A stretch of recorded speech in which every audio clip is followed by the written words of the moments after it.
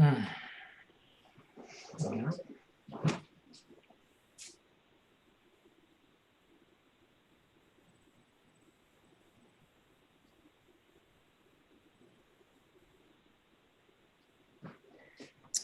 let me go ahead and just take roll just to see who is online and who's still not there.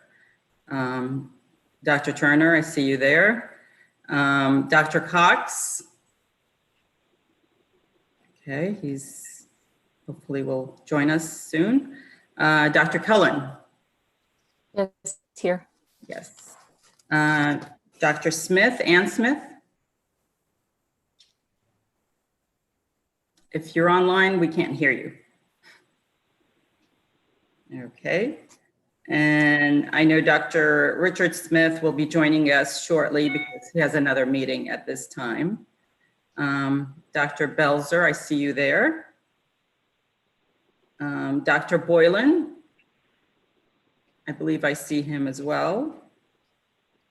Dr. Lang, she's there. Okay, so we have over 50% of our membership is with us. So the others will be joining shortly, I'm sure. So I'll go ahead and do my opening remarks and then hand it off to Dr. Turner to continue with the agenda. So good afternoon. My name is Sue Shalal, and I am the designated federal officer for the Science Advisory Board, SAB, Reduced Form Tools, or RFT Review Panel. In my role as DFO, I would like to formally open this public meeting. But before I continue with my administrative remarks, I just wanted to make sure that everyone who's listening in today is aware that we are meeting through a virtual video conference, and that you can find the links both to the audio and video options for viewing this meeting on our website, epa.gov/SAB. And if you click on today's meeting under the heading Upcoming and Recent Meetings, you will find the links to both the audio portion as well as the video portion of our meeting. And as always, all meeting materials pertaining to this review, including the agenda, the panel's draft report, which they will be discussing today, and a presentation by EPA representatives, are all available on the meeting website. So now with the administrative remarks, the EPA is an independent expert federal advisory committee chartered under the authority of the Federal Advisory Committee Act, or FACA. The SAB is empowered by the Environmental Research, Development, and Demonstration Authorization Act, or ERDA, to provide advice to the EPA administrator on scientific and technical underpinnings of EPA's decisions. FACA and EPA policy require that SAB meetings be announced to the public in the Federal Register, and that substantive deliberations and interactions with EPA and the public be conducted in open session, where I, as a DFO, am present to ensure that the requirements of FACA are met. FACA also requires that public meetings provide an opportunity for oral and written public comment.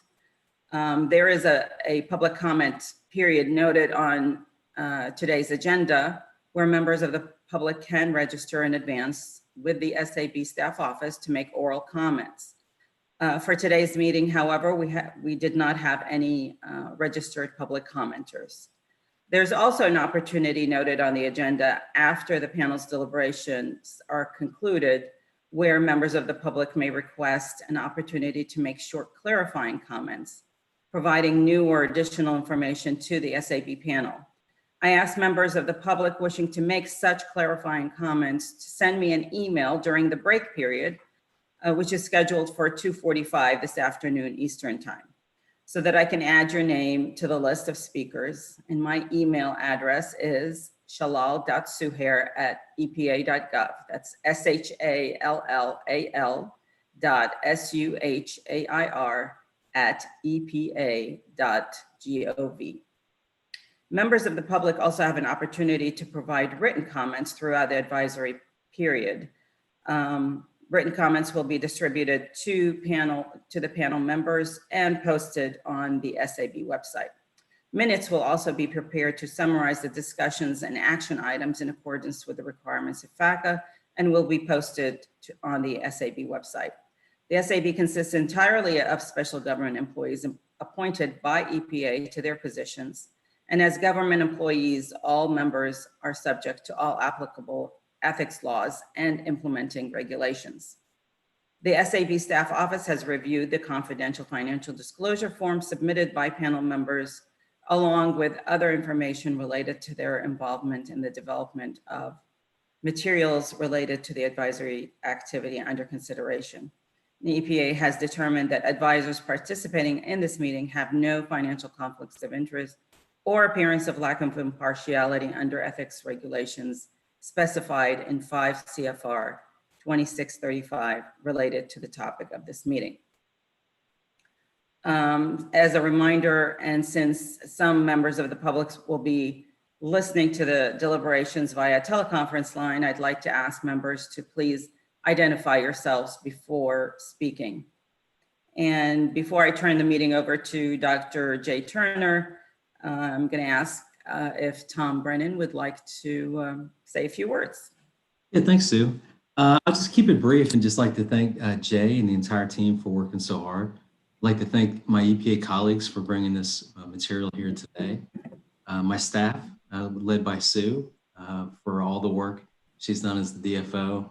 And finally, to our contractors for continuing to help us have successful meetings during these strange times. So thank you, everyone. And Jay, take it away. Thanks, Tom, and thanks, Sue.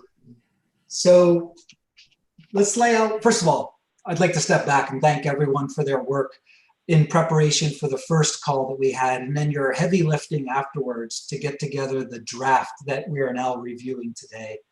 You worked in subgroups to make this happen. After that was submitted, then Sue and I worked on it to try and make it speak with one voice to the extent practicable, and to resist the temptation to make really substantive changes at that point, because we wanted to honor the work that each of you have done in the committees, in the breakout groups, I should say. And so what we're going to be doing today is collectively looking at the draft. And there will certainly be, I think, a lively discussion, because some of us are seeing certain sections for the first time since our previous discussion. So it's the first time you're seeing it on paper. Our goal is today to ideally get closure on the report to have it forwarded to the SAB. Now, at the end of the meeting, though, we will discuss the various options for the disposition of this report. And that could range from anywhere from it goes forward precisely as is, to where it could actually go back to the little work groups and such and bring it back before this committee again for another call. But as many of you know, most of you probably know, where we often end up is somewhere in between, where there's revisions that may not rise to the approach or level that necessitate having another call. That is, if all of us agree to what the changes are, the specifics of what the changes are. So again, at the end of the meeting, we'll focus on, based on the discussion, what the disposition will be. When it does clear through us, then it goes to the full SAB, and most of the time they will have substantive comments and they will want to see changes made to the report. In most cases, that does not come back to us. In most cases, that's handled at the SAB level. There have been a few cases I've seen where it does come back to the panel, but rarely is that the case. So just want to make sure that we're all on the same page in terms of the landscape. So what we'll be doing today is we'll first hear from the agency that's had the opportunity to take a quick look at the report, but perhaps more importantly, they had the chance to listen to our deliberations when we last chatted. And so they'll provide some comments and some additional context, and we'll have a few minutes to also have a dialogue with them about a few points that may help us wrap up our writing in this report. We're then going to go through the charge questions one at a time. We have 5 charge questions, some of which have subparts. And we're just going to go through those subparts, and people can raise any questions or concerns they have, things they would like to see removed, edited, inserted as we go through that. I'll be keeping a track of time as we do this. and it may seem at certain points that we're going to get bogged down, and that's normally part of the process. I'll still sort of keep track of time, and if early on in some of the early charge questions we get bogged down, just I'll try and work it so that it all does balance out over the course of the day. Because I do think that there's some charge questions where even in our discussion, last time, there was a little more, clearly some more dialogue that would be necessary for all of us to get to a consensus on.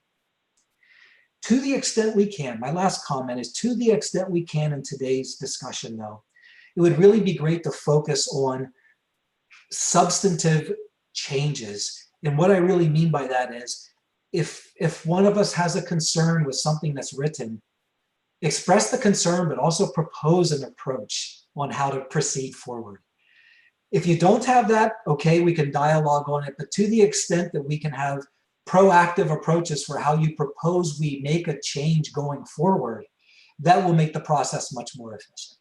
Okay, and so I ask your assistance with that to the extent it can be done. What I'd like to do is just take 1 minute while it's not on the agenda, just because there could be some people listening in, just to go around, and I'll call you out by name because this is always, the squares are in different orders here. And if you could just state your name and your affiliation for the sake of anyone who might be listening in. So again, I'm Jay Turner, and I'm on the faculty in Energy, Environmental, and Chemical Engineering at Washington University in St. Louis. Go to Richard Belzer, please. Sure. I am a independent consultant currently in Mount Vernon, Virginia, and soon to be in northeastern Tennessee. I have been doing this for almost 20 years now. My field is economics and information quality and things of that sort. Thank you. Jim Boylan. Hi, Jim Boylan with the Georgia Department of Natural Resources, Environmental Protection Division in the Air Protection Branch, and I am the manager of the Planning and Support Program. And we manage rulemaking, emission inventory development, and photochemical modeling for the state of Georgia. Thank you. Tony Cox. Tony Cox. I'm president of Cox Associates in Denver, Colorado, and we specialize in health safety risk analysis. And I also chair the CASAC, and I'm therefore very interested in the outcome of this deliberation. Allison Cullen. Hi, I'm Allison Cullen. I'm on the faculty at the Evans School of Public Policy and Governance at University of Washington in Seattle, where it is super smoky right now. And I'm in the environmental policy group. I have a background in civil environmental engineering and also public health. Yeah, our thoughts are with you right now, Allison. The pictures are just videos are just mind-boggling. Yeah, completely mind-boggling. Sabina Lang. I'm Sabina Lang. I am the section manager of the Toxicology Risk Assessment and Research Division at the Texas Commission on Environmental Quality. And along with Tony Cox and Jim Boylan, I'm also on the EPA Clean Air Scientific Advisory Committee. Great. Ann Smith. Hello, I'm Ann Smith. I'm with NERA Economic Consulting, where I'm a managing director. I'm an economist and a decision analyst, and I've spent many years working on issues related to cost and benefit analyses on environmental regulations. Thanks, Ann. And is Richard Smith with us yet? I don't think he's here yet. Okay. And so for folks, Richard Smith is with the University of North Carolina. So again, it's great. We have a very talented and diverse team here for this particular issue, which is really, really great. So are there any questions at all about our process for today before we then proceed with the EPA, with the agency remarks? Yeah, Sabina. So yeah, just on the process point, who is going to be recording the edits? Are we all doing that, or is one person designated for that, or? So I'll certainly be marking up. I've got my red pen here. I'll be marking up a hard copy as we go through things. I presume that Sue will also be taking notes and such. the EPA produced a very nice set of minutes from our last meeting, which were quite comprehensive. I was very impressed. And Sue, correct me if I'm wrong, but that's our process. Yes, that's correct. I'll be taking notes. We have someone from our staff, Dr. Brian Bloomer, is also taking notes, and Jay, you, and as well as I would also appreciate if people who actually would like to see changes and would like to maybe propose some changes, if you could, take note of that verbiage so that you can send it along to us and we can incorporate it as discussed. That's right. And to follow up on that though, as we go through this, if you're going to be submitting verbiage in response to our discussion, let's please make sure we all agree today that you'll be doing that, because what we won't be able to do is incorporate things that we don't discuss unless we open this up to a whole nother meeting such as this. So if we do delegate or you volunteer to work on some verbiage, let's agree on who's doing it and what you're going to do. That would be really helpful. Great. Anything else about the process? Yes, Jim. Just to be clear, I don't think we'll be talking about typos and small things like that. And I assume we can just submit those after the meeting along with any of our additional language that we have discussed today. I just wanted to confirm that. Thank you for bringing that up. Yes, certainly. If there's simply grammar error or something or typos, yes, please just send those instead of us discussing them. If there's words used that affect context or meaning, then we definitely want to discuss it. Yes, Richard. Yeah, with regard to that sort of line editing thing, we have a PDF, not a Word file. It seems to me if we were to make those kind of suggested edits, that it would be helpful to have a Word file to do that instead of a PDF. And otherwise, it can hand mark things and do it that way. But that would probably make a lot more work at the other end. Sue, what do you think? I mean, one way to do it that I'm used to doing with these reports is even when there are typos, what we tend to do is just say page 3, line 7, this change needs to be made. The alternative is if a Word document were made available. I don't know if that's protocol though to do that, Sue. I have the Word document. It is actually. That's what I was looking at, though. I think that's what Sue sent earlier. Okay. Earlier in August, I think it was a Word document. Oh, although we should never be clear mind. Although we should be clear that for today's discussion, we'll work off the PDF because it has page and line numbers from that version, and it changes depending on what version of Word you have. Yeah. And then also regarding this, if you have PDF, it's pretty easy to convert it to Word nowadays, and it's pretty robust. But Sue, do you want to comment on this? Yeah, I mean, you could always use, the comment bubbles on the PDF, to sort of highlight the particular area that you feel needs to be corrected. So, even if you don't have the Word document, I think, I don't want you to become editors I want you to be more focused on the big picture and getting the information correct rather than, trying to do the typos and grammar. Because it'll also be very thoroughly scoured within EPA. They always have several sets of eyes look at it. Exactly. There will be a number of people who will go through it to make sure that those types of things are caught and corrected.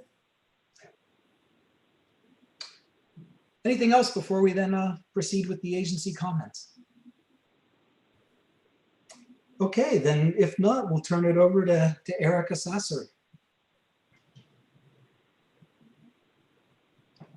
Okay, hey everybody, it's great to see you all. I hope you can see me, and I think there are some slides. Yep.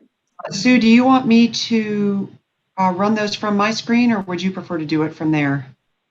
I think we can do it for you, Erica, if you can just send me the next slide and we'll move forward. Okay, great. Well, you can go ahead and go to number 2 that says General EPA Comments at the top. Let me first start by thanking the panel again. I can't tell you how much we appreciate the effort that you go to in reviewing this type of work product. We realize that it takes a great deal of your time and energy, and we really do appreciate all of the detailed recommendations that you have provided for us. So thank you for all of that. We don't have, I don't think, any major questions for you. We have looked very carefully at the recommendations, and we have just a couple of overarching points we wanted to hit, potentially to inform today's discussion. So I'll go through those quickly, and then if there are questions, we will, of course, be available the entire time today. I have a group of experts here on the phone, the folks who develop these models and apply them. So if you have questions, please don't hesitate to reach out to us during the course of the discussion today. And of course, we'll be happy to answer any questions on the few points I'm going to make here. So first, let me just say that we will embrace these recommendations moving forward, and they will influence the work that we are doing to improve our reform tools and to apply those tools in a regulatory context. We are already working on the next generation of these tools, and your recommendations are extremely timely for that work. So it is our anticipation that we will continue to need both full form and reduced form tools, and that the input we get from you in your draft report when final and through the discussion will help us as we move forward developing these tools.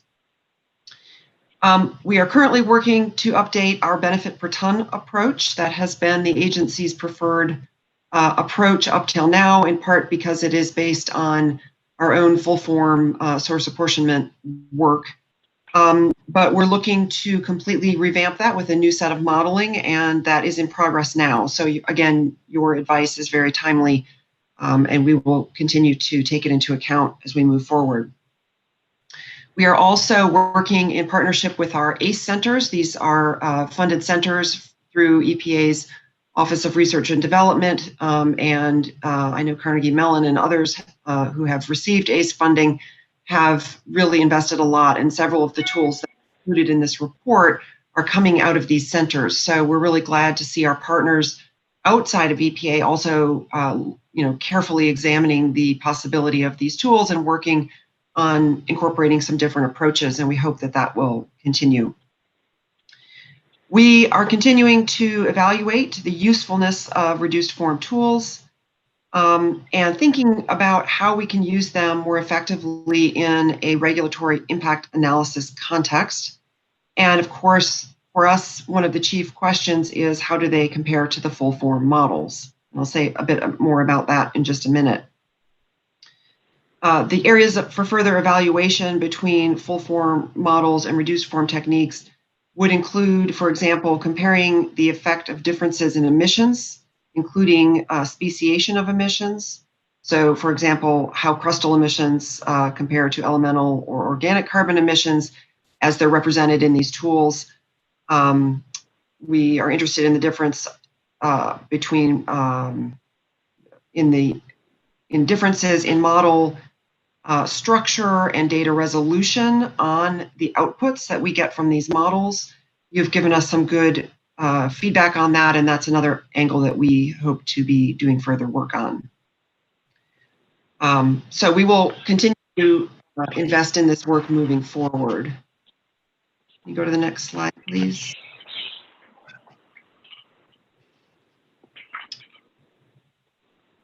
With regard to a couple of specific comments that the panel made in the draft report, one thing you recommended was that we acknowledge the dependency of the evaluation results on the decision to compare all the reduced form tools to full form model results, specifically to CAMEX and CMAQ. We think this is a really important point for us to stress that for us, in the context of when we're using these tools, it is in the context of evaluating the effect of a regulation in the future.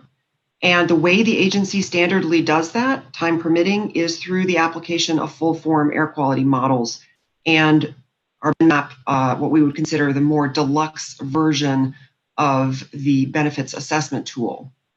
So for us, the gold standard in this context is CAMEX, or CMAQ combined with BENMAP. And that is the benchmark against which we want to evaluate the reduced form tools.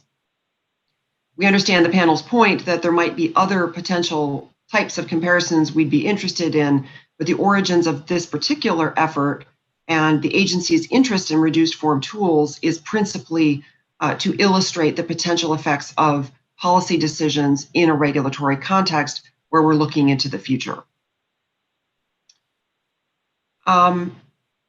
Second point, you have noted that it would not be appropriate for us to rely on the panel's advice and your report as a validation of a conclusion that certain reduced form tools are ready for application in a regulatory context. You're not branding them as acceptable or unacceptable. You're providing advice about how to design and use these tools. And we want to acknowledge that we understand and appreciate that. We do not intend to use your report as a means of validation.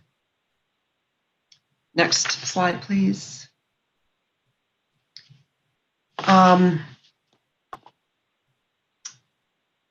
Panel had some concerns about the transparency and reproducibility of the underlying results in the evaluation report. I know that several of you had dug really deep and tried to replicate certain results, and we want to acknowledge that it was our intention to provide all of the necessary underpinnings for these tools to be transparent and for you to really understand the evaluation that we conducted so that you would have at your disposal the information you needed to compare and contrast and provide advice. We acknowledge that we may have fallen short in certain respects there, particularly with regard to some information at the regional scale. And we just want to say publicly that it is our intention to make sure that we address those kinds of transparency concerns moving forward. We have made all of the outputs, the inputs and outputs available on our GitHub site. So we do have a central place that's publicly available for as much information as we could generate with relation to these tools. And we also issued a paper in 2019, a data in brief paper that carefully outlined the methods that we used and the inputs and outputs. So again, we tried hard. I think we fell a little short, but we will endeavor to make sure that we include all that documentation in the future so that folks can fully replicate what we did if need be. And finally, last slide, please. Finally, we appreciate your recommendation to provide a discussion on the usefulness of reduced form tools for application in different parts of the regulatory process, and to clarify how these tools could be used for screening or prioritizing procedures. Moving forward, we are going to work to develop an agreed upon framework that will elucidate how specific tools are, to be applied appropriately in different regulatory contexts. So some tools may have advantages in certain contexts, for example, for purposes of state planning.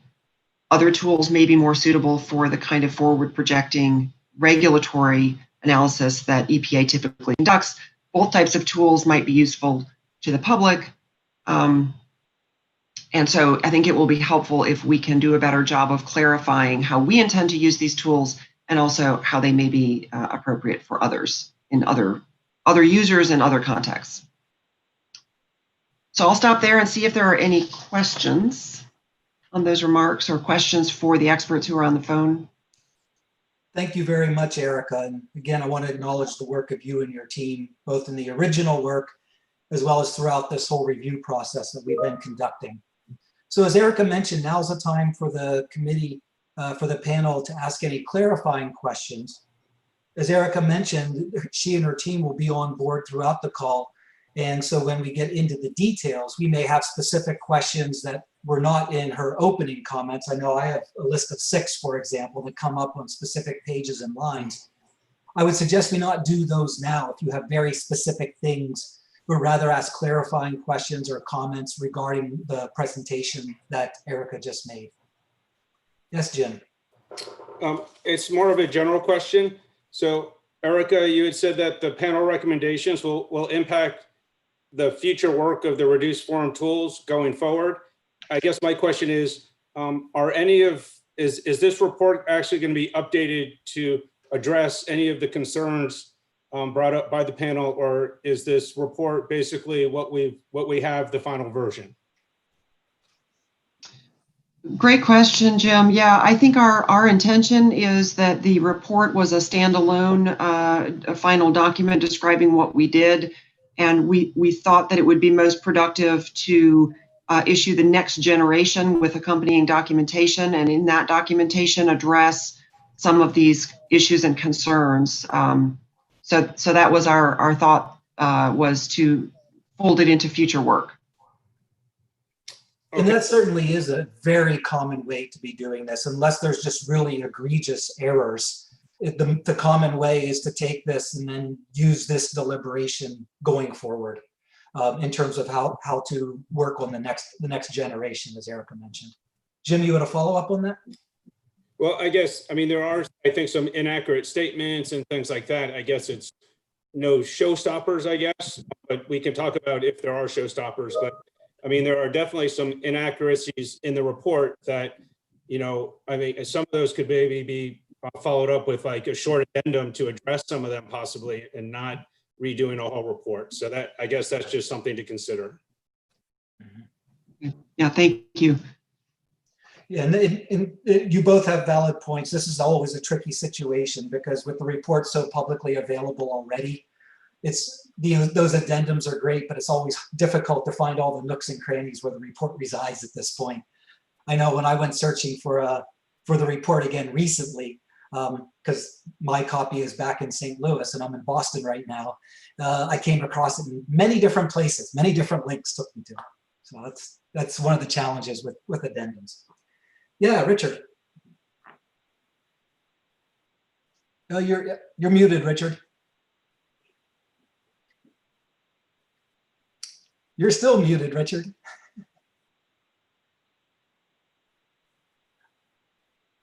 Is it me or is Richard still muted? I can't hear him. If I think He's saying it's muted. us, not him. Okay, I did not mute myself, but apparently the system did. Maybe through lack of. Okay, I am a little concerned about there not being a final version. I've approached this with the notion that it was a draft report, and that we were commenting on a draft report so that it could be improved before it was finalized.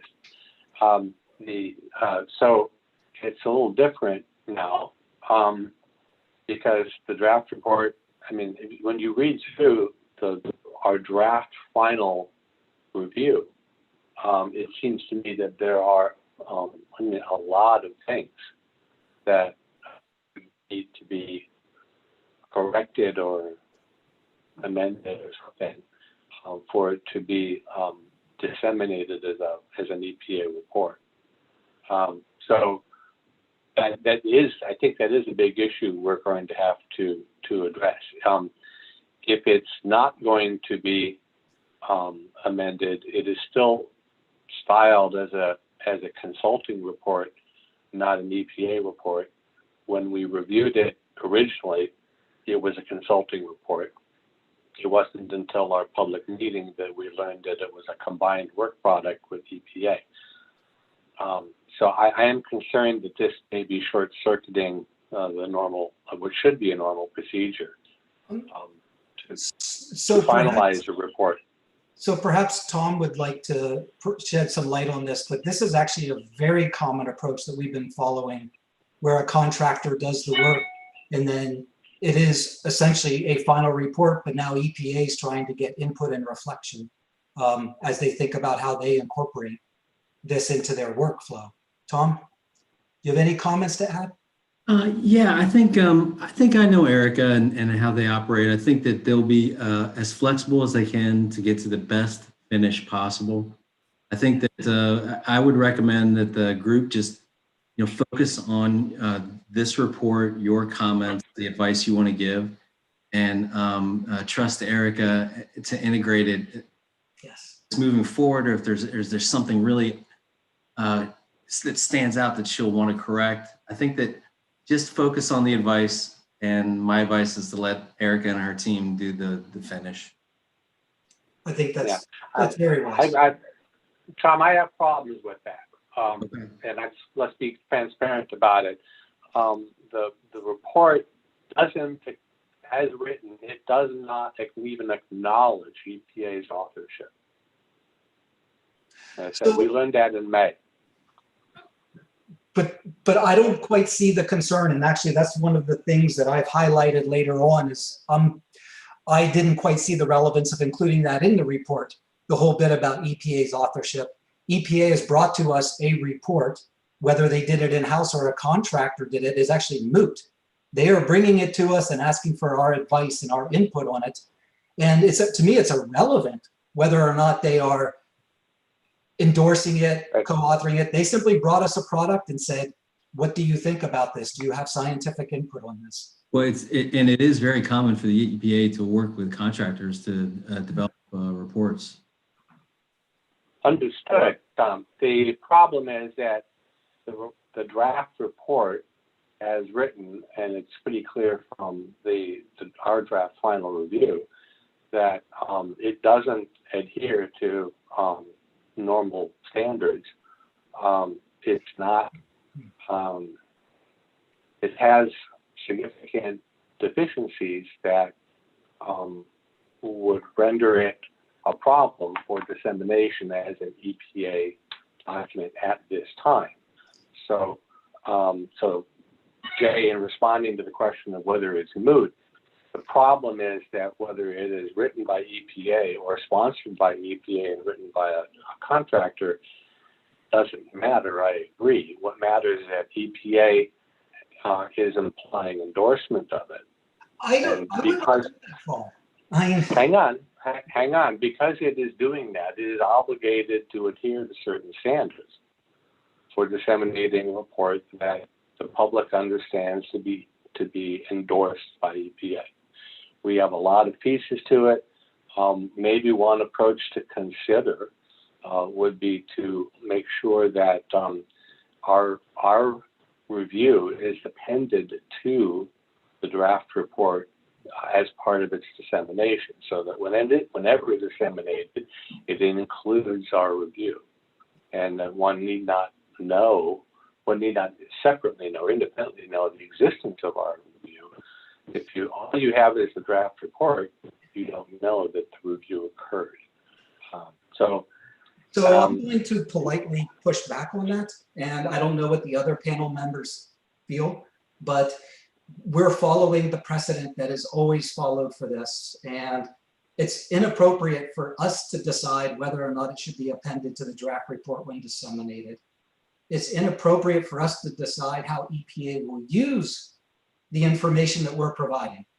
Our goal is to take a report that they have given us, whether it's EPA written or contractor written for EPA, and they asked us to respond to a series of charge questions that they would like us to address about the science in the report. And I think personally, I feel like it's stepping out of our box to be thinking about or concerned about how they will actually use this. That's at their discretion, how they use this. This is not a comment. There's not a concern about how they will use it, except to the extent that our draft review does express views about that. Remember, it does say that, and we will be covering those. I'm actually going to be proposing we remove those sections, frankly, because I think that they're not appropriate in here for us to be talking about things like that. And again, as a group, we'll have an opportunity to discuss that when we get to that section. Mm-hmm.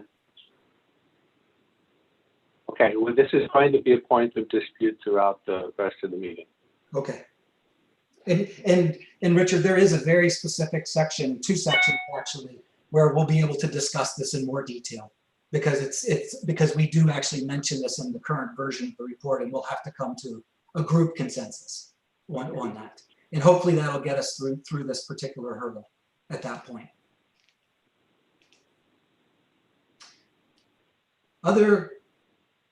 questions or, clarifying questions you have for Erica at this time from the group? All right. So in that case, we can begin our work on actually digging into the report section by section. So we'll be going, as I mentioned, we'll be going through the charge questions one by one.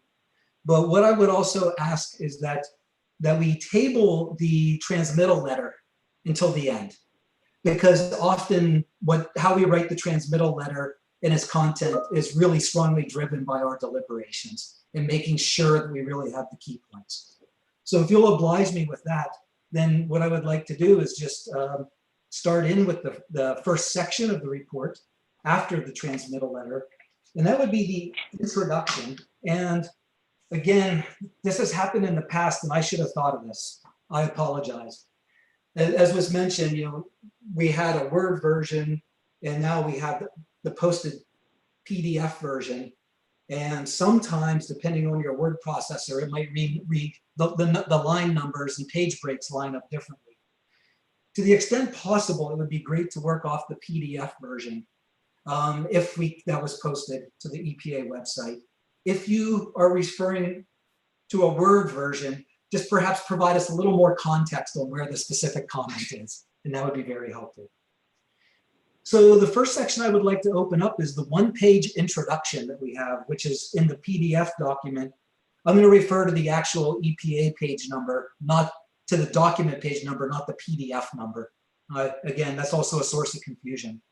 But let's refer to the actual number within the document. So page 1 is the introduction, section 1. Does anyone have any specific comments or changes that they would like to recommend we have to that one-page introduction? Yes, Richard. I think this is a good time on page 1 to seek clarity on what it is that we reviewed. Is it an EPA draft report or industrial economics draft report? Now, I think I'll propose a solution, and that is that we clarify right up front that it's an industrial economics report to which EPA substantially contributed. Make it clear. And then every subsequent time, simply drop the references to EPA and it's called a draft report. And then we don't have to deal with the attribution question anymore. If we do it once up front, I think we're good. But we have inconsistent usage. In several of the sections, it uses the EPA's report, and some of the footnotes go back to using industrial economics. And all the work that I contributed to this cites it as industrial economics. And that is the reference that is at the back of the whole document. It's industrial economics 2019. So my recommendation is to refer to it that way, and then all subsequent references just drop the issue of whether it's EPA's or industrial economics. Okay, so we've got that recommendation, and my recommendation is that we just refer to it as the EPA report.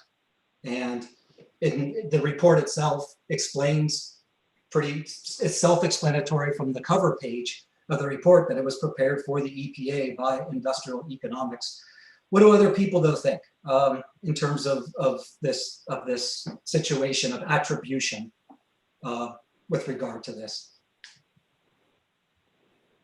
I think it makes sense also.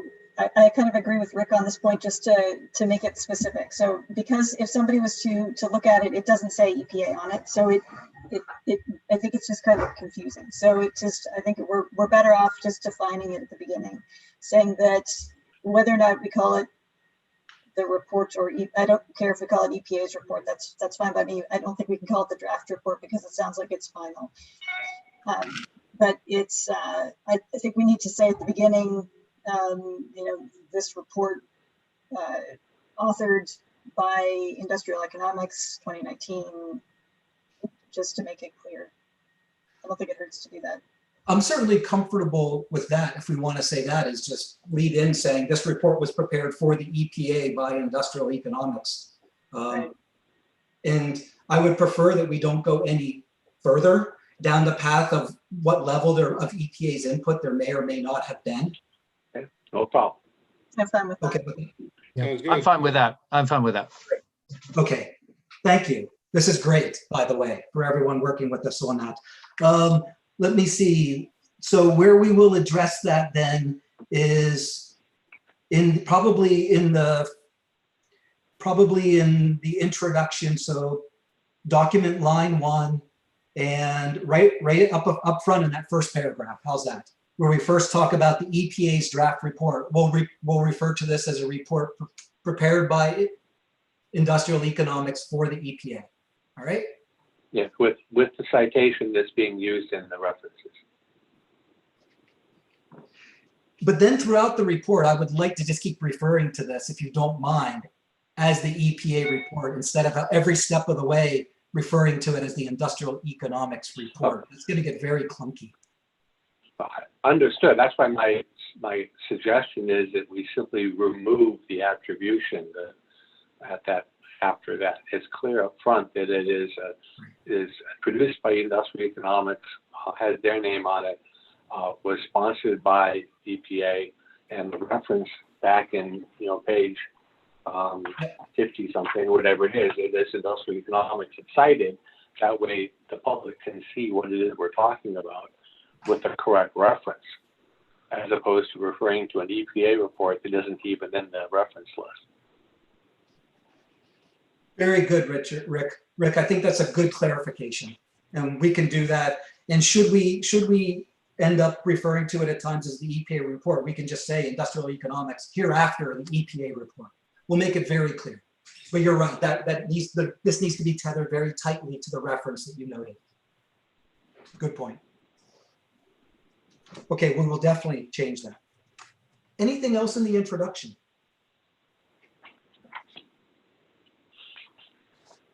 Okay, so if not, then let's proceed to charge question number 1.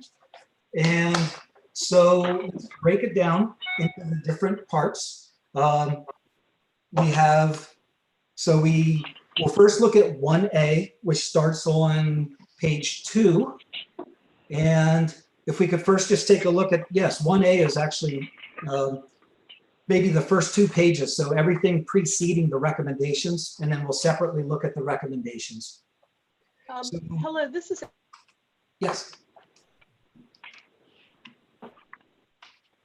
Comment, Ann, was that you, Ann? Okay, so I'd be happy to lead off. I just have a couple of questions and comments for the group about this.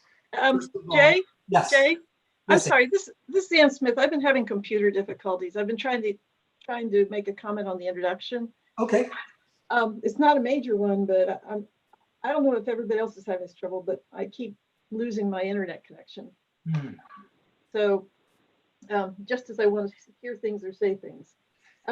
Anyway, the only thing I wanted to comment on in the introduction, and it's just a note for the future, is the reference to SA BPT. Okay. Later, it's called SA Direct, I think. I think this is a problem in the report itself, that it switches names. So I'm just pointing out a location on line 11 there where there's some inconsistency. Okay. Oh, and looks like you are cutting out again. But so we can definitely do that. We can make sure that we are consistent in our report about how we refer to it. Yeah, Jay, if I just can add to what Ann is saying, since she did cut out, because it was produced by different working groups, we often use different language, and we've referred to things a little bit differently. And so a careful scrub is needed to make sure that the language is consistent throughout, and that every time an acronym or an abbreviation is used, it is spelled out the first time. Okay. Most often that's done, but it does depend on the section that we're looking at. Point well taken. Yep. And that's kind of in between editorial and substantive, I think. It's Anything that adds clarity is helpful. Yeah, no, you're right. And, you know, we strive to make it speak as one voice, but there are certainly a lot of places where it still needs some more cleaning up. Very good point. There's a suggestion too for the SA Direct versus SA BPT thing. I think it behooves us at the beginning, like what we're doing with just the name of the report, we can just be explicit and say, because if it's used both ways in the report, then I think we need to just say at the beginning. So for that particular, it says EPA source apportionment benefit per ton approach, also called the source apportionment direct approach. And so define it as such at the beginning, and then for ourselves, we can consistently use one or the other, but then just making it clear that in the report itself, they use both. So we have to kind of address that. Very good. And can you all hear me now? Yes. Okay. Yeah. Okay, sorry, I have to keep checking. I also wanted to comment that the dealing with whether the report's called EPA's report or IEC. One thought I had that I wanted to suggest is go ahead and describe it as exactly what it was, as we were saying, but then to define it as we're going to call it the final report. Right now we call it the draft report everywhere, but it is final. It says final. And just say we're going to call it the final report, and with a capital F and a capital R, and use that as the nomenclature rather than whether it's EPA's or IEC's report, just the final report. True, right on the cover page, it does say final report. Thanks, Anne. I had one just quick one. In the acronyms page at the front of the report, I think it's page 7 or something like that. You know, SA BPT and SA Direct are defined there, and, you know, different words and so forth. So I think that's a place we could be doing more to, you know, reference back to terms and make sure that we're, you know, using the same terms throughout. If there are things we think are synonyms, we need to flag it there. And then, you know, that makes it easier for people when they look back. You know, if it says SABPT, C whatever, or vice versa, that sort of thing. Well, so for what it's worth, line 32, the definition of SA Direct, I do not think is correct. I think Well, SA Direct specifically refers to EPA's version of the model. If it doesn't, I've misunderstood the report repeatedly. So that's why I said that, you know, they use pretty different words right there. So that acronym page, I think, is sort of important, even though it's kind of sometimes easy to blow through it. Yeah, which I did, I'll readily admit. Okay. Eric or your team, maybe this is a good time just to step in and just clarify whether there is a difference in the BPT versus direct, and whether or not, based on that, any revisions to the acronyms and abbreviations on page Roman numeral 5 is needed to clarify that.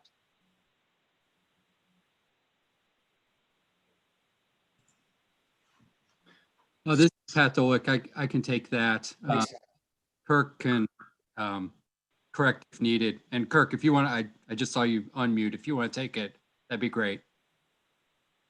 I was just going to say direct doesn't always mean the source apportionment benefit per ton. That just meant that we were using the monetized health benefits estimated by the tool. So I think APEEP, we did it in 2 different ways. So, but we only, the source apportionment benefit per ton would only be at that direct nomenclature, I think, associated with it, because there's no other way to apply that. Okay. So in that case, then the language in the glossary is indeed correct. Yeah.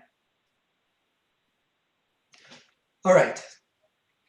Anything else leading up to charge question 1? So then in the introduction, when we're talking about the source apportionment approach, should we just be saying SA Direct there instead of SA BPT? Because that's the model that is being defined as being used there. Well, actually, I don't think that statement's correct. The SA Direct is a separate model from AP2 Direct, from AP3 Direct, from Easier Direct. And it's basically the SA BPT. So they're being used synonymously, SA BPT and SA Direct in the report. It's not a generic term in the report. Direct is appending direct is generic. That's true. So what it looks like is actually direct needs to be carefully defined because it's used for different models. Yes, yes. Got it. It's not used uniquely to the SABBT. Right. Yes. Got it. Okay. Anything else on that intro? I actually had one more point. I forgot to mention it before. So on the very first sentence, what is currently the very first sentence, at the end of the sentence, the last phrase is that in the specific context of using such tools to inform the economic impacts of regulatory analyses, I think the last word instead of analyses should be actions. The economic impact of regulatory actions. I'm not quite sure if that's editing or substantive, but it seemed like substantive. Very good. That's all I got. And just to be clear, if any of the panel members are making a suggestion and someone disagrees with it, please vocalize, all right? Otherwise, we're assuming consensus when someone offers something up if no one responds to the contrary. Okay. Then on charge question 1A, I'd like to first take a look at line 11, where we then go to a footnote. And given the discussion that we just had, I would like to strike the sentences that have to do with the attributions again of OAQPS contributions and that we learned about it at the meeting. So essentially, I would like to strike footnote number 1 based on the revision that we just proposed to the introduction. Jay? Yes. Richard Belzer here. I'm the author of footnote 1, and so it depends on how it's incorporated in the introduction. So what I was thinking we would do in the introduction is simply say that this was a report that was, commissioned by EPA, or just say it was prepared by Industrial Economics for the EPA. And it's not, I don't think it's in our purview to talk about OAQPS as contributions as part of their work.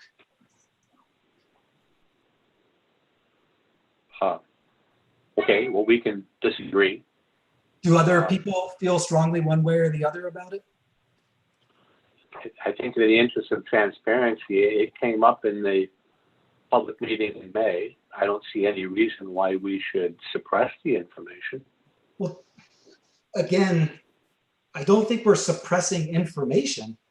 Having been a contractor for EPA and done reports, it really just is very atypical to articulate whether or not the agency made contributions or not to that process. At the end of the day, this is, as we're now saying, this is a report prepared for the EPA. And whether they were completely hands-off or they were engaged in the process, I'm struggling with why that is relevant. It mattered. It always, for my 20 years of consulting, it's always mattered. Really? How do others feel? Always. I mean,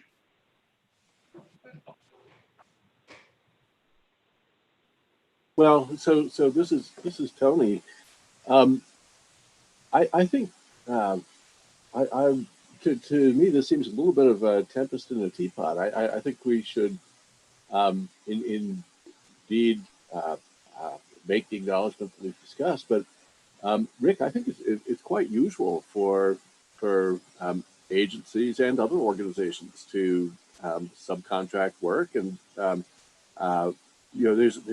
it's a principal agent relationship. EPA stands behind the work; it's their work product. So I think I wouldn't hide anything, but I wouldn't unduly stress it either. I think we should just do as you suggested, as Sabina suggested, and others. Be clear up front and move on. But I don't see this as a large or unusual issue. EPA and other agencies commonly use subcontractors and should acknowledge it. But I think I wouldn't. I think once disposed of, we don't need to sort of overemphasize it or go into a lot of detail. I guess I'm with Jay. It's simply not appropriate to provide superfluous detail about exactly who did what. It's an EPA work product. Richard Smith, you had something? Yeah. I really want to support what Tony just said. For instance, the ISAs that EPA come out with, they often work with a contractor to do specific calculations that are included in ISAs. And I don't think anybody pays a huge amount of attention to exactly which bit of work was done by which group, to be honest. That's my feeling. I mean, it's not something I feel strongly about, but I don't really understand why we're having such a detailed discussion about it. I would agree with that. I think the issue is where it was a draft report and EPA was going to finalize it. It's now a final report with the contractors, a final EPA report with the contractor's cover page.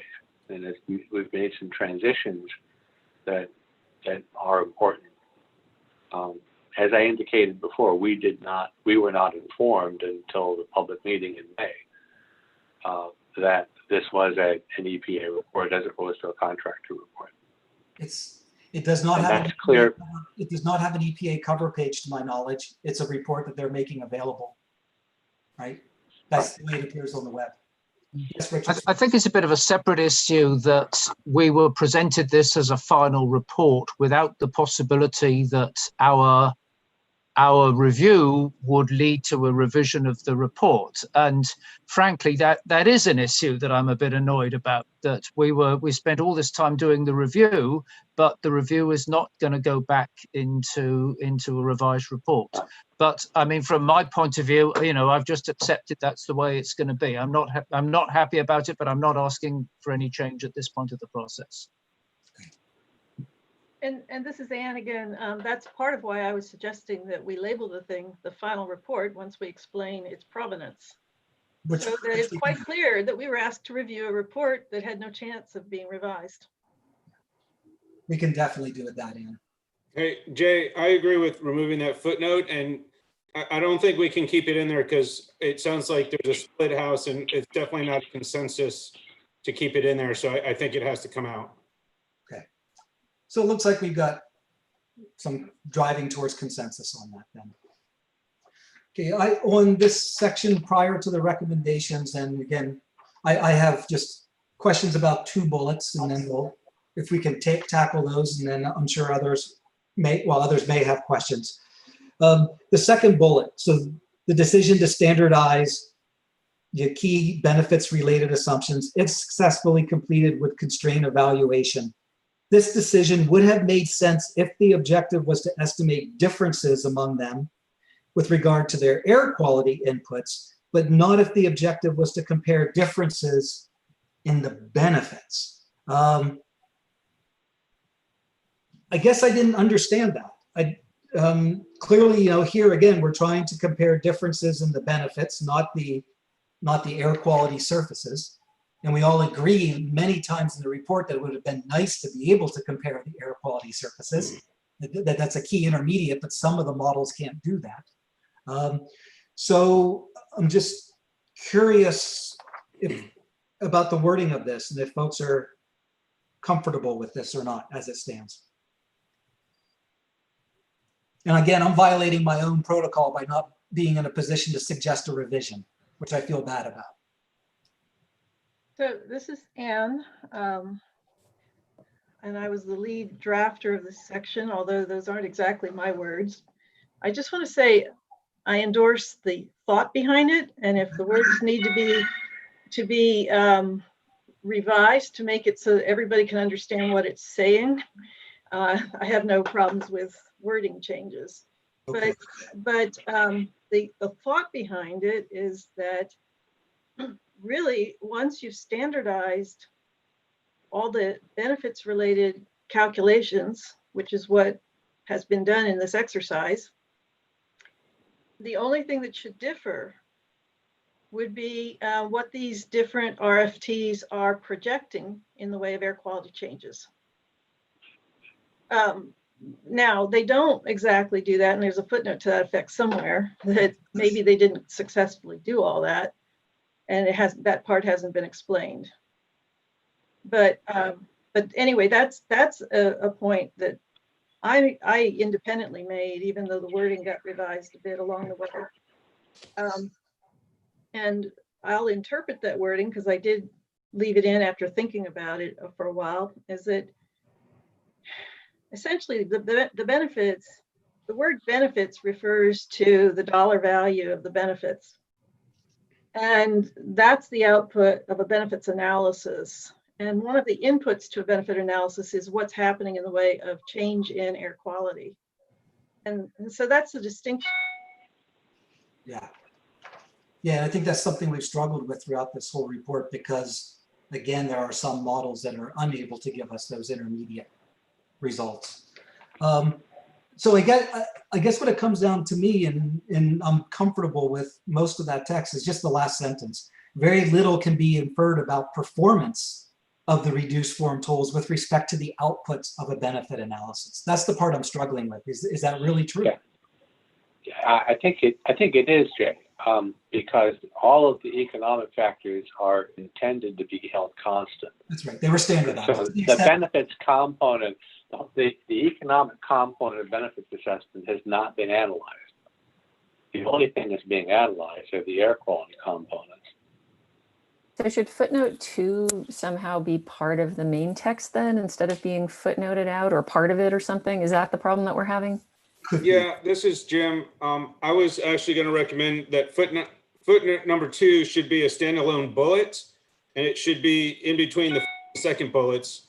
And then what is now currently the second bullet, where in the first sentence where it says if successfully completed, and then I think in parentheses you could say see previous bullet to talk about that, because I do think that the footnote is important. And in fact, the last sentence of the footnote says this discrepancy needs to be explained and addressed. So it's actually making a pretty important statement to EPA that should not really be in a footnote and should be in the main body. I think that's excellent. So folks comfortable with that if we elevate the footnote into being a bullet that leads into the standardization bullet? I think that's great. And I don't think it's going to take a lot of wordsmithing that would change tones or anything.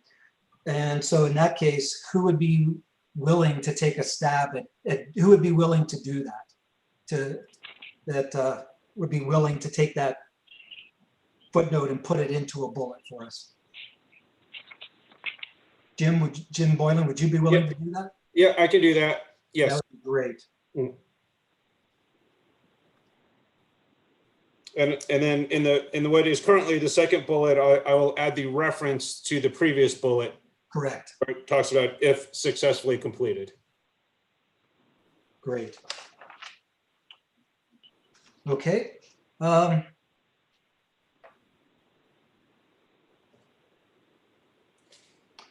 So something just that's broad that I don't want to belabor, but I want to bring it up here because it's in what's currently the third bullet, and just want to make sure we're all on the same page.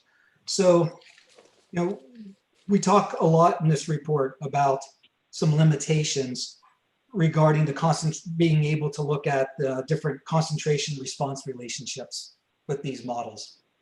And so I guess the question is, and it comes back to Erica's point about the whole intent of this report, is to compare not to whatever reality is, but compare to their gold standard methodology. And so, if their gold standard methodology now, if it does not include being able to look at these types of different concentration response relationship, it seems our point is that, more as an aside, it's important to be able to do that. But should we be critiquing this as a weakness of the RFTs, that they can't do it if it's not part of the current framework for how you do the work?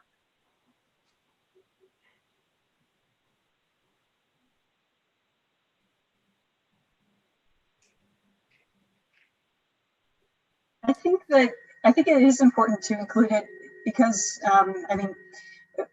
what Erica was telling us, that this is being used largely to inform the future RFT applications and that sort of thing. And some of them are going to be restricted on this point. So the BPT models are restricted on the CRR point, and some of them may not be. And so I think it's an important point to make for how they look at which RFTs they use in the future, and also how they do uncertainty analyses with them and all of that kind of stuff. I think it's a really important point, actually. Okay. Any other thoughts? I'm fine with that then. Okay. Other comments people have on charge question 1A for the main body, that is before the recommendations? I actually had one on the bullet point on bullet point number 2. The second sentence, the one that's got the bolded air quality inputs and differences in estimated benefits. I would reword that just a little bit because the way it's worded seems a bit funny right now. So starting with among selected RFTs with respect to how, I would say, to how their air quality inputs impacts their benefits assessment. Okay. So just add the word how in there. Is that what you said? How, and then after the bolded bit, impacts how their air quality inputs, and then add impacts their benefits assessment. Got it. All right. Anything else? Okay, so if not, then let's move on to charge question 1A and the recommendations section. Any comments, questions on that? I have one where perhaps we can get a little help on page 4 and the paragraph starting on line 25. It refers to the panel recommends that EPA provide greater clarity regarding ammonia, VOCs, SOA were accounted for, given that they are listed in the RFT outputs but not listed as precursors of interest. SOA is not a precursor, and so perhaps some help there with how we manage SOA in the context of that particular sentence, because they should not be listed as a precursor of interest.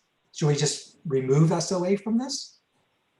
Someone point me to where we are. I keep getting cut out. Sure, you bet, Ann.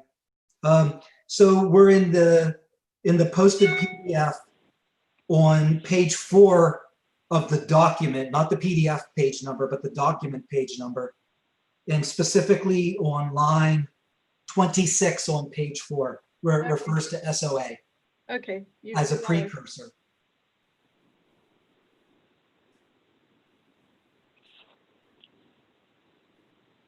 So I think we have to, SOA is I guess it's an output for some of them, but not a precursor. So either we can just remove it from the sentence, or yeah, I see the point that they're all kind of combined together. Yeah, and tracking the SOA in the modeling is pretty tough. I mean, you could. Yeah, I would be good with just removing it and just narrowing it down to ammonia and VOCs. Okay. This is based on one of my comments. Great. Anything else in the recommendations for 1A? Yeah, Rick Belzer here, Jay. I think I'm on. Yes. I think, well, I can never tell. I'm using 2 devices at one time. The recommendations don't have any implementation plan, because now there's no final report. This is the final report.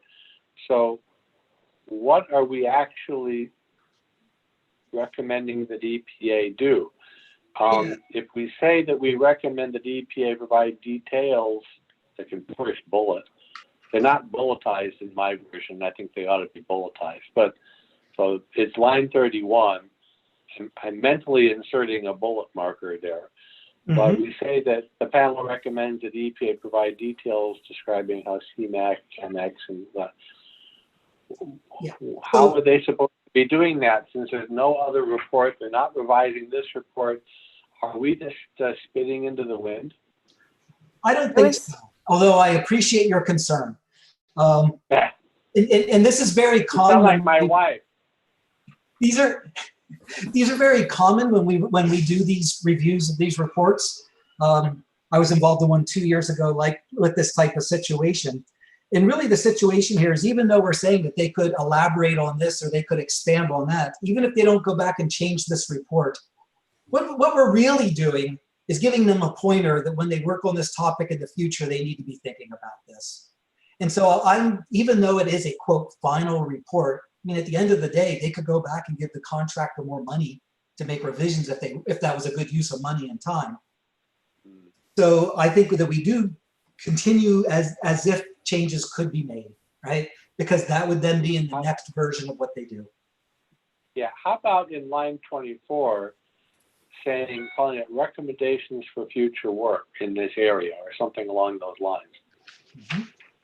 And that way it applies to all of the bullets that follow, or that at least should be bullets. Recommendations for,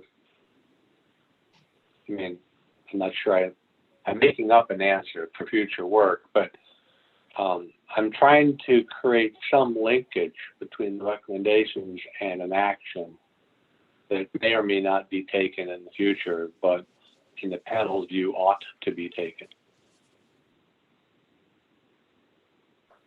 It seems like we should leave open that, maybe this will be revisited at some point in terms of the report itself, but certainly for future work, this is what we want to see. So I think, we don't have to sort of play with that on our panel here. I think we just say that in the report. Yeah, that's great. Right now, it doesn't say anything. There's all. It just says recommendations. And so I'm looking for a way of making that linkage so that it's clear that we have non-ambiguous expectations. How about this? How about if we add to the introduction a sentence to that effect? When we talk about where the report came from, we can just say that our recommendations, and then continue into that, should be viewed as a sentence to that effect. That this could be viewed as revisions. It would be back on page 1. Yeah, back on page 1, that we would just put. But not any place else. Right, and essentially, that's right, because that's right up front, and essentially say that our recommendations can be viewed as, revisions should the report be revised, or as considerations for future work, something along that effect. Do we want to weigh in and say whether we think it's a good use of time to revise the report, or are we leaving that? I mean, I can see arguments for leaving that to them, but I'm just asking because, I mean, if we're going down this road, it's worth thinking for a moment. Yeah.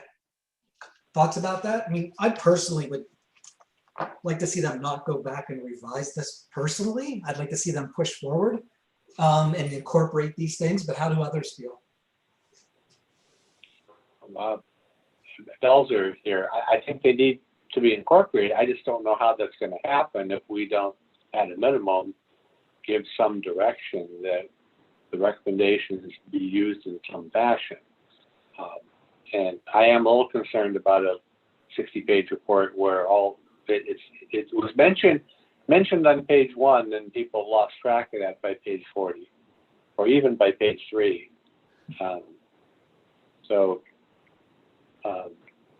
That's why I'm suggesting on line 24 recommendations for future work.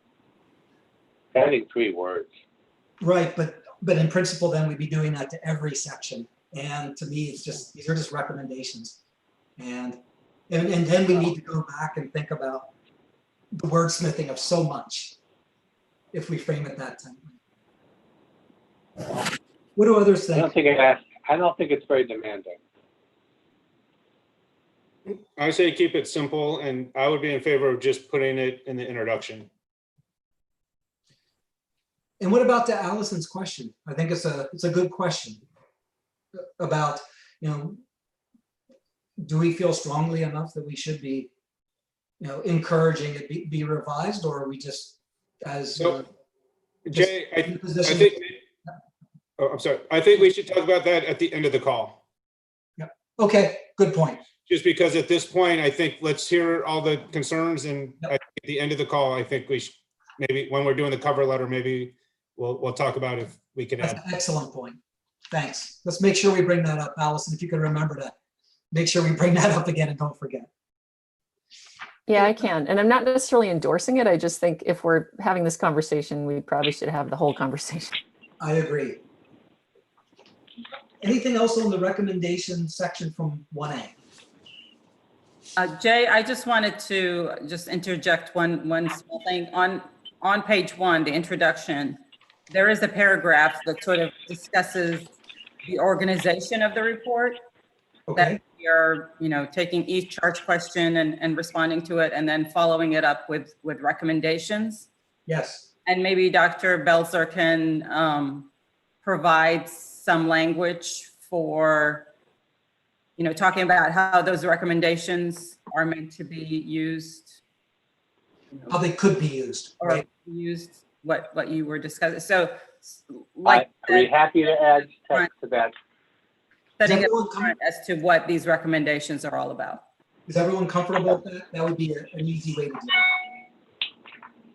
I would be happy to volunteer text for that on at the end of line 39 on page 1.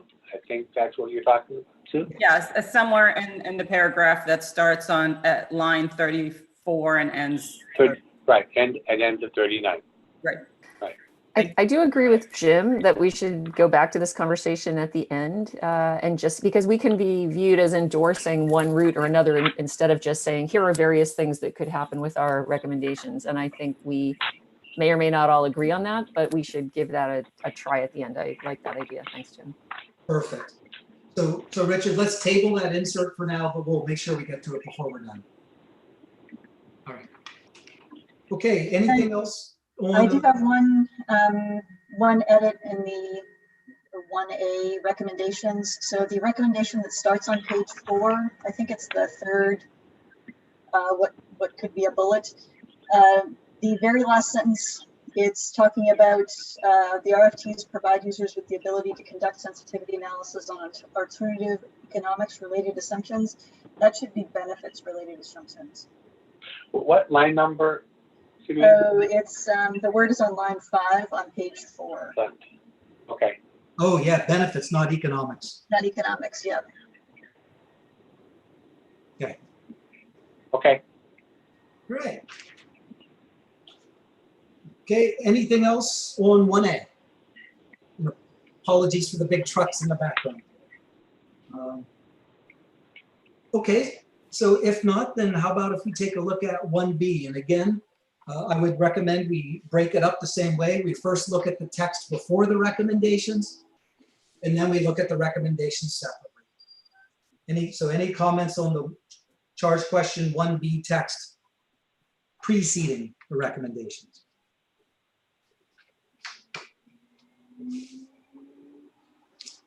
Okay, so just a moment, I'm just waiting for another truck to pass by. It's garbage day.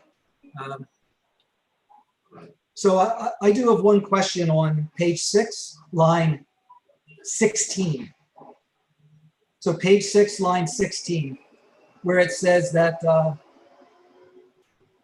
choice of RFT for any future regulation could have a material effect on the outputs of the benefits analysis and would likely be a source of considerable controversy.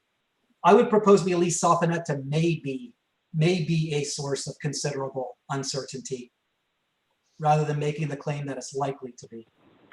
Are you on page 6 or page 5? Page 6, and it's precisely on line 16. Oh, okay. So where it says likely, and the only reason I bring this up instead of editorial is that this is the strength of the statement, is that could we change it to may be, rather than saying it's likely to be. I know. After 30 years, 35 years of this, I think likely is an understatement. But it's, Okay. so All right. I don't, you can soften it, but you're not going to change the reality. That's right. That's right. But again, trying to focus on the science here. And I was going to mention that. I mean, I think Rick is absolutely correct in his opinion of what's going to happen. But is it our job to say so? And those of us who are members of the SAB, we keep getting banged over the head for talking about policy rather than science. This sounds to me like a policy question. that's right. I thought it was probability, Richard. Okay. It's probability. Therefore, it's science. Okay. Anything else on 1B prior to the recommendations paragraph? I had something, I'm on the Word version, I think. So it's in the last paragraph, the sentence that starts, evidence has emerged that estimates of benefits from NOx. Do you see that sentence? Yes. No. I think we should say the report provides evidence that, because instead of just evidence has emerged, it's like, where has it emerged from the report, or has it emerged in the literature, or where has it emerged from? So I'm assuming that this came from the report provides evidence. So I would, instead of saying evidence has emerged, I would say the report provides evidence that estimates of benefits from NOx emissions reductions are subject to the greatest consistencies. That's good. Yeah. Always good to avoid passive voice.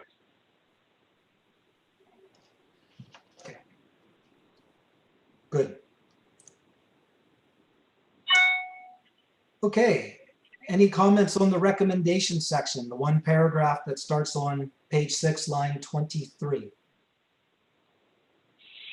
Yes, Jay, Rick Belzer, I'm not sure I understand the first sentence. So my comment on the first sentence is I don't understand the first sentence also. Yeah. Perhaps Okay. we can get some input from folks about what we mean by a structured approach, because we leave it hanging out there but don't actually define it. Agreed. I had no idea. Apparently it's something different than what EPA did. Yes. But that's the only thing I can infer from the sentence.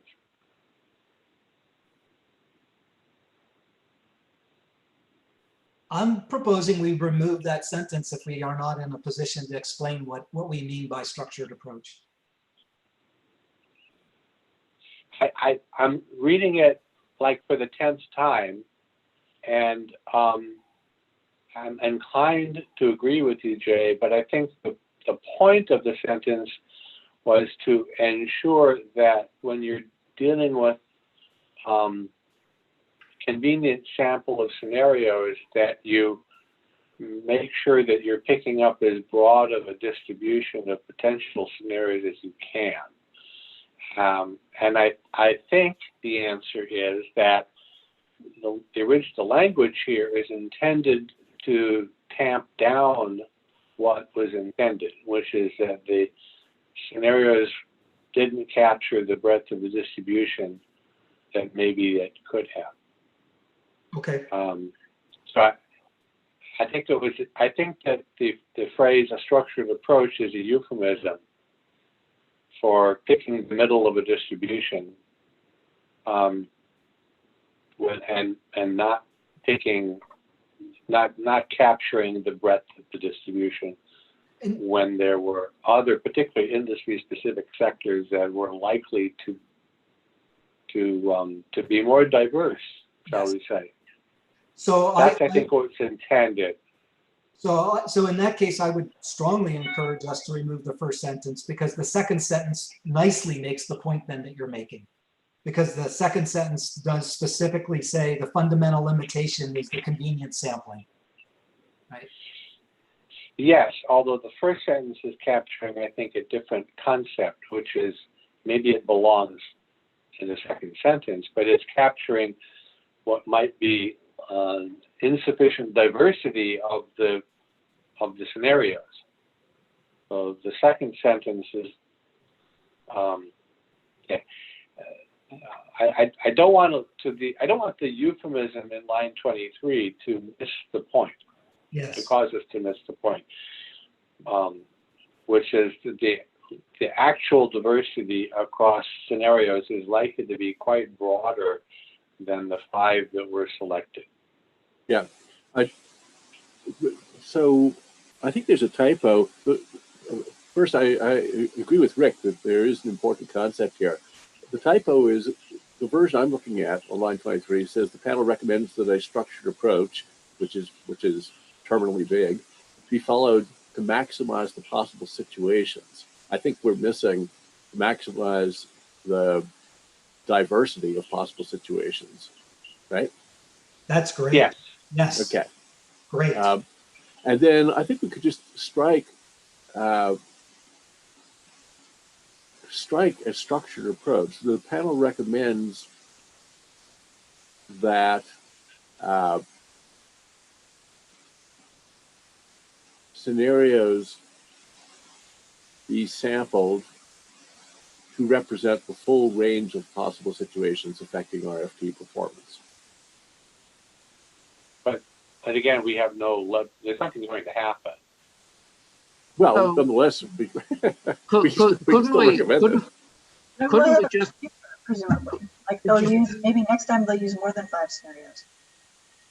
Even more. Could Yeah. we just get straight to why don't we just state directly what we're saying, that we don't feel that 5 scenarios are sufficient to make the evaluation they're requiring, and how they would do it differently next time is not our job to say. Good. I think part of it is it almost reads EPA didn't give any justification for the scenarios they picked, and they may have just picked them randomly. We don't know. And I think this comment's saying, we should use more of a systematic approach to diversity across the scenarios. And that's what I take away from that first, or what the first sentence is trying to say. Okay. So what I'm hearing then is we can make a modification to that first sentence, and this is just loose language, and if all's amenable, then I can write it carefully, but there's 2 points. One is that, that we, the panel, feel that that 5 scenarios are not sufficient to capture the diversity, or may not be sufficient to capture the diversity of scenarios to which this would be applied, and that we feel that a systematic approach should be taken to choosing scenarios. And To specifically, capture that diversity to the extent. yes, that's right. That's right. Okay. Not sufficient, just a moment. Capture, so may not be sufficient to capture the diversity. And systematic approach should be taken to capture the diversity to the extent practicable. Yeah. I mean, typically you would use either something like design of experiments, or there is within simulation modeling an approach to using optimization to identify extreme scenarios that kind of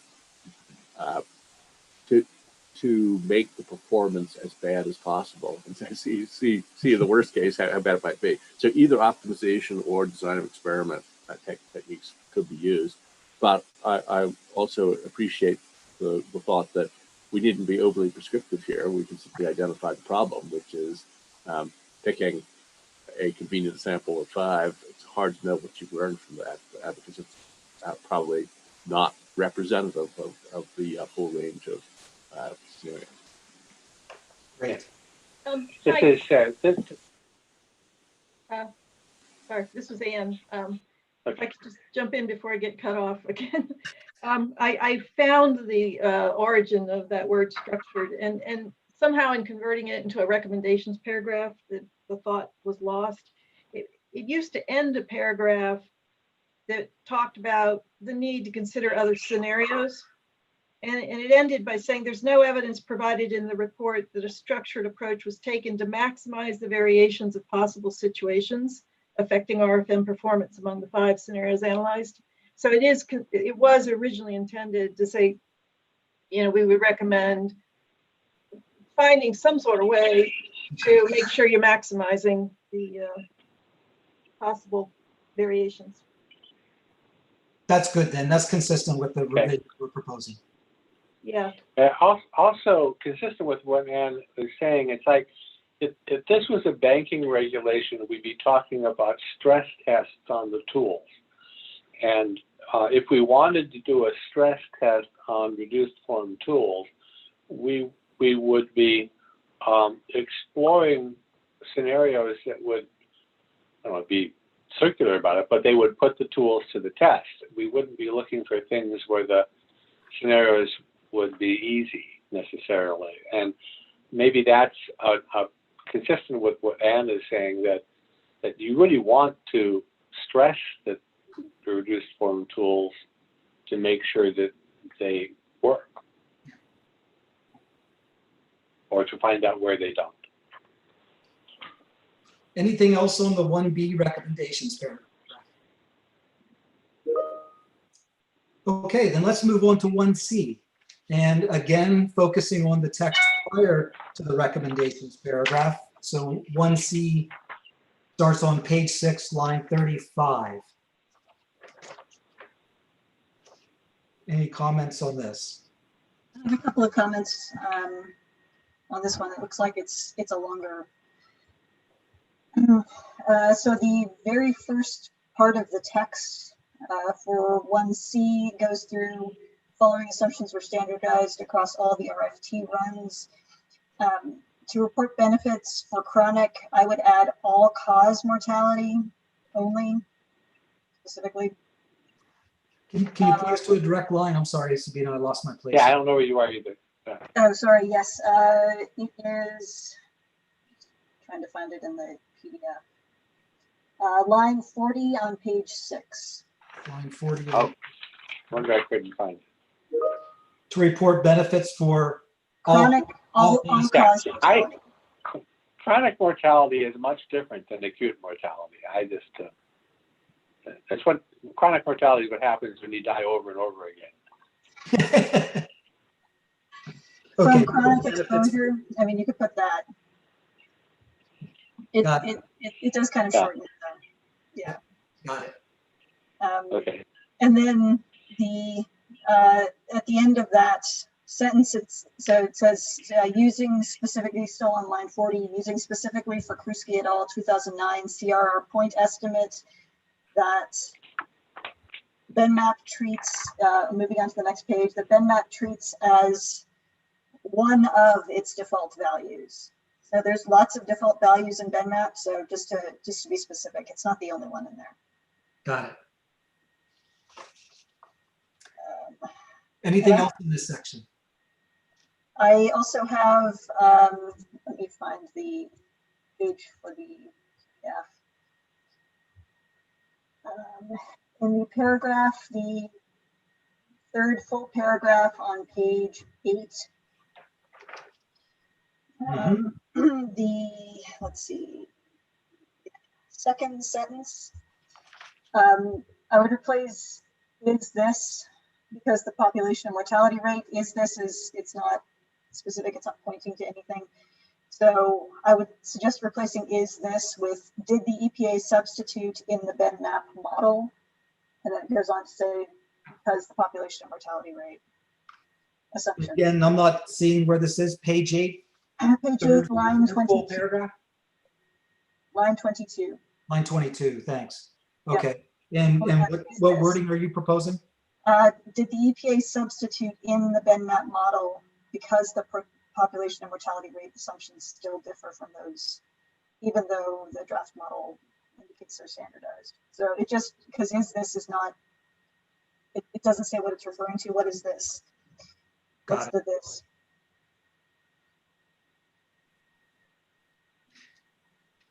Sabina, can you send that one in? Yeah, That'd be easier than me trying to write that one down. Yeah, no problem. Yeah. Anything else on this section? And then 2 paragraphs down, I'll try to do better on the line this time. The same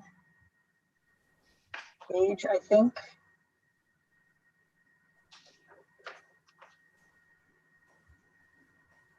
Maybe not. Sorry, I'm going back and forth between, okay, so page 8, page 9, line 4. So it says this shows that CAMX produces very consistent results to those of CMAQ. And I would add after CMAQ for the evaluation of point source scenarios.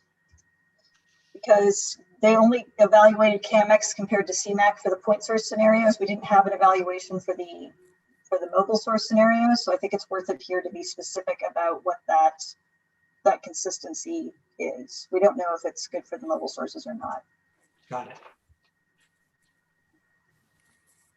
And that's all I got. So following up on the sentence right after that. So again, page 9, now line 4, just where you were with that. It says EPA's SA Direct BBT estimates are derived from CAMX. And I just want to confirm it is CAMX and not CMAQ. Is that correct? Yes. Kirk, if you could weigh in real quick. That the Yeah, we only did CMAQ for the mobile source rule.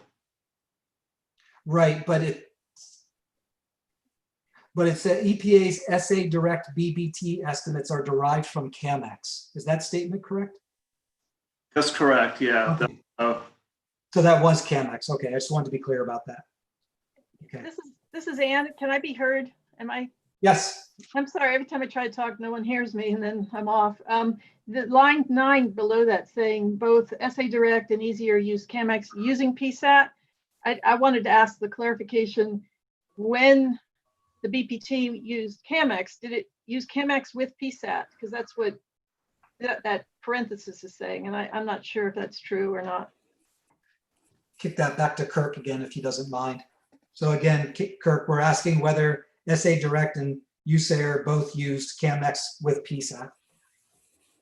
Right, we use PSAT and CAMX to come up with the surfaces for each of the sectors.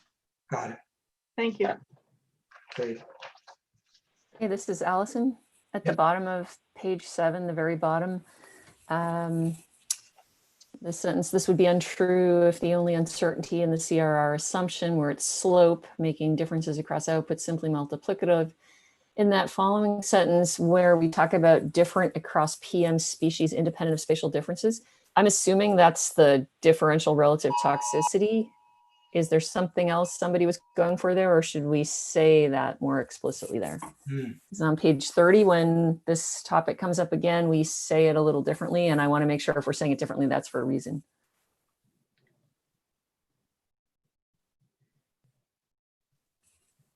So just specifically where it says different across PM species, that's line 27, bottom of page 7. Yes, different across. Is that different differential toxicities, differential, or are we talking about something else that I'm missing here? Yeah, this is Anne. That's stating that the CRR may differ across the PM species. That's the same as saying differential toxicity. I'm just wondering if we should, well, maybe I'm the only one that reads that and doesn't like pull it the first time, but no, I think that's helpful if we just harmonize it like that and be clear that it's because of the differential toxicities. Yeah, that's Thanks. fine. That's Agreed.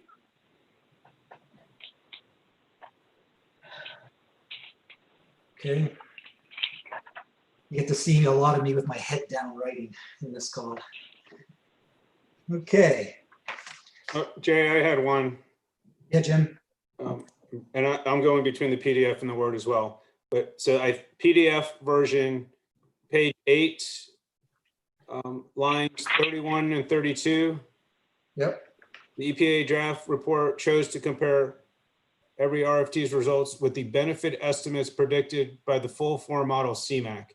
So I think we need to say full form model CMAQ coupled with BenMAP, because CMAQ does not provide benefit estimates. Okay. Fine. And then the next sentence. Wait. I'm sorry. That's oh, I'm sorry. Yes, you're right. CMAQ coupled with BenMAP. You're right. Right. Okay, sorry. Yeah, just because, I mean, CMAQ produces the air quality fields and then BenMAP produces. No, you're right. I was thinking it should have said CAMX, but never mind. And then the next sentence, it says, this imposes a strong assumption that CMAQ produces the correct benefit fields. I would say CMAQ produces the correct air quality concentration fields. Yeah. So I agree with the change. I would actually like to propose we strike that whole paragraph. And here's my rationale. As we heard from Erica, what we're doing here, what they are doing here is they are comparing reduced form tools to full form tools. And reality might be different. And it's just like PM mass monitoring. There's an FRM and we all know reality is different, but we then compare FEMs to FRMs in terms of if we allow you to use a different type of monitor to do the measurement for a regulatory purpose. And as Erica mentioned here, they have a standard methodology. It is the methodology, and whether or not we feel that methodology is producing the correct answers or not is irrelevant for the purpose of this analysis. Okay, and they are using CMAQ. This imposes the strong assumption that CMAQ produces the correct, now we'll say, concentration fields. I would argue that that might be a strong assumption, but this is not an assumption in the sense of this is what EPA does. And this is what they are comparing RFTs to, and there's nothing else to compare it to. And that we should not be going down this path of saying, well, maybe there's problems with CMAQ and therefore. This is Anne. I actually do not think we should strike this. I think it's important that assumption be brought right out to the front. We can rephrase it maybe to make it a little different. I would agree with saying though that they don't need to explain why they believe it's true. It's maybe better to just say, and to explain why this is appropriate for this particular study. Which is to say, this is the way, the reason it's appropriate is because this is the way EPA does its full form analyses. And so the question is, which RFT will best match what they would get with their full form? But it is still a strong assumption for someone who's walking into this, considering that there are a lot of RFT models out there. And why does one look better than others? And one may look better than others because it was originally based on a similar full form model. I think that should just be stated that that's an assumption in this analysis. That's the underpinning of the comparisons. Right, there's lots of RFTs and there's also a lot of full form models. And it's just so happened that EPA has picked this one to basically do their comparison against, and it would be good to at least have a understanding of why they think that's appropriate. So essentially we're asking them to provide a rationale for why they do what they do with full form models. No, it's asking them to state this. No, it's asking them to state to the reader the assumption that's being made for this comparative analysis. Right. Okay. Not asking for an explanation at all. It's just asking for a clear statement of the assumption.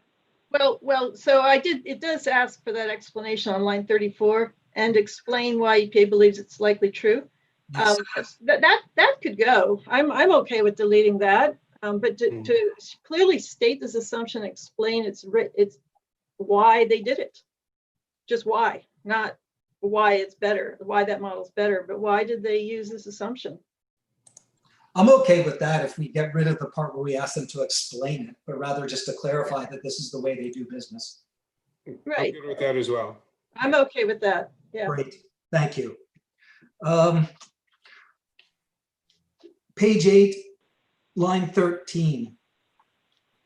We say it would be helpful, well, line 12 says it would be helpful to see analyses conducted in 2 separate steps, with the first part comparing concentration fields, and then the second part being the monetized benefits. Again, some of these tools don't generate concentration fields. So some of these reduced form tools don't do it.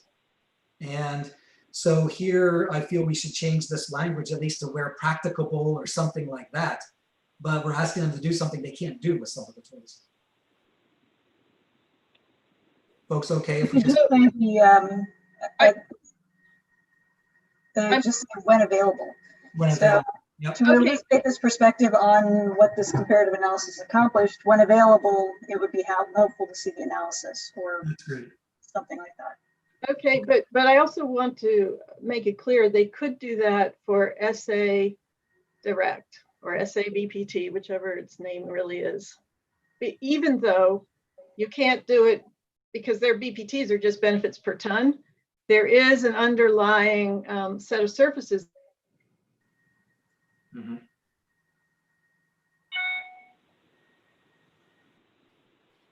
All right. Anything else on 1C main body, and actually opening it up to the 1C recommendations also? It's one paragraph.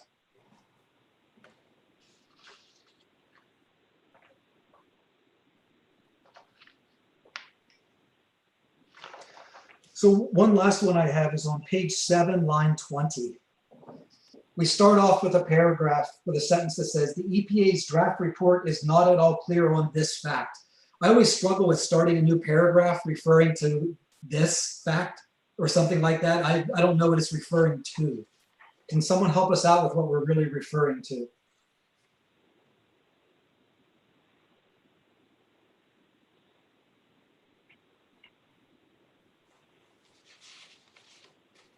Is it referring just to this last sentence? The previous paragraph. I mean, maybe we just don't need a paragraph break there. I don't know.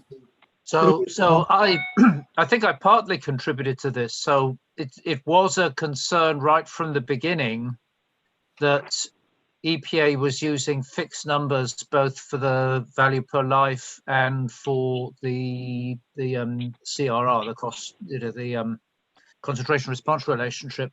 So what we were trying to say here was that EPA isn't being explicit about the fact the whole report depends on those fixed numbers. Now, whether this was the right way, so when we say EPA's draft report is not at all clear on this fact, I think that's the fact we're referring to, that everything is conditional. And Rick, I hope can back me up on this, that everything's conditional on those two specific numbers, which are far from being certain numbers. So, I don't know whether this is appropriate wording or not, but you highlighted lines 20 and 21 here, but that's what it was intended to say. Okay, that's helpful. We can easily fix that then. Okay. Anything else on 1C? All right, then we can move on to 1D in this case. And so 1D starts in the middle of page 9. And again, let's address all of it, including the recommendations. The recommendations is very short. Anything you'd like to see discussed in the 1D part?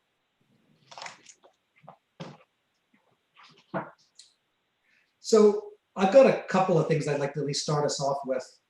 One is on page 10, line 15. Line 15 starts with, plenty of evidence exists in prior PM 2.5 benefit studies that this is a major source of uncertainty, including commenting on its magnitude. This being the CRR it's referring to. I'm uncomfortable with statements like plenty of evidence exists. I would like to see either references there or that we remove it rather than a broad statement that it's out there. Thoughts?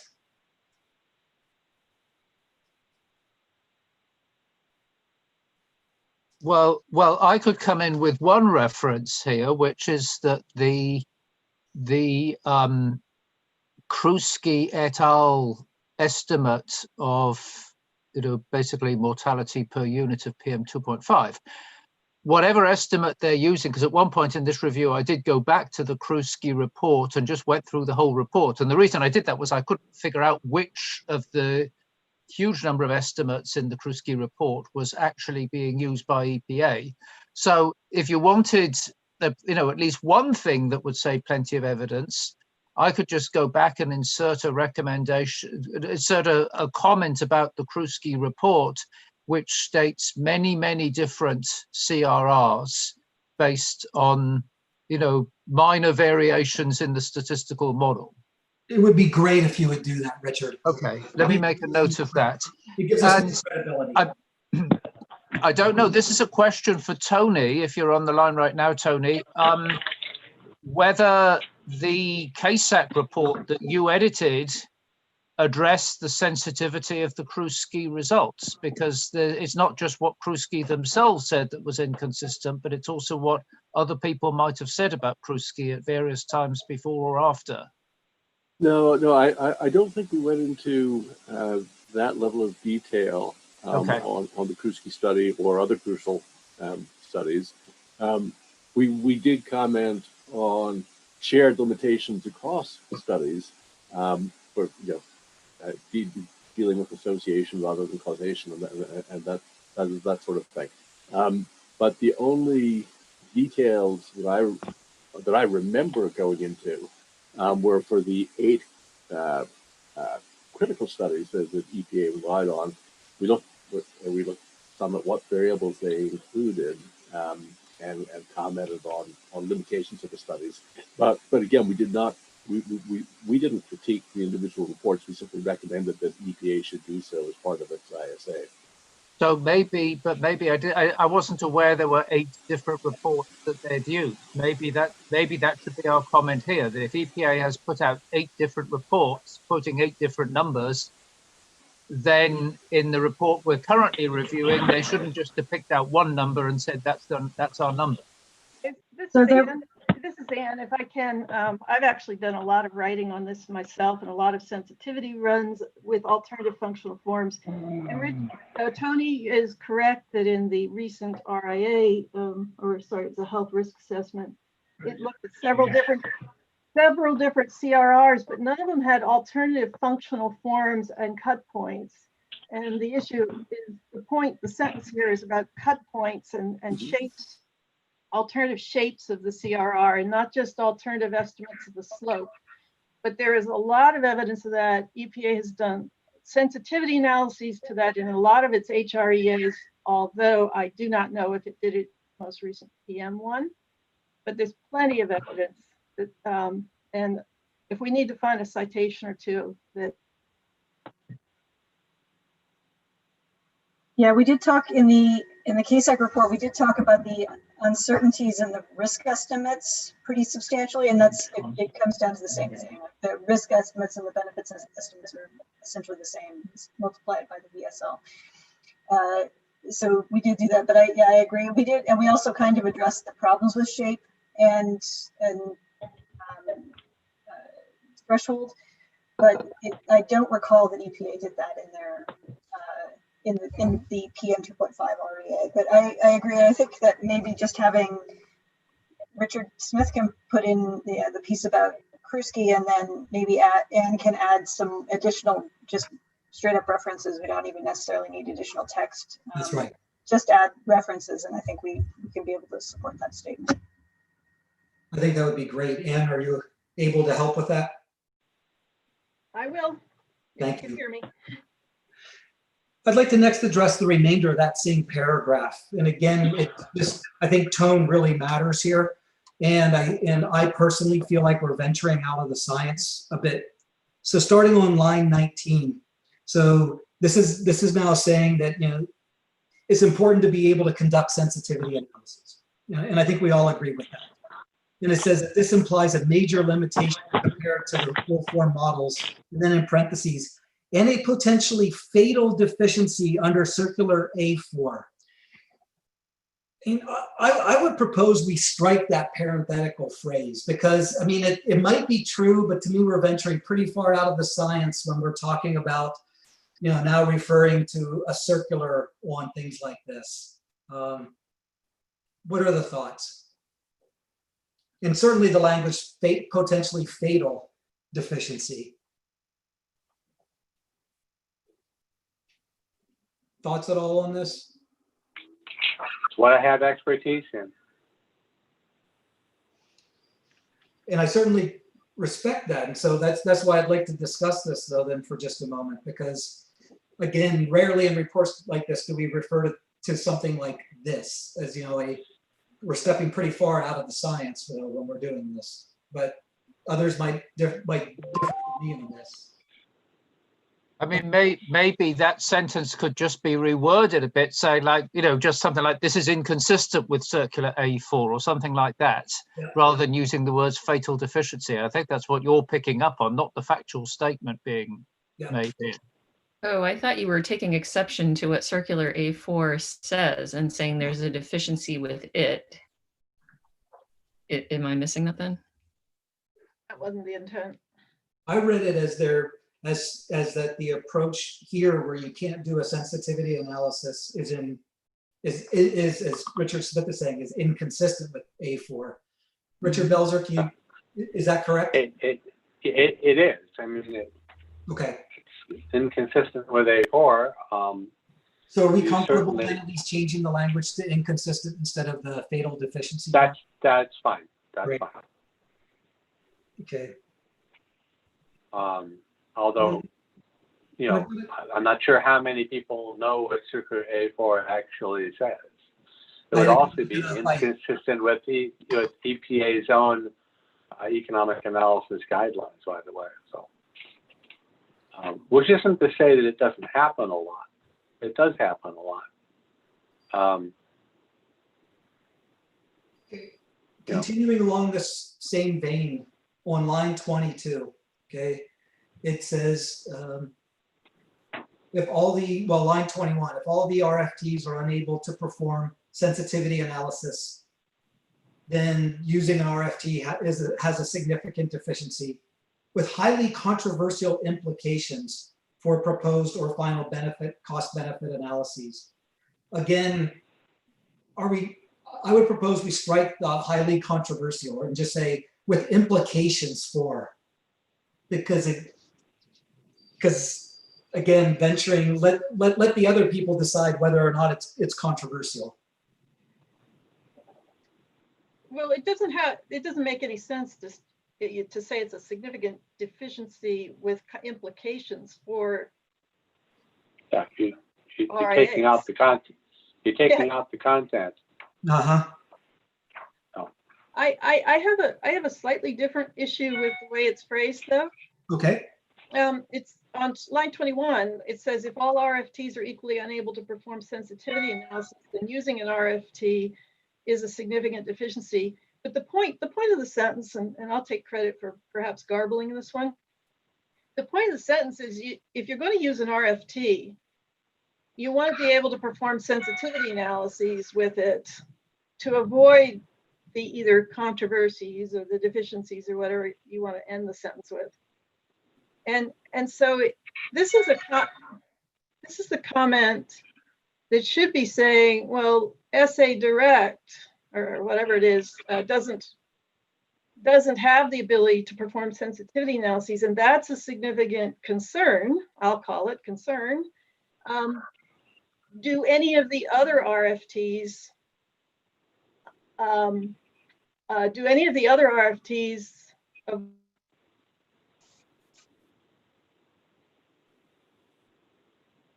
Lost her. How about if we just turn it around then and instead of saying if all RFTs, or how about just RFTs that are unable to perform sensitivity analyses represent or have a significant or a notable deficiency or something like that?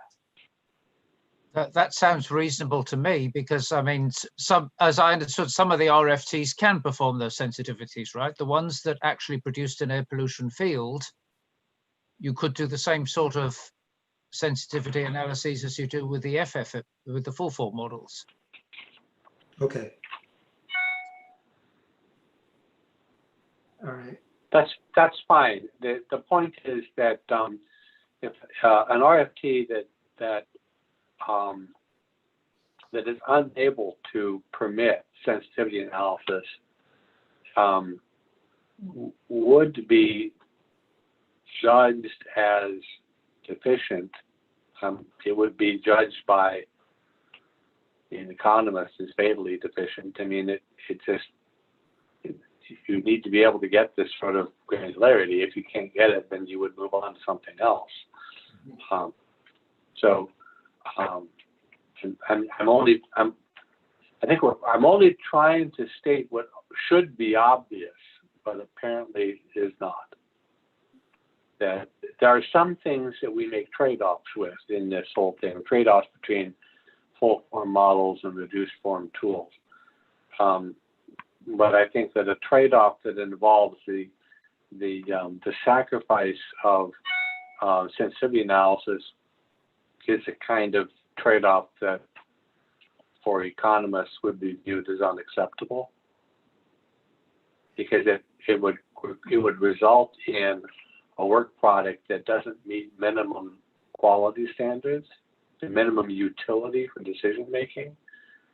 So, And I think what we've heard though is that these tools, this comparison might facilitate using these tools for other applications besides just that regulatory decision well, making. which is right, which elsewhere we've talked about screening tools. Right. And screening tools to me are fine. The problem is that I can't count the number of times when I've seen screening tools with a promise of a more thorough analysis later, and for some reason the thorough analysis later just never materialized. Yeah. All right, so I'm under no illusion that the screening tools would only be a stepping stone. I know what actually happens.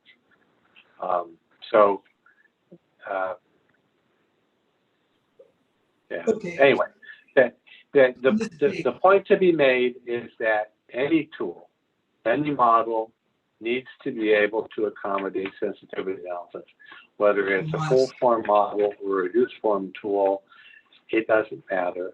And all other things held constant, if a tool cannot do that for purposes of regulatory impact analysis, it would be, pardon the expression, fatally deficient. It's just the way it would not meet minimum professional standards. So how do you want to use nice language, probably nicer language than you use with undergraduates. But it's what it is. And again, I'm trying to toe the line on the science versus the policy because our focus is on the science. Well, I know, but a lot of folks don't understand that economics is science too. Oh. They think of it, economics as just policy, but it's not. No, it's. Okay, so we have standards that established for 75 years, 80 years. Okay, it is a professional standard. It's not something that we would give up willingly. And I do sense from reading the draft report that it's a compromise that EPA may be willing to make.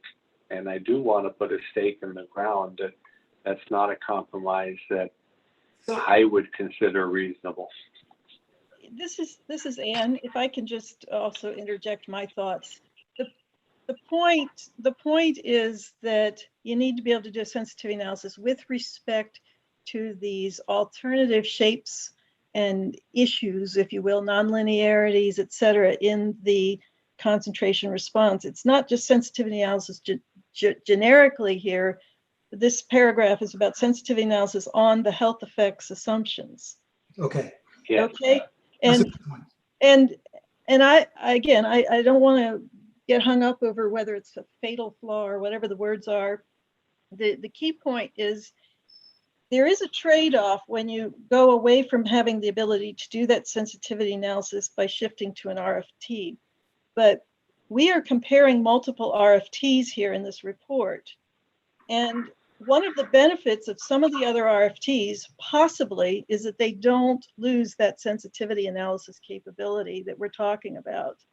And that's the only point I really felt was important to get in here is it's critical for a good analysis to be able to do that sensitivity analysis. And it's an issue in the trade-offs among. Oh, poor Anne. Okay, so we definitely got what it's driving towards then. And if you'll oblige me, I can wordsmith that in that we'll point out that it's inconsistent when doing a regulatory impact analysis with the way it should be done, right? And that we deem if it can't do it, it's a significant deficiency, right? If it can't. That's fine. The understanding to communicate is that this is an essential feature Right.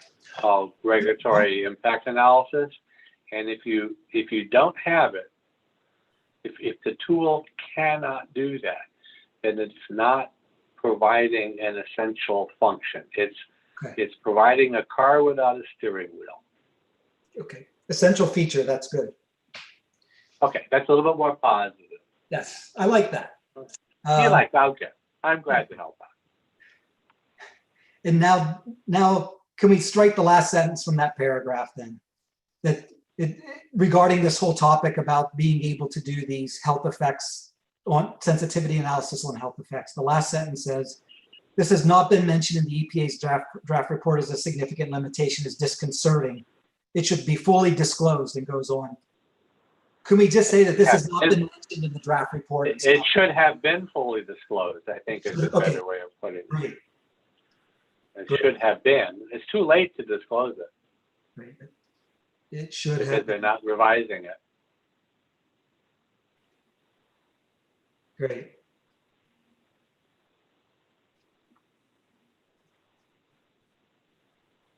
Okay, it should have been fully disclosed. Okay. Yeah. Not just been yet.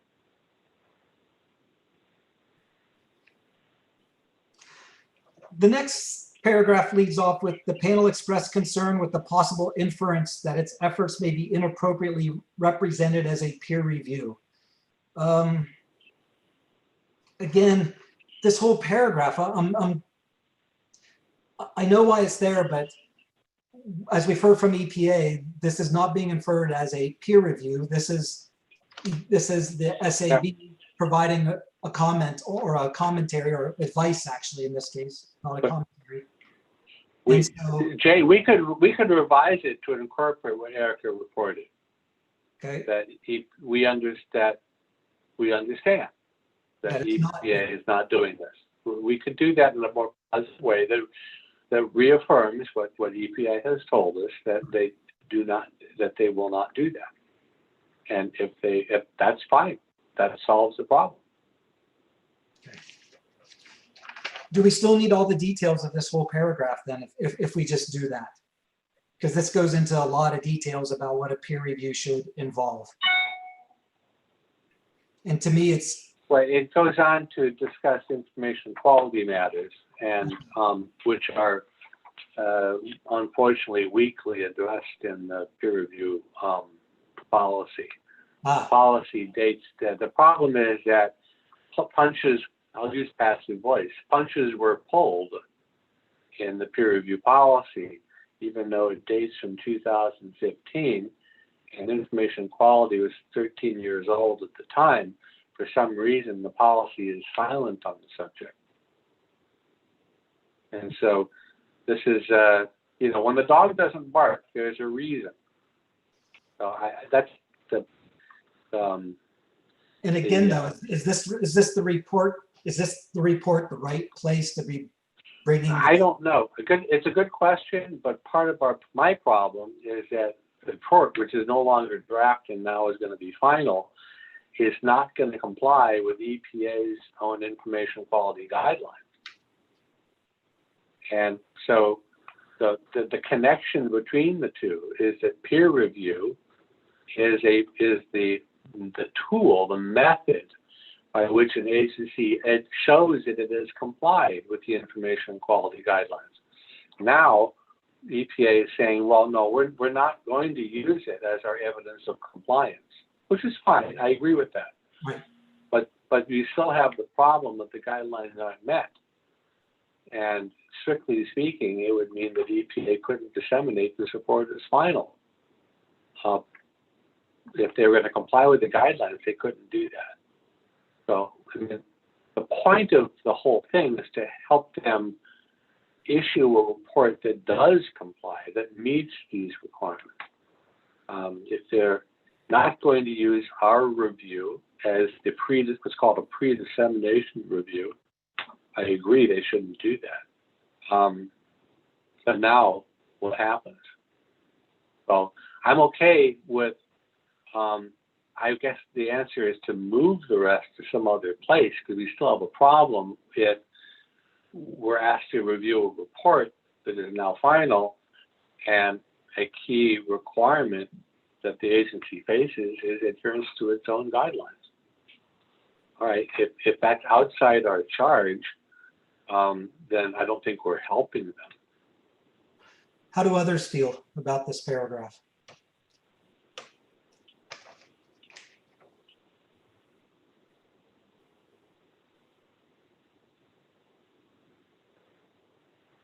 No Again, confirmation that lines 31 and following are true.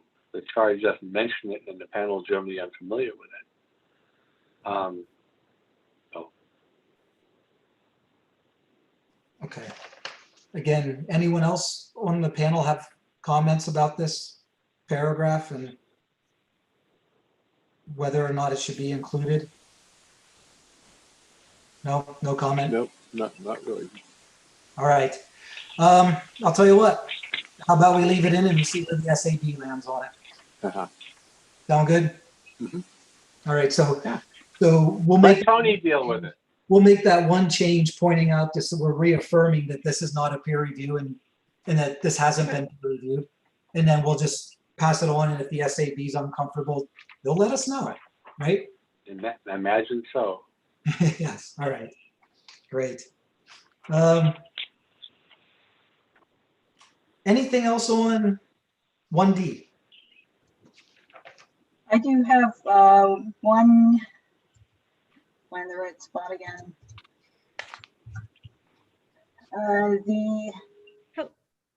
Sorry, I think maybe Anne, are you trying to talk again? Yeah, I'm sorry. I was trying to talk on the last section about that paragraph, and if I could just say it now that I'm back.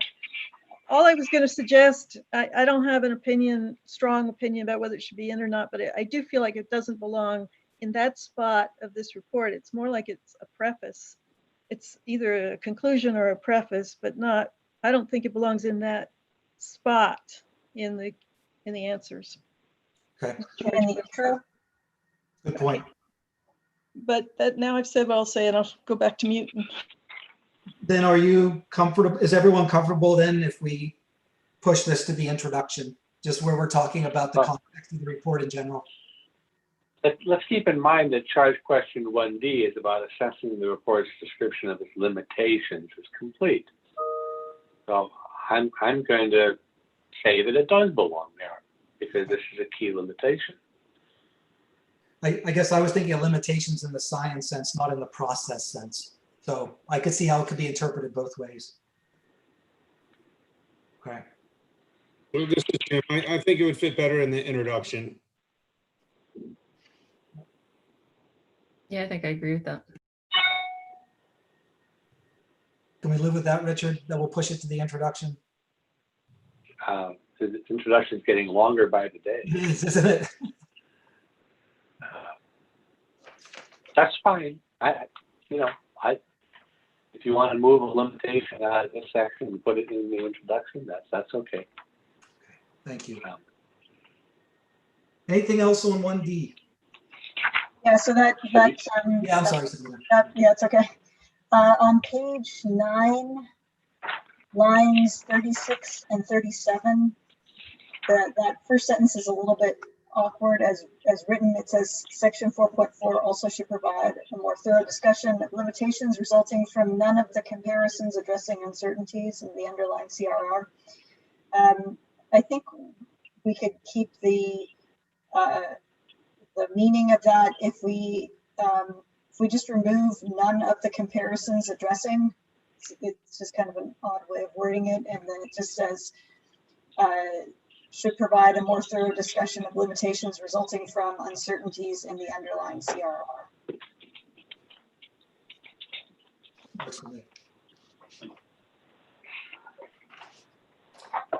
Anything else, folks? All right. I think we've cleared, took us quite a while to get through charge question 1.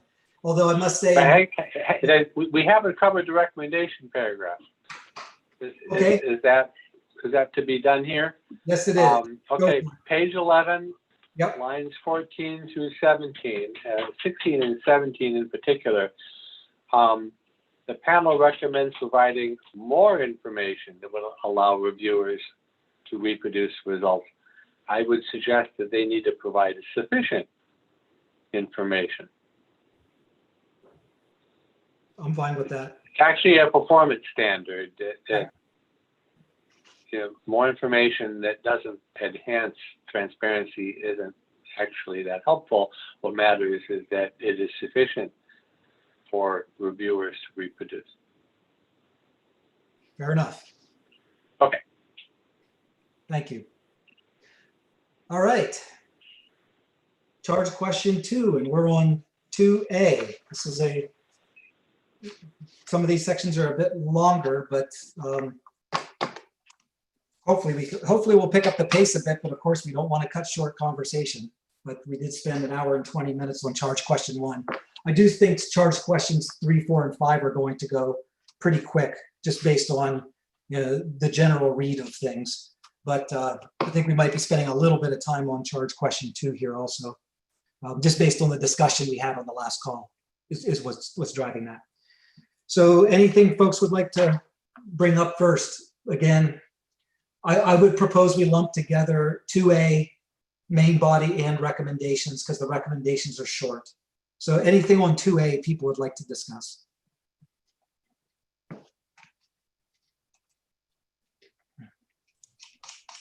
Okay, just let me find something real quick in the main document. So, just a second, I'll be with you in just a moment. No wonder. I bookmarked the Not wrong on vid- page. Okay. So the only thing, one of the things I wanted to bring up, and then I'll let it go, is that some people in this panel had a lot of concerns with Exhibit 3.1 figure, that it was now trying to make implications about some policies being more beneficial than others.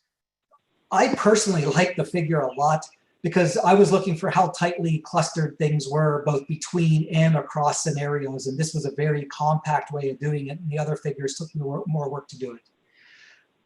Like I said, I'll let it go saying that, but the first paragraph under highlighting model differences, and then that whole section highlighting model differences didn't bother me at all. And in fact, I really like that figure that we currently say gave us some pretty significant pause. Any other comment or feedback on that? I mean, yeah, Jim.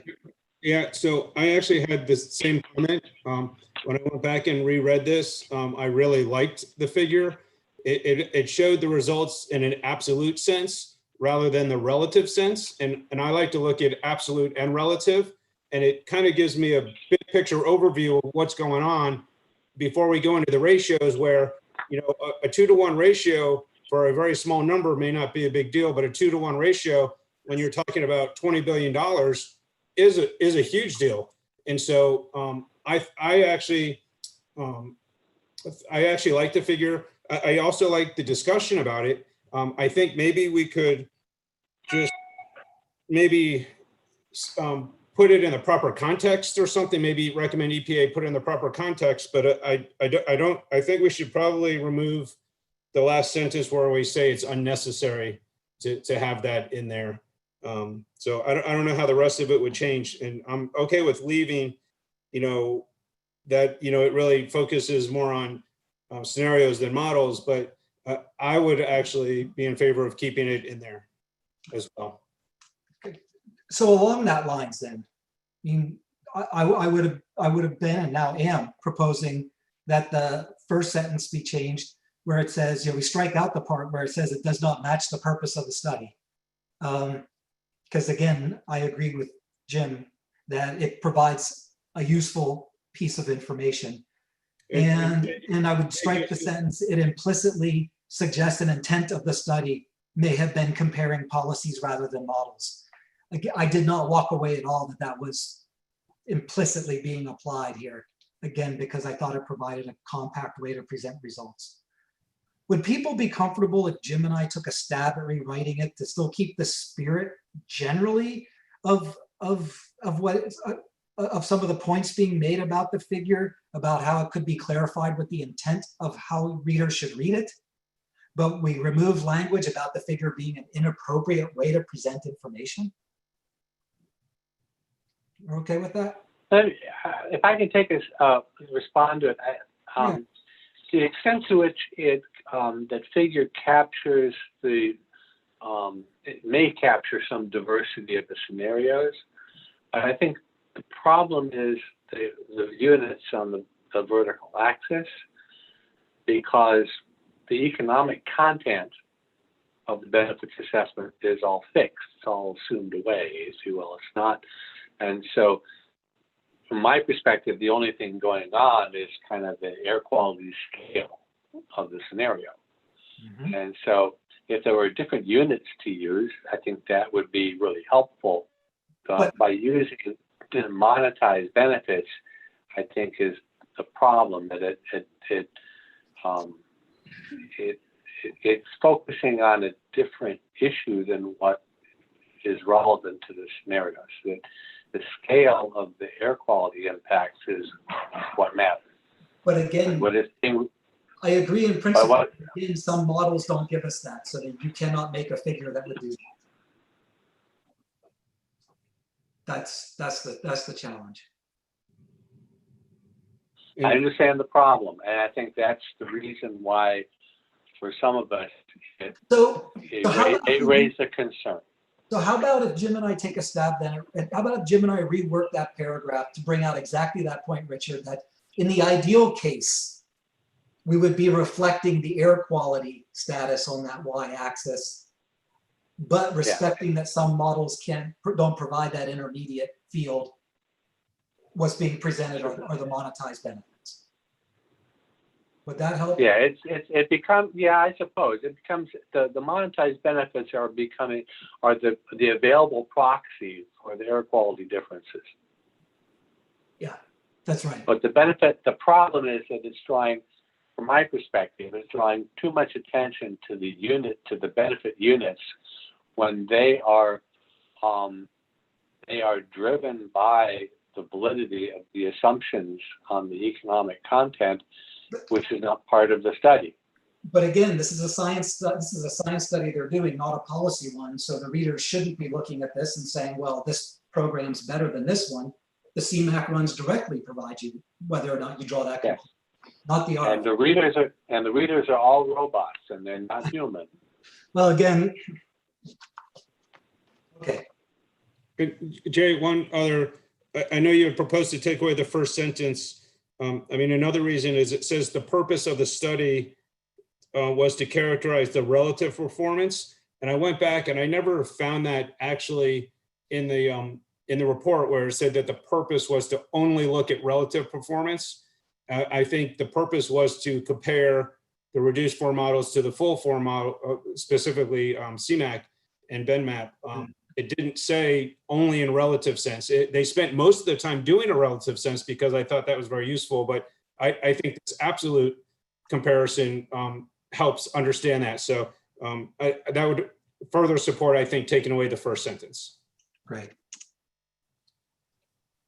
So unless there's people feeling strong otherwise, based on the discussion we just had, we'll keep some of these essential features, but Jim and I would rework it and run it by a couple of you. Again, we can't run it by everybody, obviously, unless we decide to publicly review the whole report. But we can have a couple of people look at it and generate language. Okay? Thanks. Okay, other things on 3A.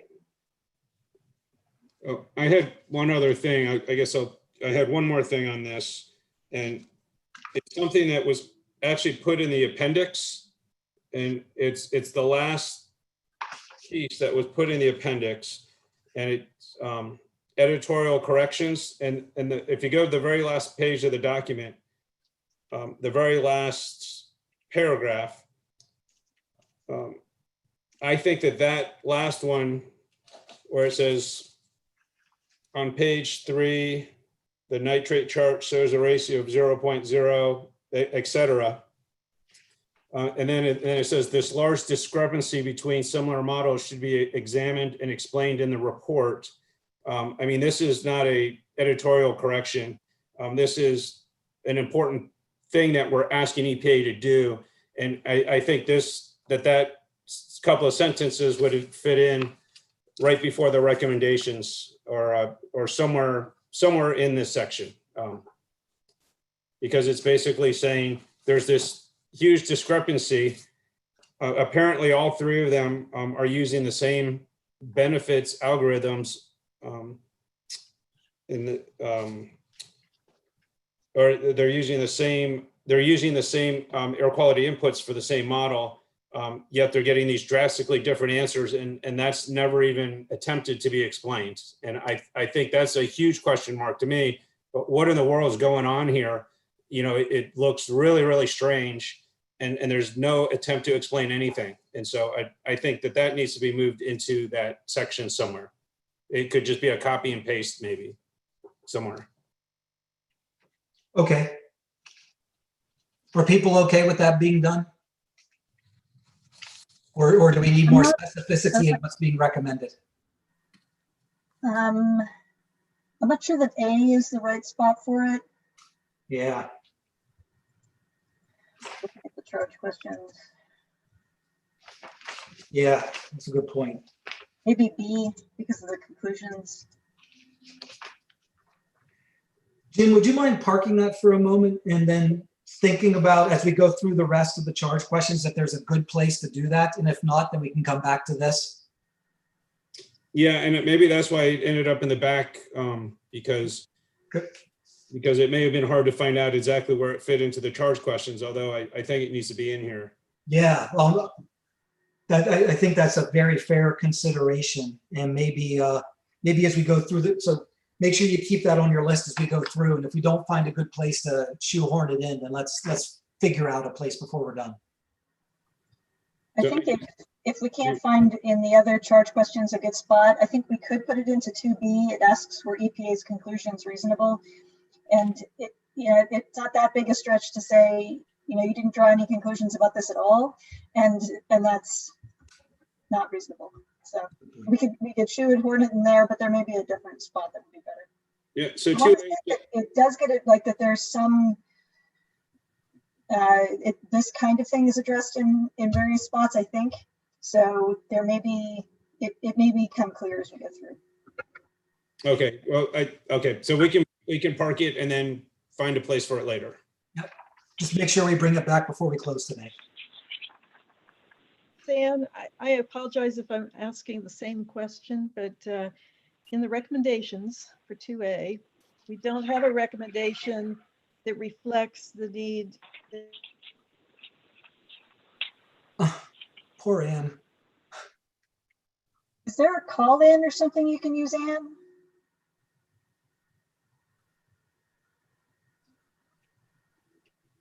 Yeah, doing a dial in like what Richard is doing, like what Richard Belzer's doing would probably help a lot. Yeah. If you can hear me now, I've tried that. It doesn't work. Oh, wow. Okay. Yeah, we can hear you at the moment.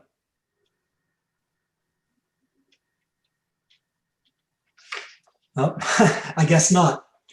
All right, well, we'll continue on and then Ann will certainly come back. I wanted to bring up this section on transparency. And so, again, I understand where we go with this, but I'm feeling it's a bit broad. So panel members who attempted to reproduce EPA's draft reports were unable to do so. So describe more below, okay? And so I think this needs to say unable to reproduce some of the draft, some of the results. This wasn't Sabina went pretty deep, but not comprehensively across everything, right? So we need to reflect that this is some of the results. But then it says the panel became aware about a substantial amount of information collected that was not included in the report. It is possible that this information had been included, the reproducibility would go away. Again, can we just simplify this and say, if had this material been available, we may have been able to have reconciled the differences, right? Just trying to tone down a little bit, this bit about the actual process of our discussion with EPA about this. Is that okay? I don't think it matters that much if it occurred in public. I mean, It was Right, in but the meeting. again, to me, the report, when we write these reports, we don't write them about our process to getting to our process, I mean, our process to our process. We don't write them about our process to getting to our endpoint. We write our endpoint, is how I feel about this. Okay. I mean, I think this is another place where you could just say exactly the same thing, just in a slightly different way. That Exactly. that we were hoping to be able to do our own checks of the reducibility of their numbers, but because of certain issues that became apparent during the meeting, we were unable to complete that process, or something of that nature.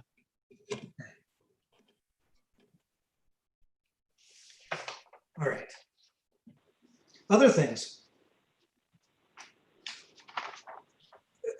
I have one, it's actually related to Go ahead, that. Sabina. Go ahead. It's just, it's mostly something that got lost from the translation from comments to report. On page 13, lines 43 to 44, it refers to, so when I first put these together, I put together the kind of the deep dive analyses for all of the different scenarios, but the report only includes the CPP. And I don't think, and we say that the other scenarios are included in Appendix 1, but that's a different appendix now. So I think we can just delete the words "and for the other scenarios included in Appendix 1. I think the point is made with what is included in the report. And we don't need to have those other ones included. So I'm good with just striking that. Followed you verbally. Can you point me to what line that is? Yes, it is page 13, line 43 to 44. Got it. It crosses there. Yeah, just the reference to the Appendix 1. Okay. Okay. Sabina, those are the other comparisons you did, is that correct? Yeah. Would But we, they're the same in substance as the CPP. They're just the other. you wouldn't want to reference your individual comments? Those aren't getting posted, are they? Or they're not being included? I thought that's what we decided on the emails. They're not included with this, but EPA has full access to them. I mean, they're not actually part of the report. Yeah, your original comments are posted to the website, I believe. That is correct. I'm fine with doing that too. Okay. A really big picture question, and I'm thinking about it in terms of readability to the SAB and of course, readability to the audience. So again, Sabina's done this nice deep dive on reproducibility of SA results and such, and continues on with the Clean Power Plant role and so on. So essentially from the bottom of page 13 to the middle of page 16. I just want to take folks' temperature on whether this should be in the main body or in an appendix. And we point to it because it has a lot of detail, which again, I think is useful, showing Sabina's inability to reproduce their numbers. But I'm concerned that when the reader wades through all this, we're losing sort of the impact of the whole section. So Jay, can we add an appendix? So we can, I guess we already have one appendix here. We have Editorial comments, yeah. So we could just have Appendix B and have these have this section, these move to the Appendix B. I would agree with you that it's a very deep dive, and it kind of, you know, I think you make the point in the document and then refer to the appendix for the details. I think the document would flow smoother. Yeah, because again, they're important. We want to capture them for sure. Yeah, we definitely want them in there. We definitely want them in there. Are folks comfortable? Yeah, that's fine. Putting things in the appendix is the fastest way to get them to be not read. Again, I'm not concerned. I think the agency will read it. And this section's really intended for the agency. Sabina, correct me if I'm wrong. The general audience is not going to be concerned about this. This is for the agency. Right. The importance of going into all of this detail, like for the report, all you really need to know, well, I mean, there's probably a couple things in there, but all you really need to know is that I couldn't reproduce it. And I tried really hard. But the detail is to prove that I tried really hard, and to show them, like, I went through all of these steps, I went to all of these documents, I went to table 79 and row 64, like, so that they know exactly what I did, so that if they try to figure out, and so that they know exactly, so that they can compare and say, okay, you did this wrong or right or whatever, to make it. But yeah, it is to be more useful to the EPA. And I guess if that's the case, if we want to put just like a summary paragraph in this reproducibility section, I think there's another section that actually the modeling from the proposed CPP rule can kind of get, that can all get Exactly the same way. but all get put together. Then I could just put those other tables into that appendix with it, and it can all be there together, and they can see all of it. And Sue, we're allowed to do that, right? Not a problem having an appendix like that. Yes, that would be fine. So is everyone comfortable with Sabina taking a stab at writing up that little summary paragraph that captures the essence of all this? Yeah. Okay. That's fine. And Sabina, you said you are going to add the other charts from your individual comments in. Now that we have as an appendix, you can put them all in there. I can put them all in there, and it won't get everything bogged down. Yeah, that actually works out even better. Now you get all of that in there. Yeah. All of it in there. Yeah, so they can see all of it. And so one thing to keep in mind about that, and we'll discuss this at the end, is at what level of changes to the report like this would trigger us to have another call to bring closure. That's the one thing to keep in mind about anything we're talking about is, you know, one disposition, and we'll talk about this at the end, but one disposition is these changes come in and then we push it to the SAB. Another is these changes come in and we have to schedule another call, discuss things, and then reach a consensus and push it to the SAB. Just keep that in mind as we're going through this. And I would say too that as I'm doing, I doubt that I will be generating much new text in the summary. I very much suspect that I will be pulling out like the first and last sentences of every paragraph and turning those into a new paragraph. So it's not going to be substantive changes, more like moving things around. Okay, thank you. And Jay, I would also add that since this is Sabina's work product to start with, that her movement of it into an appendix with that summarizing paragraph raises no issues to me. Right. Yeah, as long, I agree. If Sabina's on, that's not a problem. And Jay, I think we talked about all of the tables in Sabina's individual comments during the last deliberation, and nobody brought up any issues with it then. Okay. I would assume everybody would be okay with those going into the appendix, and unless anybody objects, I would say. I certainly am fine with it. Yeah, me too. Anyone object? Okay, great. Other things on what are we on? 2B? 2A? 2B. Anything else on 2B right now? We're gonna have a break in just another minute or two. We'll have a break. I've got a couple more on 2B. Page 16, starting on line 22. It says, as detailed in the KSAC's comments on the PM 2.5 NAAQS review, and then it says regression equations such as BenMap CE do not in general give correct answers to causal questions. Okay. I feel we either need a citation there or we need to remove it. Can we actually cite something that supports this? I know that there is a citation in the Pearl 2009, but can we make a stronger pointing to something here? Tony? Yeah, we could certainly use Pearl 2009 and provide page numbers. I think off the top of my head they're 99 through 101, but I can check that.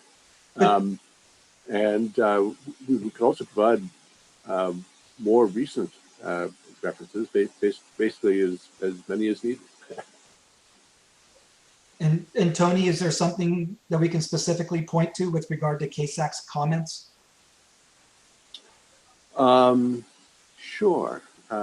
Yeah, I can give you the citation to our report.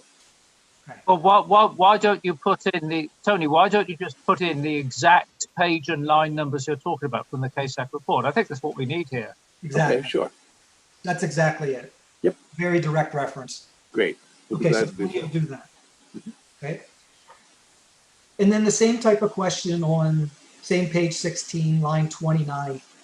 It starts out with much evidence exists in prior PM 2.5 benefit studies that this is a major source of uncertainty. And again, this is the sensitivity thing. I think when we say much evidence exists in the studies, we need at least 1 or 2 references. Richard Smith, can you tackle that one also? Because that's similar. Yes, yeah, just a sec. Sorry, I keep talking to my mute button here. Yes, I can come up with references. There, I'm a little bit concerned not to be giving too much emphasis to references that I'm not entirely sure about myself. But yeah. You're still raising a valid point that I think we should have some response to. Let me just go back to the exact section. Well, you don't want to spend too much time talking about this one specific point. You've asked me to respond on that point, so I will respond to you, and we'll figure out what the right wording is. Richard, I can help out with that if you like. Okay, so I'll respond to Jay and CC to Tony. And another way you can think about it is, again, as you've mentioned a few times, and I agree, sometimes some subtle wording can make a little difference. We have to all agree that about the direction, at least. In this case, it could be that some studies, studies provide evidence, right? And that's very different from saying much evidence does this, because that's suggesting that the weight of evidence is doing it. Yeah.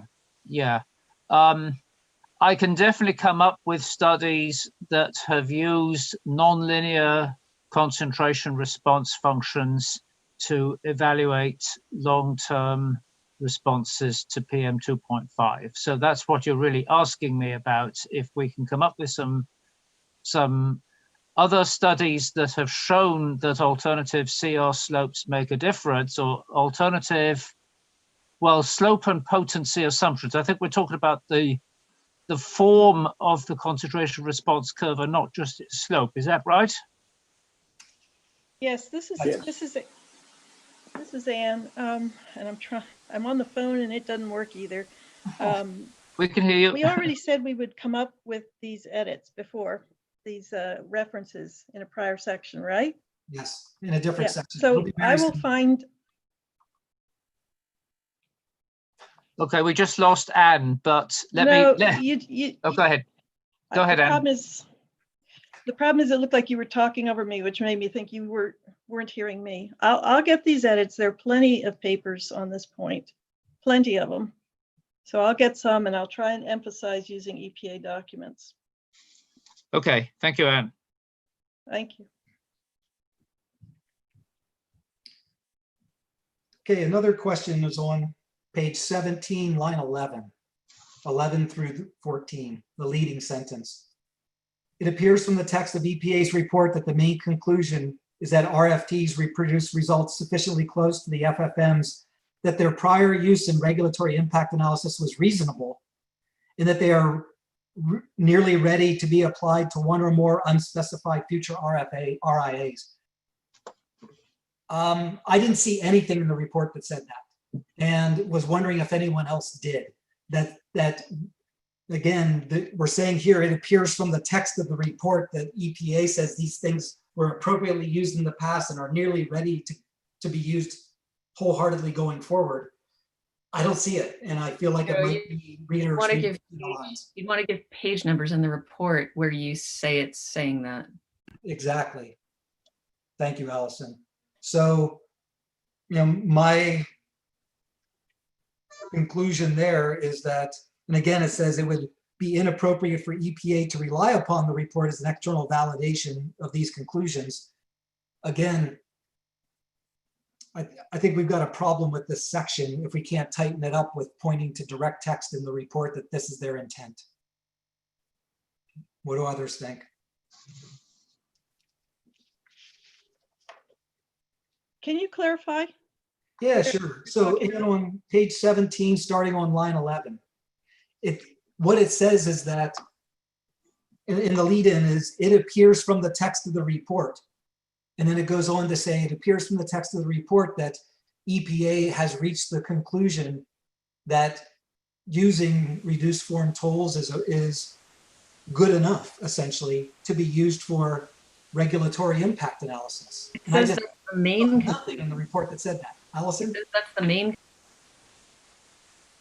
Excuse me? It says that's the main conclusion. Yeah. And not only is it, I don't believe it's the main conclusion, I don't even believe it is a conclusion. I felt the report was saying that it's requires more work, but maybe there's potential.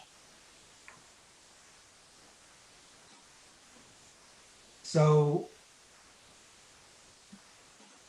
we've either got to tighten that up or we've got to strike it.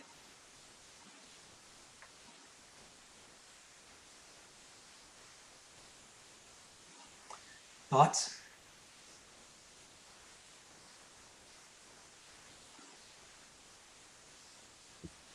I mean, we could make kind of a preemptive statement that we don't think that that would be an appropriate use of the report, and not try to say that they had suggested that, but just make our own independent statement, like a one. Excellent. Excellent.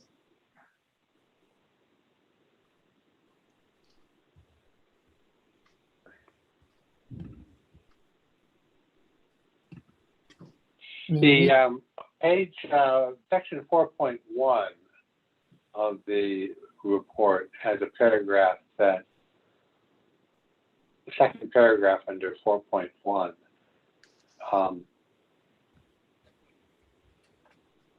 EPA uses both CMAQ and CAMX to perform full-form health benefits analysis of RAs. Based on the similarity between benefit estimates from these two models, we can have confidence that the performance of reduced form tools relative to CMAQ estimates would also hold if CAMX were the full form model being used. In addition, it gives us confidence that there are no issues, and it goes on, that may not be what EPA intended to communicate in that section. But I think that it's a reasonable inference from it. Okay. And I only just did a quick search, so I haven't. That's fair. How about if we then reword it as Allison suggested, but also point out that particular paragraph? Because I agree, Richard, that's a pretty strong statement they're making that we don't agree with. Well, and I think that we've been willing to be convinced of it, but I don't think the case is made in the report. Yeah, we're not there yet. Okay. So that's page 4-1. Okay. Section 4.1, second paragraph. You can take a look at that as well. And it's, and I think that the key thing in that is the last two sentences, because they express a great deal of confidence.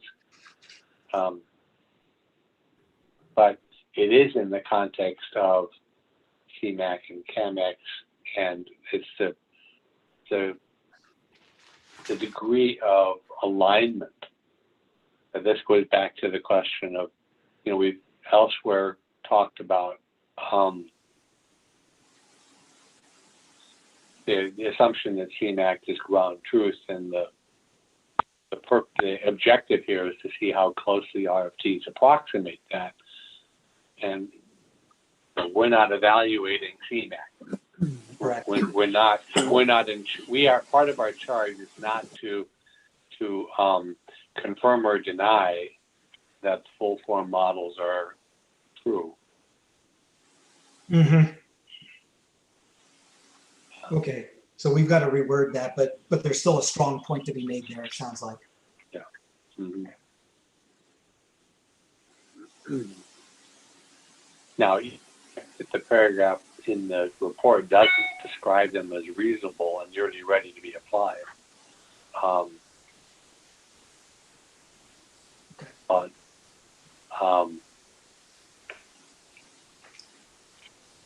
and folks, given other concerns we've raised about the limitation section, where limitations that we've identified are not reported in the limitation section, I think that leads to greater concern that this readiness to apply is present.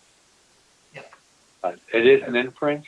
It's not something that I would quote. Okay. And folks, I realized we completely blew through our break. That should have started 10 minutes ago. I would propose we were supposed to have a 15-minute break. Are folks willing and amenable to make that a 10-minute break right now? And then we can pick back up? Yeah. Again, I apologize for stopping right in the middle of one of these charge questions, but I think you deserve the break at this point. So I currently have that as 2:55 Eastern time. You West Coast people figure it out on your own. And so we'll reconvene it's 5 till the hour, and we'll reconvene at 5 after the hour. How's that? All right. Okay. Thank you.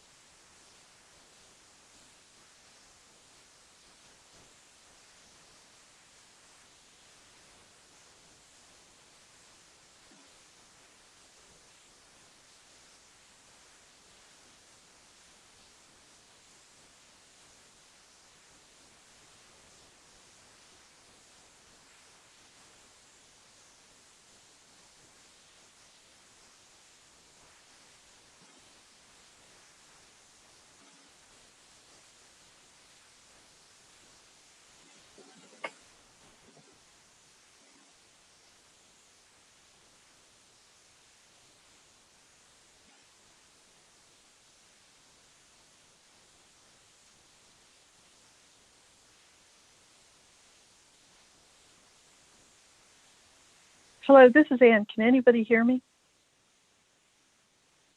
Ann, Jay here. Yes. Hear you great. Yes. Wow. Okay, I thought I'd use the break to try to. I'm on the phone, and I've been trying to talk on the phone. It told me I was unmuted, and every time I did it before, it wouldn't.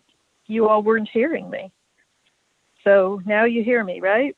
Yes, it's very good, loud and clear. Well, this is the phone, and I did try it several times during the call, but it never successfully. Every time I was talking to you, I was trying to use the audio on the computer because the phone wouldn't unmute. So now it seems like it's decided to unmute. So I will use the phone. Yay. Jay, I'm really sorry. I've never had this kind of computer trouble. I'm dropping out half the time practically on the video, the whole Zoom thing. But the phone, I can at least hear you all when the computer. But no reason to apologize. I mean, it's crazy, and I was on yesterday I was on a Google Hangouts, and then a WebEx, and then a Skype for Business, which nobody uses, and then on Zoom. And by the time I got to Zoom, my microphone had no idea where it was, right? So yeah, these things happen. Yeah. These things happen. Well, so I'm trying to reboot the computer on the hopes that maybe that was it. But I wanted to just, gosh, I can't do anything right. So can you still hear me? Yes. Yeah, you're coming through really just crystal clear. Okay, good. So I just had one comment, Jay, and I didn't want to make you go back to 2A. Actually, and do you mind if we wait until 5 after? If it is something relevant to the text, I think everyone needs to hear it. Well, can you just tell me if somebody else said this, and if they did, then I don't need to say it again. Okay. Go for it. There's a section at the end of 2A that talks about what's the section? It's the very last section just before the recommendations. Presentation of results as benefit estimates. And it says something about needing to show the air quality results and compare the air quality results as opposed to just the benefits results. Yes. And it's there as a section, but it's not there in the recommendations. It's not reiterated in the couple sentences of recommendations. And I just felt like it should be there. If it's going to be there as a section, it should be reappearing as a recommendation. Okay. Why don't you bring that up? Did it? Start again. Okay, no, so nobody, No. okay, I had a feeling that maybe somebody had been trying to say that when I kept getting popped off. So definitely bring that up when we restart in 5 minutes, Ann. Let's make All sure right. officially. Okay. Okay. Cool. Okay, now I'll go take a break. I'm going to go back to mute and see what happens.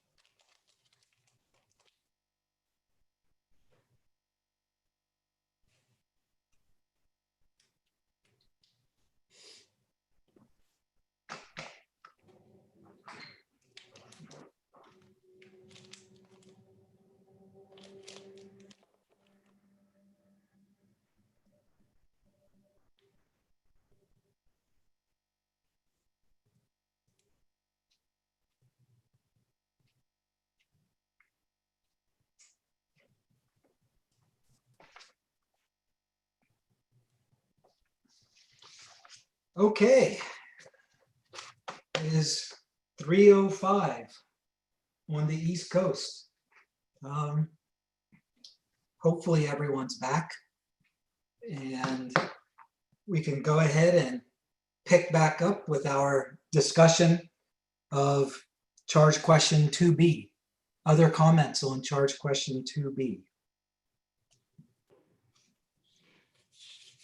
Yeah, Jay, on page 17, to go back. The last paragraph, so it starts on line 31, and it's the paragraph, the whole section entitled Comparison to CMAC or CAMEX models. I think this entire like the whole idea and concept of most of the wording actually is already covered in charge question 1, response to charge question 1. So I think we can actually just remove this. Get rid of that whole section. I think so, yeah. So I'm glad you opened that up, and we'll see if anyone else has concerns, because that's actually something I was going to raise at the end is we've got a lot of redundancy across these different sections, and it's understandable given the nature of the charge questions. And so it's great that you've identified one that we could possibly knock out. Yeah. So this would, This is Jim. I actually had the same comment. I think the one in this section maybe goes into a little more detail than the one in the other section. So before we just strike this one, I think we should compare and make sure that we're not dropping anything from this section and make sure it's all in the other section. I do think in some cases it might be appropriate to repeat things again in other sections, but I think this is one of those that we've already said it once, and as long as we're not dropping anything, I don't think we need to say it again. so would you and Sabina be willing to just do that, crosswalk this section with what's written earlier in charge question 1 to make sure we're not dropping anything and to stick it in if we are? Sounds good. Yep, that works for me. Everyone on board? Any problems with this? That's great. Again, anything we can do to reduce, and I agree with you, Jim. Repeating some things are important, but when it goes into a lot of detail, that's when it's a concern. It's being repeated. So you're going to crosswalk this with charge question 1. Okay. Jay, I think we've lost Ann again. Oh. And she was with us on the break. No, you haven't lost me, have you? Okay, good. At least I can hear you. So Ann, in just a moment, we'll come back to the point you had in just a moment, Ann, as soon as we finish out 2B. Yeah, fine. Anything else on 2B? I just wanted to take your temperature on page 17 at the bottom, footnote 23. Just whether or not we wanted to retain that footnote. I mean, it makes a point, but I just wanted to have people just weigh in on whether or not we should be keeping that point of, I mean, it's essentially saying that, again, are they really minimizing the representative problem? Or are they just saying this is what we did and it's, it is what it is? Certainly my recollection that they did that, yeah. That they minimized? Okay. Anyone else have a comment on that? I'm fine keeping it if others want to keep it.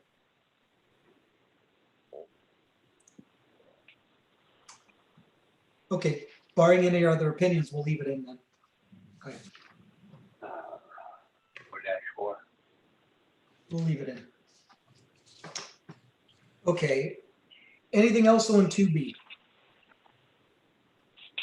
Okay, as you know, Ann had a little bit of a tech challenges there for a little while, and she wants to revisit just one thing briefly, which I think will be non-controversial.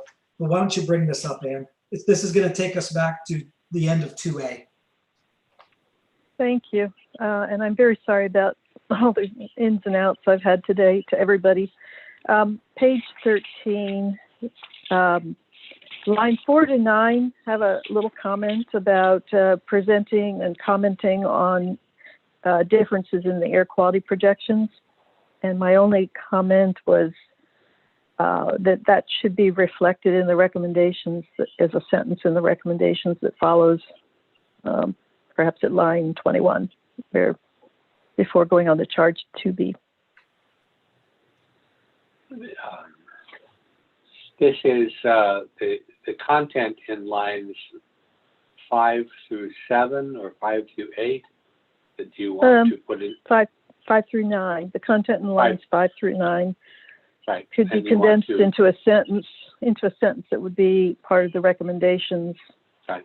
which right now is 3 recommendations, but that section hasn't been reflected in the recommendations, that subsection. Can you do that?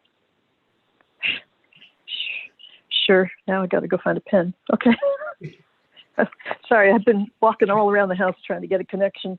That would be great, Anne, if you could do that. Yeah, I'll make a note. So it's just really adding one sentence to the recommendations. Yeah. That's Will great. do. Okay. Thank you. All right. How about 2C then, folks? Hey, Jay. Hey, Jay. Go ahead. Before we go to 2C, since we're talking about 3A, the last comment I brought up that we couldn't figure out where it went, it was actually the wrong comment I brought up. I got too many papers going on. Okay. And I already have a place for that other comment. But the one I meant to bring up was one that I had in my individual comments. It was some comments on the exhibit 3-8, which is the table in the report that talks about the post-processing and the pre-processing requirements and the time requirements. And there was that table, and I had some suggestions for making the table better. And from my individual comments, it was specifically exhibit 3-8 should include a breakdown of the time requirement for pre-processing, post-processing, and model run. The quote unquote high time requirement definition should include an upper limit number of hours to help put these models into perspective compared to the full form models. So that was something I had in my individual comments that didn't make it anywhere. And it was that comment on the exhibit 3-8. And I don't think anybody else had a comment on that. And I thought that I wanted to put that out there to see if we can include that, those 2 sentences at the end of the write-up, basically right before the recommendation section. I am fine with that. Others, you okay with that? Just to be clear, this is a recommendation that EPA change the table or the figure, knowing they're not going to.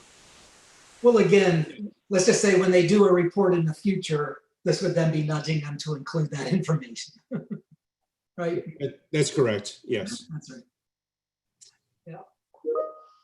Okay, so I'll when I do my write-up, I can copy this in for Jay, for you and Sue to have. Great. The exact wording. But it was what I just read, so, but I'll copy. Okay, that's it. Thank you. Okay, anything on 2C?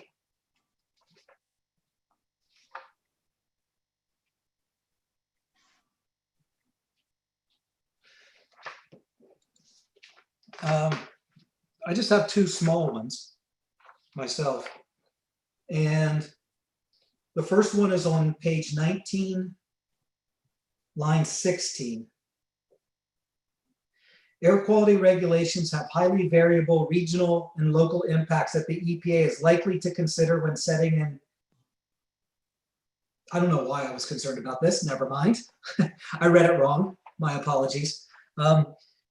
Page 20, lines 9 and 10. In general, EPA's draft report does not indicate what fraction of total benefits were attributable to PM 2.5 species. Is that necessary comment for us to be making? It wasn't my understanding is it wasn't the purpose of the report to pin down benefits to specific species. They looked a lot at benefits that, you know, like things like the issues like the nitrate providing very different results. But was this actually an objective? Just wanted to check whether or not. This is part of our differential toxicities comment. Okay, So I think it's, judging by the rest of the paragraph, so I can't quite remember. I think it has to do with whether or not you can, it's kind of one of these getting to the right answer the wrong way. And if you have a lot of, if you have a bias one direction with one species and a bias the other direction with the other species, if you just look at the total, then you don't know that, like, you kind of like it averaged out, but that's like each of the pieces are wrong. So it tells you something about the analysis. very good. You're right. That is. And it's also relevant to the underlying policies that might be evaluated. So if you're trying to apply this to something that only hits the NOx Got it. stuff, then it's going to be, that's relevant there. Okay. That sounds good in keeping it the way it is. That makes sense. Anything else on this subsection that we have? So this is 2C. It's Jay, Rick Yeah. here. Page 20, line 20. I'm going to suggest that after the word transparency, because people, the concepts can be confusing to people, you add a parenthetical phrase, evidenced by reproducibility, and then close the parenthesis. After transparency? Right, after the word transparency. The two terms are a little different. I mean, transparency is a conceptual term that everybody agrees with until you get into the implementation, particularly transparency for other people. But reproducibility is a performance standard for how transparency is understood. So that's the reason for the clarification. If information can be reproduced, it is understood to be transparent enough. So my question is, in this context though, in this particular context, maybe transparency is the wrong word then, because this isn't at all addressing reproducibility in this paragraph. This is just asking about, you know, the air quality surfaces. Yeah. And so is transparency and is reproducibility where we want to go here? Because it's not a matter, can you reproduce the surface? Well, what follows in the sentence is about the fingerprint where RFTs lack accuracy, and accuracy is a synonym for objectivity, and and that's the reason for reproducibility, is to ensure that accuracy or objectivity can be determined. That if transparency and reproducibility aren't there just for their own sake. It's not a collection of boxes to check. It's to make sure that there are these substantive quality standards that people can be assured have been satisfied. So I see the context as that the reason for requiring maximum disaggregation is to fingerprint where RFTs lack accuracy, is to understand what may be going wrong, where there might be some bias, where there might be error of some type. That's so it's not an air quality surface point. It is what you do with the information and how the information, whether the information is accurate. That's the reason for it. I don't feel that strongly about it. I think it's just a clarification. I think it's fine. Any objections to us including that parenthetical phrase after transparency, evidenced by reproducibility? No, I think that's good. Okay, great. Other things? Okay, so if that's, wait, this is Ann. This is Ann. more steps to unmute now. Page 21, Mhm. lines 17 to 23, the complexity and level of effort. Yep.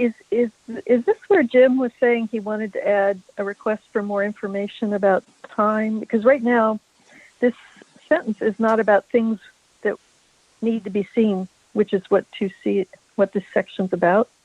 The charge question for the section is other results that would be useful to include, and there's nothing in that paragraph.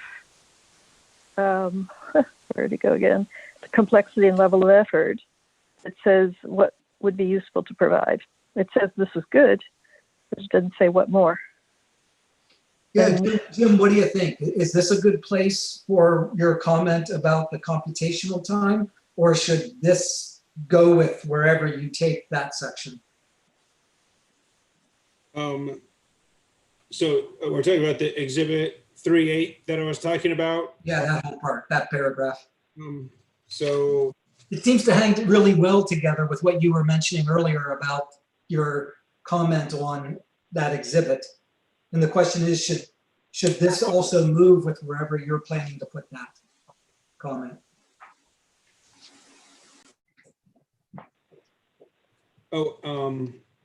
So I was putting the comment 3.8 in charge question 2A, which was the information clearly presented and informative?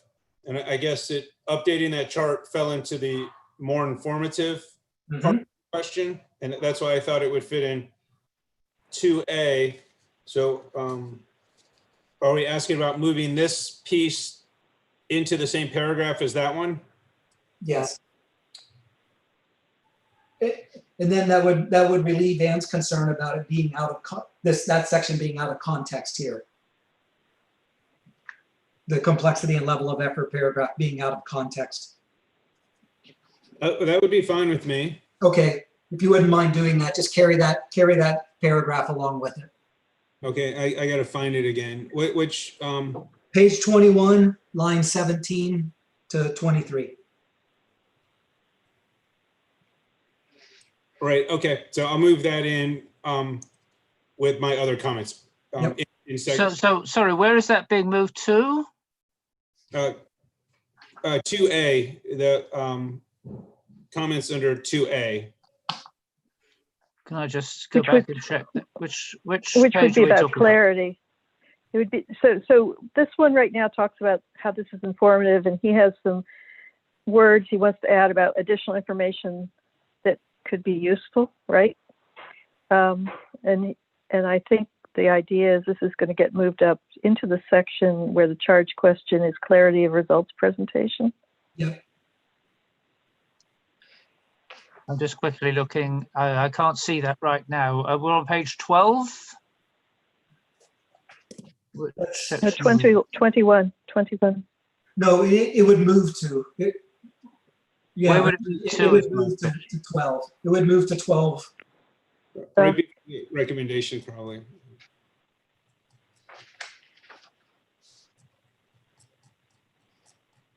Because the bottom line is it could actually go either in this section, and it could either go in 2A or 2C.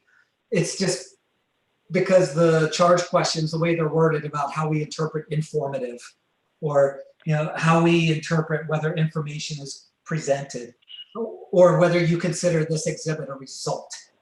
And I think Ann's position is that this isn't necessarily a result in the context of how we're answering the question otherwise.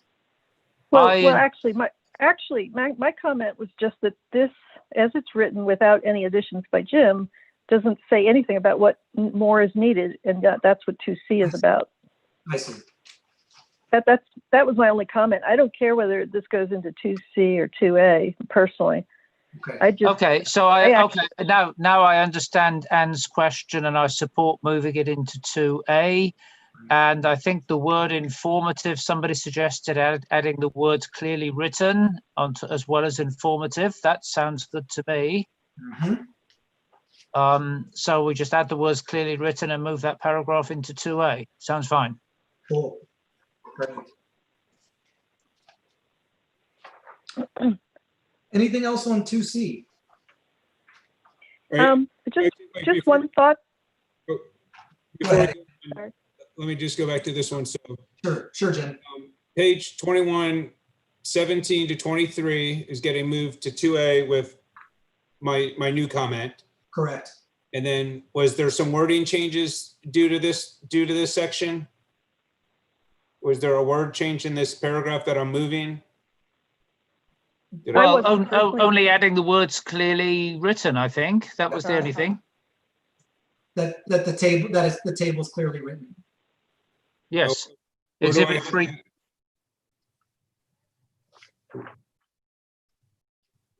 Oh, so the first sentence, is that Exhibit 3A is informative and clearly written? Yes. Oh, okay. Sorry about that. Okay, got it. And you had something else on 2C? Well, just it's nothing that's already written here, but we have been making the comment that it would be useful to know whether any of the other RFTs have the ability to do that sensitivity analysis kind of built into their system, even though they have other issues that may be concerns. And it's not really a missing result, but then again, like Exhibit 3.8 is sort of like a result as well. It's sort of a result of comparison of the models. My question is whether we want to bring that point up as something in 2C, that it would be useful to be told something about the sensitivity analysis capabilities of the various RFTs for changing the shape and form of the concentration response. I'm indifferent, but it's sort of, I'm indifferent in that that's not really a result. It's just kind of a model description. I personally feel like we're getting that point in several places in the report already. Okay. Others might, although others, any opinions that you'd also like to see it here? I do think we're getting the shape of the curve in pretty extensively in at least 2 or 3 places. Well, it's the sensitivity analysis capability of the RFT, not the shape of the curve point per se. Yeah. But anyway, it's like just, I don't know which of the RFTs can do that, if any can. And so to me, that's sort of a missing, it's kind of a missing piece of information from the report, which 2C is kind of addressing. It is, but again, I think we've got that covered already. Okay, well, that's fine. I'm happy to see the revised version. Sounds good, thanks. Okay, thanks. All right. Anything else on 2C before we go to charge question 3? Then let's go to charge question 3. And we'll start out with 3A. So this starts on, boy, I got my pages all out of order at this point, but.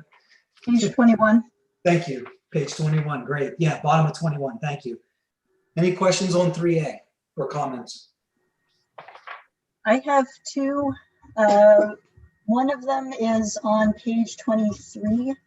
So the first 3 paragraphs on page 23 is another one where we might consider that this is overlapping with our responses in charge question 1. Now, I do think it has more detail than we put in charge question 1, but I think we're better off just deciding on one spot to put it and making sure we've got all the appropriate details.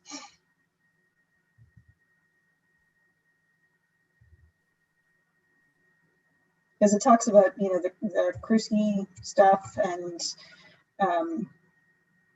the BSLs and keeping everything constant and all of that stuff. So if I recall correctly, I actually drafted that paragraph and I'm fine moving it somewhere else in the document. I share Sabine's concern that we seem to have, we seem to be hitting this point about, we seem to be rather unkind to Kruski. That's right, Rick. right. I see Rick. Yes, dead. Yeah. Yeah. So we would then fold that together in with the previous discussion of the Krusty work? Yes, Okay. I'm fine doing it that way. And Richard, are you fine doing that yourself? Okay, so let me make a note. This is which page are we on? Page 23. Page 33. 23. Yeah, 23 starting on so 16. Line 15. Okay, I'll make a note of that. Yeah. Well, and the 2 paragraphs before it, we also like this goes to the other things that are being held constant. So, you know, the BSL and that sort of thing. So I think if we move the stuff, we should move all of it and just have a more comprehensive discussion of the topic. Yes. Okay. Talking about it. And I was questioning whether we needed the paragraph that starts on line 11 with the VSL, because this is now saying, okay, here's what the VSL is. No attempt has been made to assess the uncertainty of this estimate. Again, it's a separate question outside of this project to assess the validity of the VSL. And so I struggle with why we're in here talking about that the VSL needs to be assessed. I agree. I think it just needs to be said that there is uncertainty and that's not captured in the way that the RF. So it you know, that, and I think we probably make this point in George question 1, but I can't remember, but just to make sure that it's like basically identical to the CRR problem. Like there is uncertainty there that should be in some way communicated or considered in sensitivity analyses. Well, So, but that depends on the goal of the sensitivity analysis. Here, we're trying to say 2 different approaches give the same result, and in some sense, it doesn't really matter what. I mean, I'm just playing devil's advocate here. From the devil's advocate point of view, it doesn't matter what the value of VSL is. It's some value. Yeah, it may be uncertain, but that's not the type of uncertainty that we're looking for. We're looking to see whether we can reproduce the results of a complex model with a simple model, and we don't need to go into detail or any detail at all about uncertainties in the various inputs, because that's not needed to understand whether they produce the same result. But the point is that the point about the comment in lines 13 and 14 is that that's not true. That that how VSL reflects the final benefits estimate could depend on how it varies by region, age, comorbidities, etc.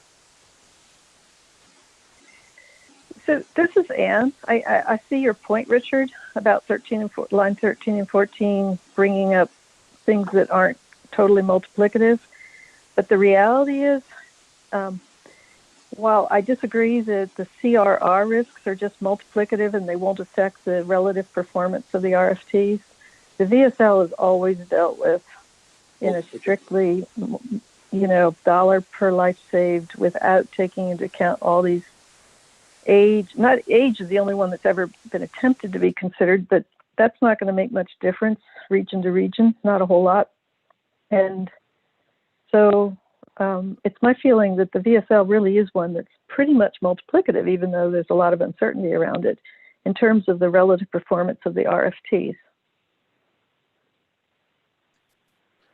Well, I don't have strong views about this. I mean, I originally made, when I wrote my first report of the whole document, I was focusing on CRR, and I don't think I said a thing about VSL. But then Rick made some comments at one point about VSL, so we got into that discussion as well. So, if it's the general feeling of the group that we should be focusing more on uncertainties in CRR, that just takes me back to where I began this whole discussion.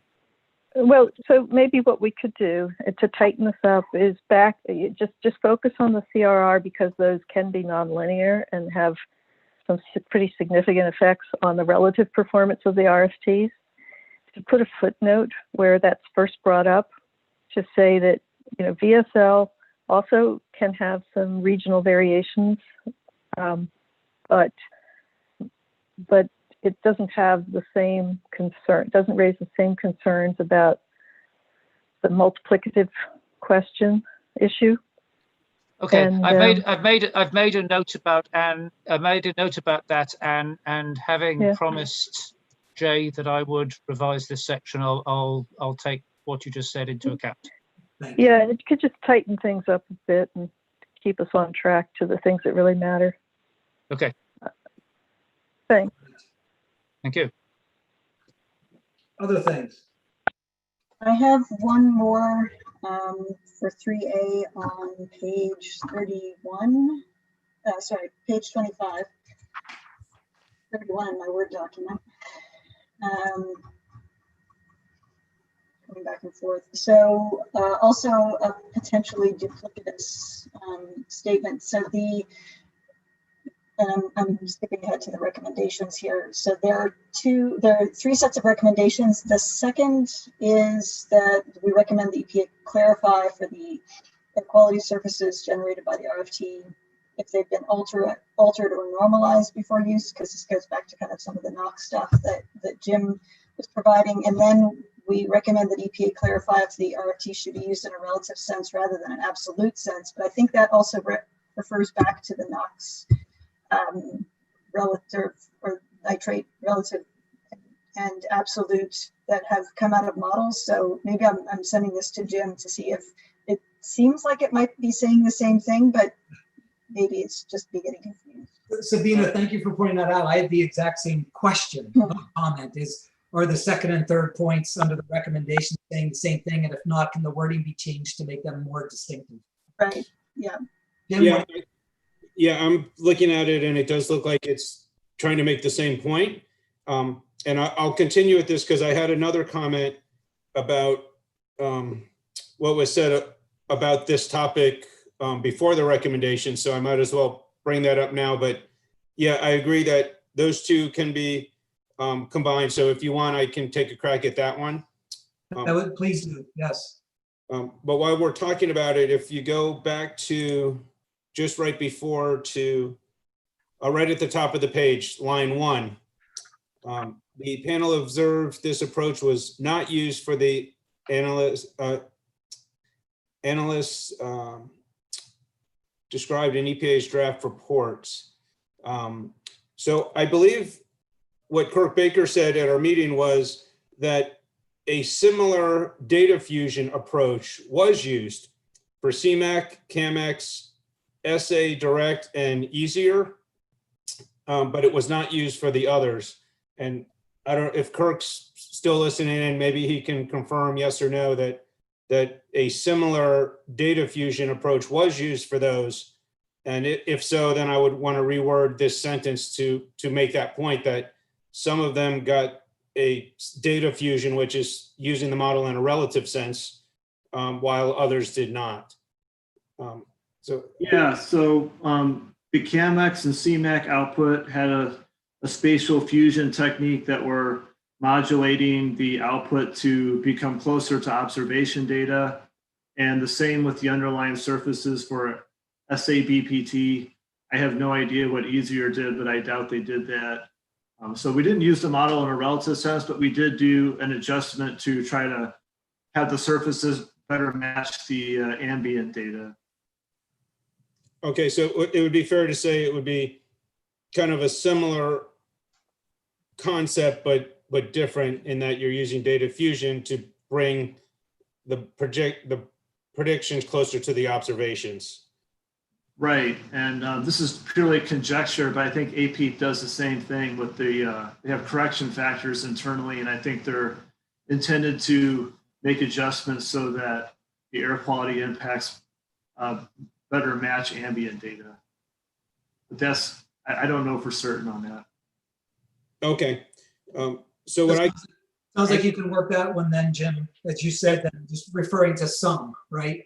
Yes, right, and probably one of the recommendations is that EPA, if they were to make updates, should clarify which ones are using this approach and which ones aren't, because it's not clear which ones are and which ones aren't. Definitely the way the report's currently written, we don't have any idea if any of this is being done. So, right, so I'll work on that.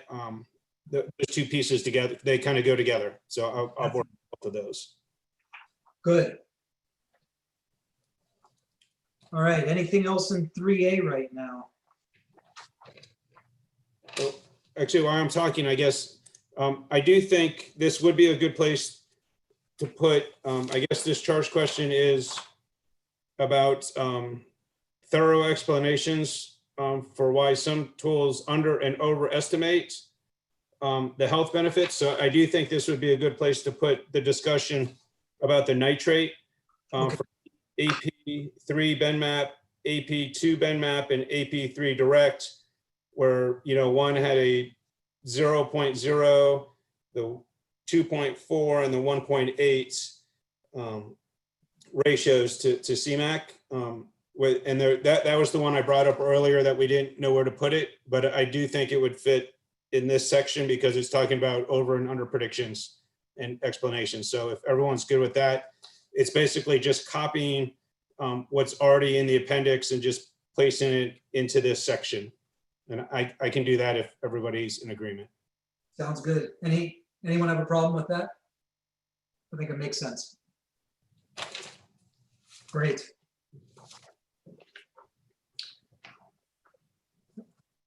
Any more 3A? Okay, how about 3B then? And I'd just like to start off with 1 and 3B. It's page 27, line 14, and continues on to line 22, that paragraph. It's referring to the table above it, table 4, comparing these national and regional estimates for the nitrate components. And I get the point with the paragraph, but I'm struggling a bit because it seems to me like the national estimates and regional estimates are performing, they're agreeing quite well. And as is talked about in the paragraph, you would expect to find some small differences. And when I looked at this, I thought there was maybe at most one that I considered perhaps a little bigger than small. And so I'm just curious about the team that worked on this. How strong of a point is this being made? Well, that was me, Jay. I think I'm pretty sure I computed that table. It has to be understood in the context of lines 6 to 9. Okay. I mean, you know, what we're saying, I mean, what we're trying to say, well, what I was trying to say is that Exhibit C2 is extremely limited in its usefulness. And you can even take the data that is in C2 and juggle it a little bit to produce this table, which shows that table C2 is really equivalent to table C1. And therefore, why did they bother with C2 at all? And they should have put much more useful information in C2. So that was the point we were trying to make, whether we made it effectively or not. You might have, and I just missed it. I missed the point. Well, fair enough, but I mean, you know, other people will miss the point as well. Maybe if we need to clarify that to reword it, then we'll do that. What do others think? I'm actually fine with it. In fact, what I would recommend we do is just something just stylistic, in that we actually refer to table 4 and just make that line 6 and then line 14 just one solid paragraph, so it really continues with the train of thought without the paragraph sitting in between it. And that would at least help me with the connectivity a little bit. So I can work on that if you'd like me to. Yeah, that'd be great. I don't think we need to change wording at all. Take the table out so that it doesn't interrupt the flow. Right. Put the table below it so it's just one continuous thought going. That's exactly it. Yeah, I was looking for differences too, actually, when I was looking at it, but that, yeah, I think that would help so that. So that's a 10-second fix. Right. That's great. Anything else on 3B? I think this is actually 3C. Yeah, we're in 3C now, yes. Sorry about that. You're right. I flipped the page over. Yeah, anything else on 3C then, I should say? Oh, I must have missed it. I had something on 3B. Can we go back to 3B? Sure, of course. And this is a very minor thing. Page 26, row 2. The sentence that says the mean fractional error is the same in both cases, but the normalized mean error is different. What I like to say is the normalized mean error is different by a factor of 2. just to emphasize that it's a factor of 2 different, it's, pretty significant difference in a factor of 2.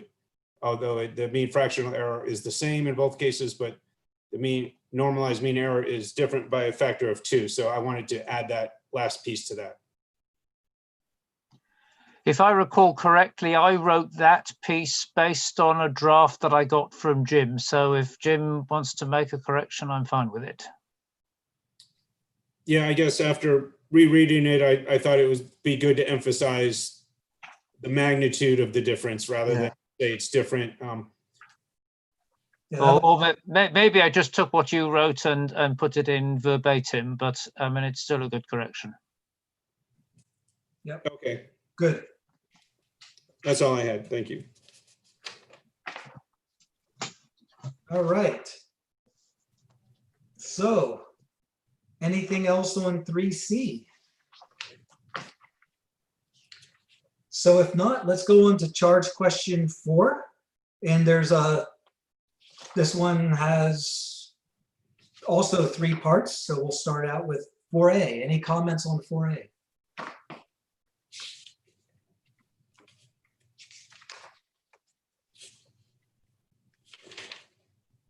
And this, again, understandably, is an area where there's a little bit of overlap and redundancy with what we said earlier, but I didn't find it too excessive at all.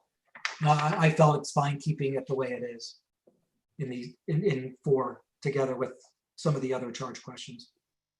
We kept these super short, even though there's a little overlap, they're still like under 2 pages. They are tight. They are very tight, Allison.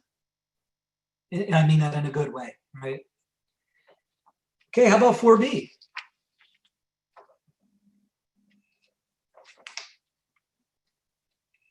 All right. Then we move on to 4C.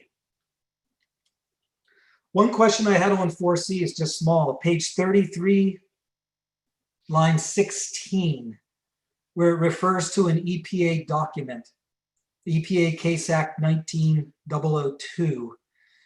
Do we need to get something actually into the reference section on this? Isn't this the same question as we raised earlier? Because one of the things I'm already charged to do is to come up with more wording on nonlinear CRRs. And we did mention that some of this is discussed in the CASAC report that Tony edited. Right. Great. Good point.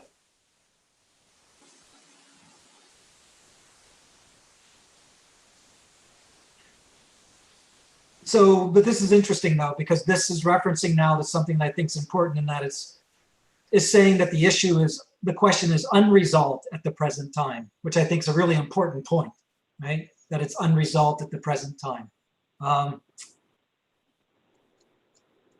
Personally, I'd like to see this stay. I'm just wondering about the actual reference and making sure that we get this included wherever it needs to be.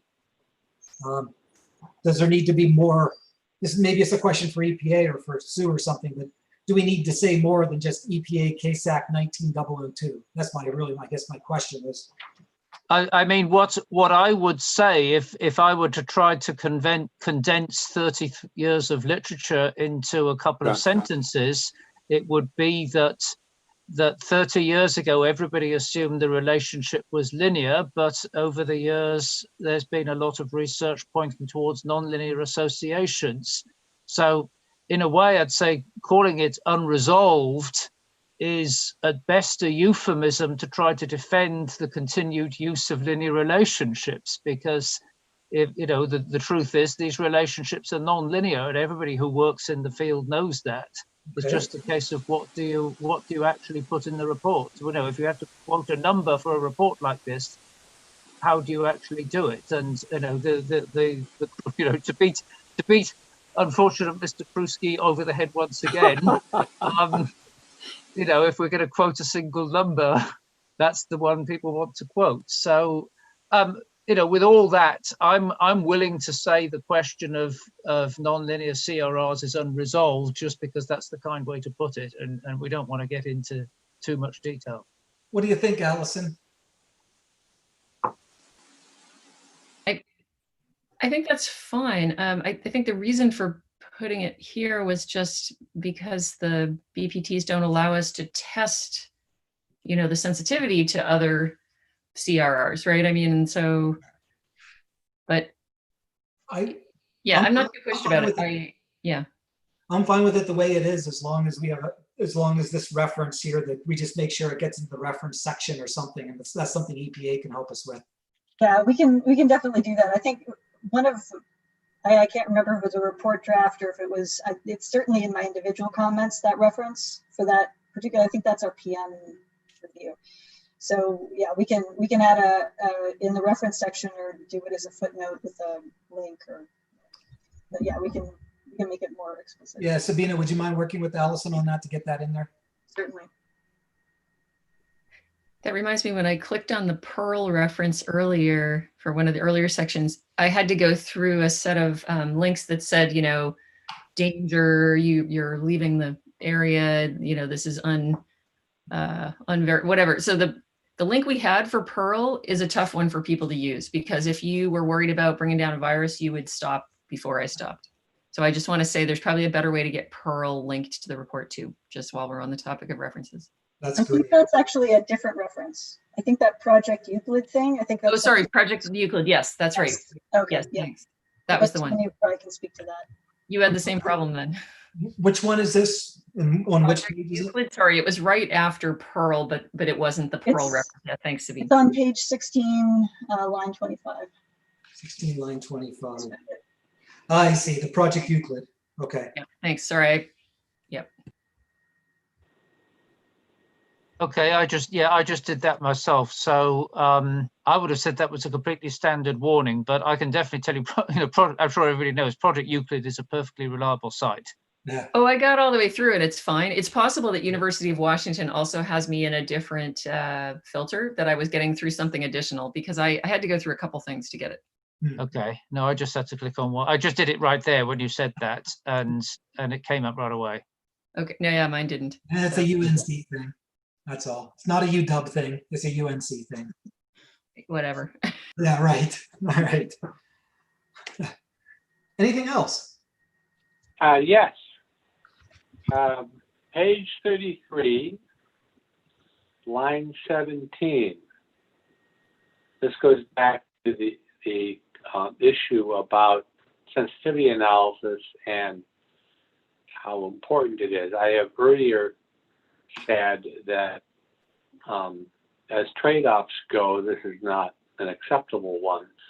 I would suggest changing an important trade-off to a serious concern, or something even stronger than that. This looks like the same language, actually maybe the same sentences we had in the last time we were talking about this, because it also says if all RFTs are equally unable to perform sensitivity analysis, and it seemed like we had a discussion about. Yeah, it does. Yeah, it does look like similar text, although my memory is shorter than yours. Right.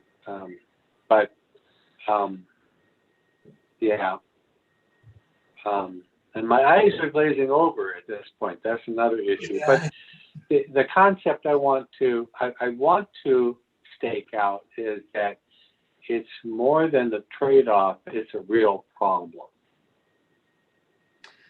How do other folks feel about this? I'm comfortable with it being stated as a trade-off, but do folks feel strongly that it should be changed to something stronger about being a problem or a weakness? So if it's a problem, then, the trade-off is that if you go down one route, right, deciding to use an RFT approach over a complex full form approach, like each one will have things that one might consider to be problems or advantages. And that's why it's being invoked as a trade-off, I think. I'm okay with stronger language, but I think that's what we're trying to say here, right? Is that none of these are all models. They're all wrong. They all, have their strengths and weaknesses. You're saying it's like a fatal flaw, more along those lines. To you, it's not that's just correct. Like on par with other things that are being traded off against each other. To me, the inability to do sensitivity analysis is a fatal flaw in a model. That's right. Well, and the reality is since all models are wrong, that's why you need to be able to do sensitivity analysis. So that's the point. Is you're saying, well, all models are wrong, but we'll use an RFT, and in doing so, you lose your ability to do the sensitivity analysis. And Be so, able to determine how wrong it is.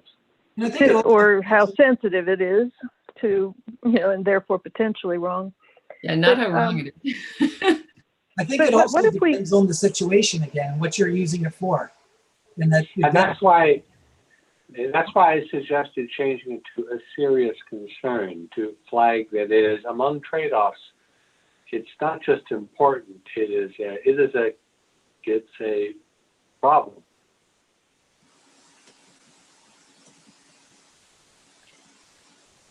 so we do state this. I was muted. Oh, sorry, Jay.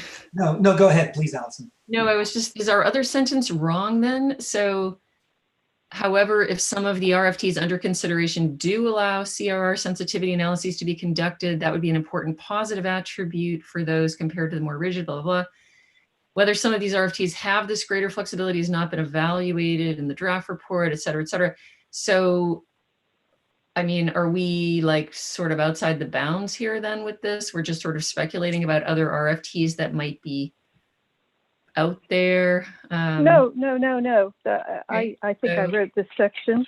If Okay, I can say what it's trying to say, Thank it's you. trying to say that you've got to, whether it's a serious or concerning or an important trade-off, if you choose to go with an RFT approach, it's a trade-off. But if you can choose one of these RFTs, not other RFTs that are out there, and not make that trade-off, then that's a real advantage of that RFT to be considered when choosing which of these RFTs is most useful for application to whatever your application is. No, But that's great. It's not, and the point is that the report hasn't told us. It's not so much whether it hasn't been evaluated. The report just doesn't tell us, and so that's where we have to speculate. We don't know which of these worlds we're in. One where every one of the RFTs is equally afflicted by this inflexibility, or one where, in addition to variations in their relative performance, some of them actually might allow the sensitivity analysis if you were to adopt it, and that is a benefit that you gain with that RFT that you otherwise lose by using RFTs in general. And so it's really a request for that information, and here's why it's important to know it. That's super helpful, because I think I blew past the first part of the sentence that says, if all RFTs are equally unable to perform, et cetera, et cetera. So we're already, because as you say, we don't have information. So thank you. That's extremely helpful. Well, maybe we could rearrange that problem by just saying, taking the statement that the report doesn't tell us if the RFTs can do the sensitivity or not. If all of it, and then say, if all of them are equally unable to do it, then that's an important thing and a concern in some eyes of using the RFTs as opposed to the full form. But, in other words, just bring that point forward that we don't know because the report hasn't told us what their ability to do this is. And then say, why do we care? And the why do we care would start with the if all RFTs are equally unable. Just rearranging the paragraph so that the bottom line comes out sooner. Not the bottom line, but the missing information comes out sooner, and then you say, why do we care to know this information? And Anne, do you prefer the significant concern type language or the important trade-off type language or something else when we do get to that part? Well, I'm a bit sympathetic with what Rick is saying, that it's, I think I wrote this. I think I did. I certainly have seen it before. I use the word important to just underscore that people really need to pay attention to that choice. That means, to me, it can be a real concern. But how much of a concern it is depends on the application, and that isn't said here. So I do think maybe what I was going to suggest on the wording there is that this represents a important trade-off that could be a serious concern in some applications. To try I'm not to sure find what them. application is not important. Jaywalking across a busy street raises important trade-offs with life and health. So, So Anne, fair enough. So fair enough, and so I am sympathetic to Rick's point of view. So I think, Anne, you did write some original language, but then I'm sure that I edited and other people in our little subgroup also edited. So we don't want to lose, you know, if you want to write the couple sentences the way you think that they would be best with reversing the order, which I think is a great idea. And then maybe we should, was this the one that was, who was the subgroup for this one? What are we in 4B now, or where are we? Is 4? Yes, we're in 4B. Yeah. See. Oh, Yeah. 4C. I think we might. Okay, Well, sorry. B, C, what I read on. Okay, Page yeah. 33. Yeah, we're 4C. We're 4C. Yeah, so this one, you know, our groups were a little bit, what do we call it, fluid. So this was meant to be Tony Cox, Jim Boylan, and myself, but it ended up with Anne, and I'm sure Rick, you weighed in on this one too, and maybe even Richard. We ended up with like 7 of us all. So apologies to Anne, because I think, you know, her language may have been clearer to start with, but if you could reverse the order, I think that would be great. And then maybe we all just take a look at it. It doesn't seem super hard. Yeah, no, I'm happy to reverse order it. Who do I share it with? Share it with Allison, and then once you two can concur on it, we'll get it into the report. How's that? That seems great. Okay, and so I thought, so there was this EPA Case Act reference in the same paragraph, which is that, did we decide that needed to be changed, or just that there will be a full reference to it that we can cite to when that gets there? Yeah, I'm going to send the full reference to Allison, and so she can incorporate it when she's putting it. Okay, so we decided not to change the first 2 sentences. Is that correct? Right. I think so, yeah. And an alternative way for you to do this is to actually strengthen the text in lines 19 and 20, which is is on the positive side. If some of the RFTs do allow CRR sensitivity, that would be an important positive attribute. You could say that would be strongly preferred. Something along those lines. Yeah, in fact, it suggests a rearrangement. If these sentences, ideas in this paragraph go A, B, C, to maybe rewrite them as C, B, A. So that, in other words, this issue with the importance of the trade-off ends up kind of being a last sentence, but by that time, what we've really emphasized is what you can do if there's a, you know, if you can avoid that trade-off, what the benefit is of that. I'll think about it. I'm sure you can do it, recognizing that our preferences are intransitive. I didn't say which was greater than which. Doesn't matter. Must be amazing. Everything is great. Everything is greater than everything else. The pandemic must be amazing for you, Richard. Like whichever takeout place, you know, is first on your search, it changes all your other preferences. So yeah, you have a problem over there. Yeah, and it applies to wine, by the way. Okay. So I think we got that paragraph worked out. So Anne and Allison will work up those changes, which generally capture the same spirit, just some restructuring. Okay. Anything else on 4C?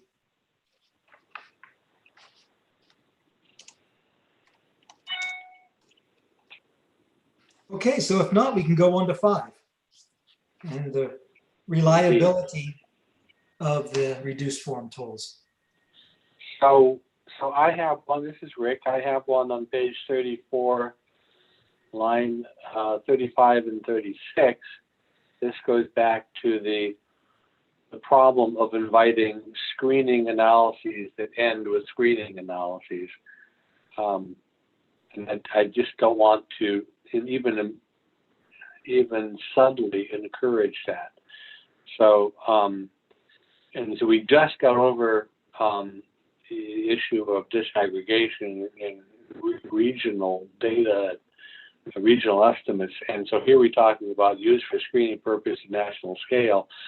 If we're not careful, we're inviting screening analysis only at the national scale, and we're throwing out or implicitly tolerating the discard of regional estimates. So can we revise to say that some RFTs might be useful for certain sectors when used only for screening purposes at the national scale? As a talisman to ward off the abandonment of regional estimates. That just seems, I get the spirit, it just seems so restrictive to me. We just don't know. It just seems so restrictive to me at this point in time. We Yes, don't know. I appreciate that. I appreciate that. It's just based on too many years of experience of screening analyses substituting for real analysis. And the incentive, it's a human thing, and the incentive to bypass the real analysis is just overwhelming. And I just want to discourage it whenever possible. Only for the. Go ahead, Sabina. Go ahead. So some RFTs might be useful for certain sectors when used for screening purposes, and perhaps only at the national scale. So slow it down a bit for me. Sorry, yeah. So it says, however, some RFTs may be useful for certain sectors when used for screening purposes, and then I would suggest adding, and perhaps only at the national scale.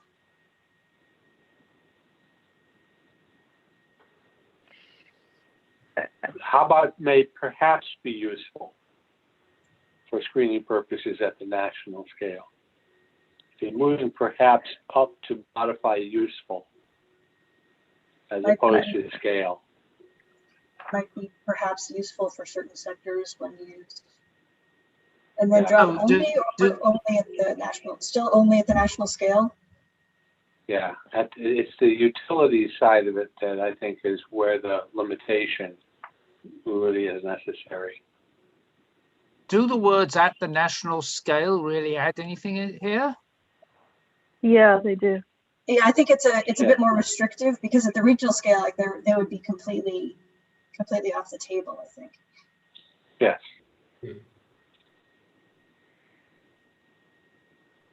Can you help me on what page and line we're on? I'm following. Oh yeah, sorry. We're 34 and we're discussing lines 35 and 36. Thanks. The second sentence of the paragraph. Yep. And would you mind repeating roughly what the change would be?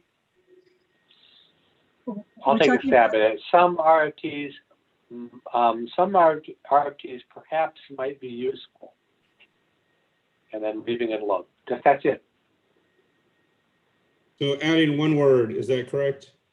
Yep. Yeah, adding the word perhaps between RFTs and might. I mean, I prefer the stronger language about limiting only for screening purposes, so that we are clear that it's only screening purposes.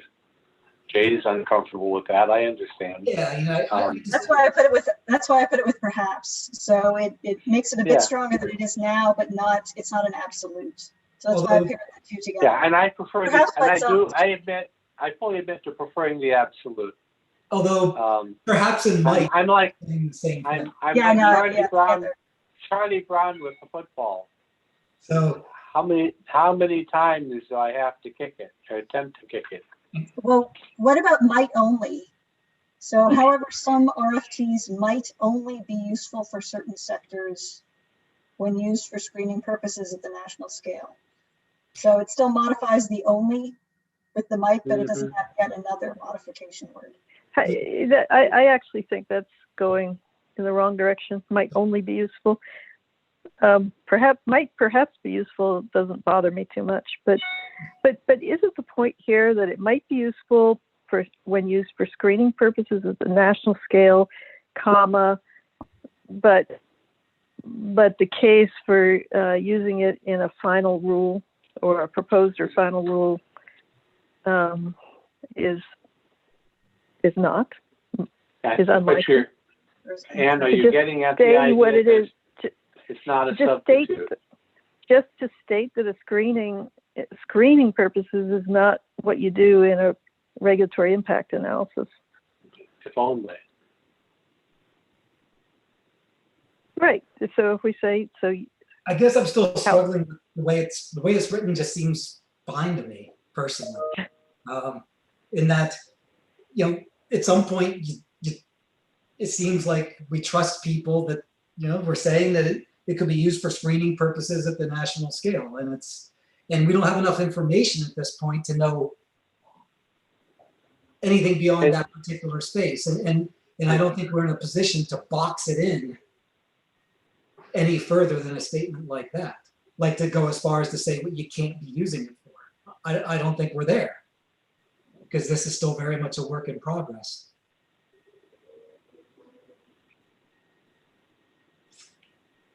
What do folks think about this? I think that the concern is for screening purposes at the national scale in lieu of regional, fully feasible, practicable regional analysis. That's the point. As a substitute for doing regional analysis when it can be done. Well, it doesn't say that though. It doesn't say it. Exactly. I understand, and that's the point I'm trying to get at. But and that was my suggested added words, to make it clear that by screening purposes, we don't mean that would be useful for an actual proposed rule. I think that's so. I mean, you never use screening model for a proposed rule. But all the time. Yeah, that's actually what I think Rick is getting at. That's exactly what happens now. So I would only feel comfortable with statements like that if we have citations where it's been done in the air quality space that we're talking about right here. All right, I guess. There are plenty of rules. It all is in the matter of whether you think it was a screening analysis or not, but there are plenty of RIAs, major RIAs, that have used benefits per ton and nothing else. That's true. I can list them, but I won't right now. No, that's true. There are some that have used that. That is very correct. Lots, not some, lots. So okay. That's why I'm suggesting that we could rephrase it rather than worry about might or only or perhaps, to just say, when used for screening purposes, but not if used in lieu of a full analysis for a final rule, a proposed or final rule. So I think what this is, I think we just said EPA has used SA benefits per ton in final rulemaking.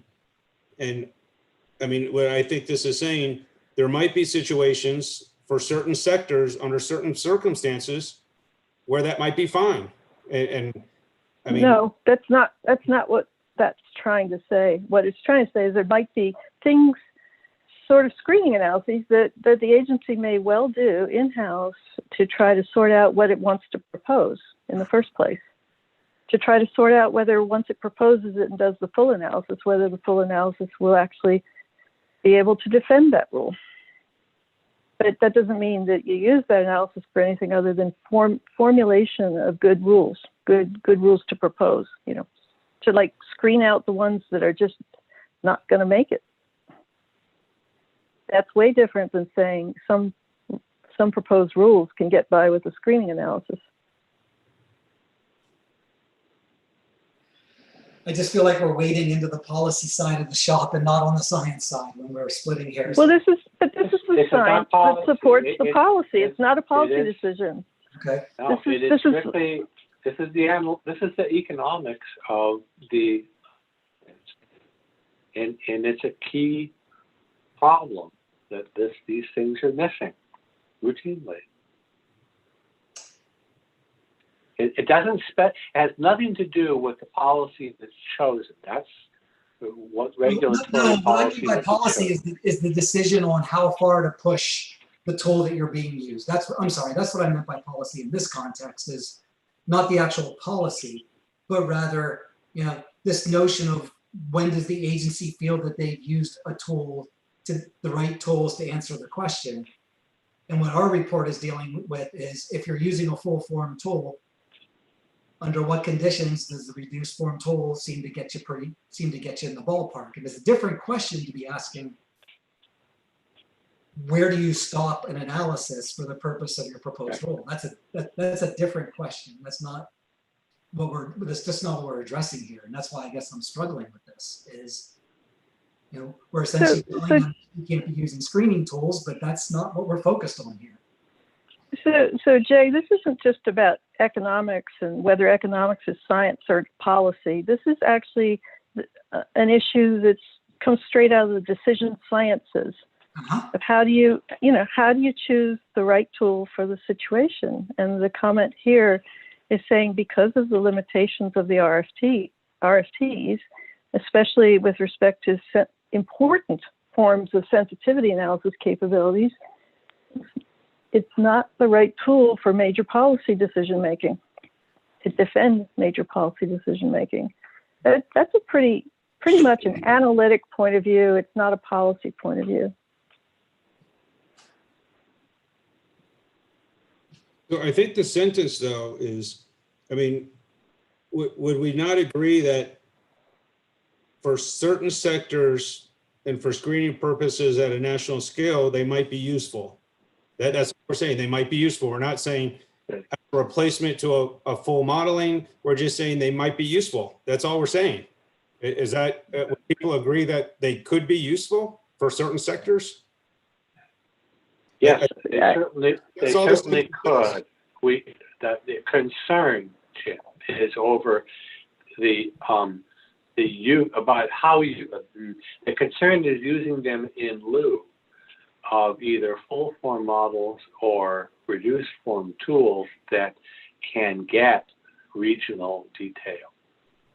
Well, maybe we should add their sentence then, because I do think they can be useful. So I don't think we should take the census away because they do have some use and they can be useful, and that's what we said. If we want to say something else about they should not be used in lieu of full modeling or something, I think maybe another sentence could be added. I agree. I think that's the way to solve this. There's nothing wrong with this one. We just need to say, or the concern is when they're used in, or the concern becomes when they're used in at the national scale, but yeah, some version there. But I guess the problem I'm having with this again is they're evaluating how far you can push these type of tools as a replacement for full form models. We've made the very strong point many times in this report that there might be potential. There's a lot more work ahead before you can make that final decision that you could use it. So I'm struggling with what more we need to say here, and I don't think it's appropriate for us to say you can't use it or you shouldn't use it. I think what we want to do is keep encouraging this exploration and keep refining the tools and the strategies to try and get to where it may have use at some point. Jay, I think you're proposing to just keep it as it is. Is that what you're proposing? That's actually what I'm proposing. Yeah. Respecting all the concerns about how, the right tool might be, a tool might be used inappropriately at some point in time, but that's to me a separate issue from what we're trying to accomplish with this report. So I am proposing to keep it the same, and I think as a group we would certainly entertain specific other wording that would change it. I would hesitate us getting deeply into the space of going beyond what the intent of the report is. I see it as responsive to the text of the charge question. Okay. The first sentence of the charge question.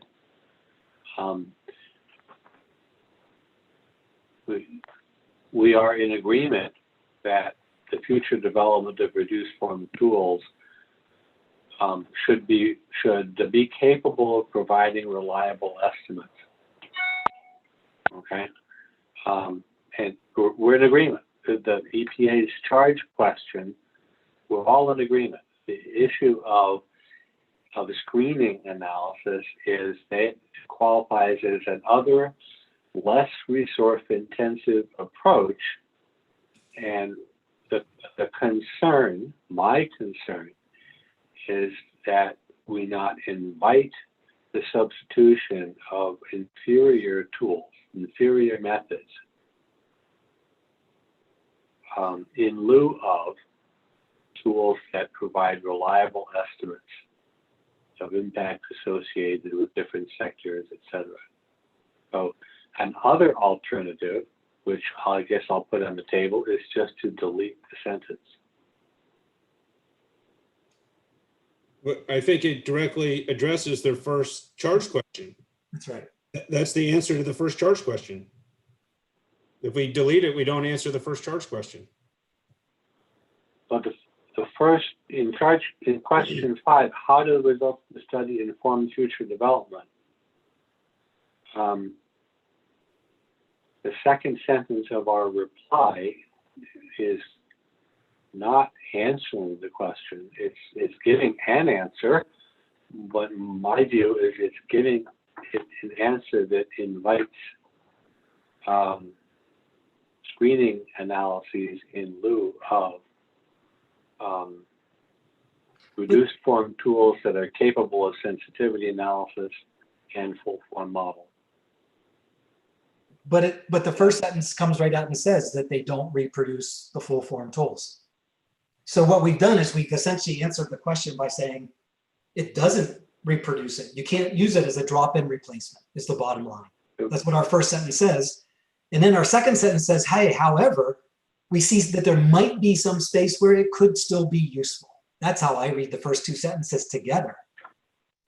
At a national scale, because it specifically asks about geographic spatial scales. How about when only national scale is relevant? Well, we say for screening purposes at national scale. So basically, it is saying that. It is, yeah. Well, it's silent on the relevance question. So, all right. Any specific proposals on a path forward on this? Looks like we got a bit of a sticking point here. How about when used for screening purposes, when the national scale is relevant, or only the national scale is relevant? I don't feel comfortable with the only part on that. Yeah, and I think that's where, yeah. Where we disagree. Yeah. Yeah. So I actually don't think that the definition of a use for screening purposes is when only the national scale is relevant. You could do screening, but anyway, when I was involved in writing some of these ideas, although not this paragraph per se, and the part of the idea that I wanted to get out when I was writing my own comments was that the question is saying, inform the future development.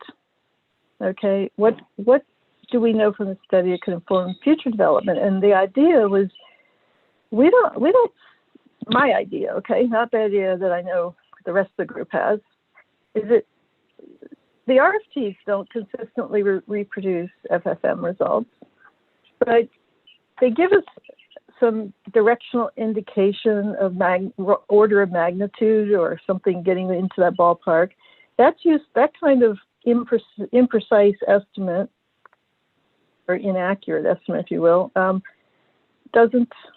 that can be used to screen things out and to really figure out what are the ideas that are just out of the ballpark altogether, and what are the ideas that are in the ballpark. So if that's a good use for RFTs, despite their warts, then the future development efforts should focus on defining what is the appropriate screen, when can you use these? When is that degree of quality in your results acceptable to help you move forward and make a good next step decision? So I was actually thinking of this as saying screening purposes, there might be a role there, but EPA should be focusing on where are those screening purposes? And here the sentence has gotten narrowed down to just saying, well, maybe sometimes in some cases it's useful. But to answer the question, we need to say, what should EPA be doing to develop these tools? And the answer is develop the sets of circumstances under which a screening level analysis is acceptable. And how does that differ from a full regulatory impact analysis? There are all sorts of decisions that are made at all steps along the way in policy development that don't make their way into regulatory impact analyses. That's the world in which these tools really could have some use, but there's been no discussion of what are those circumstances, how to define them. And I think that's the constructive thing that we can be saying here. Don't throw the whole thing out, but just recognize that they have a different role than full regulatory impact analyses. Yeah. And how about when ballpark estimates are appropriate? Following up on your metaphor. The third sentence I feel qualifies the second sentence. The third sentence says, for example, names a few tools, names why they're useful. It says can produce results that are within a factor of 2 of the full form models. It's then the agency's decision when that type of a level of analysis is good enough and when it's not. Where are you, Jen? Just take a look at the third sentence in that same paragraph. So the one that begins with, for example. So it's now modifying this whole idea about, there could be some useful applications of it. Now it's saying, okay, it can get within a factor of 2 in some cases. And so then that's EPA's call at that point, whether or not that type of data quality, modeling quality is good enough for certain applications, right?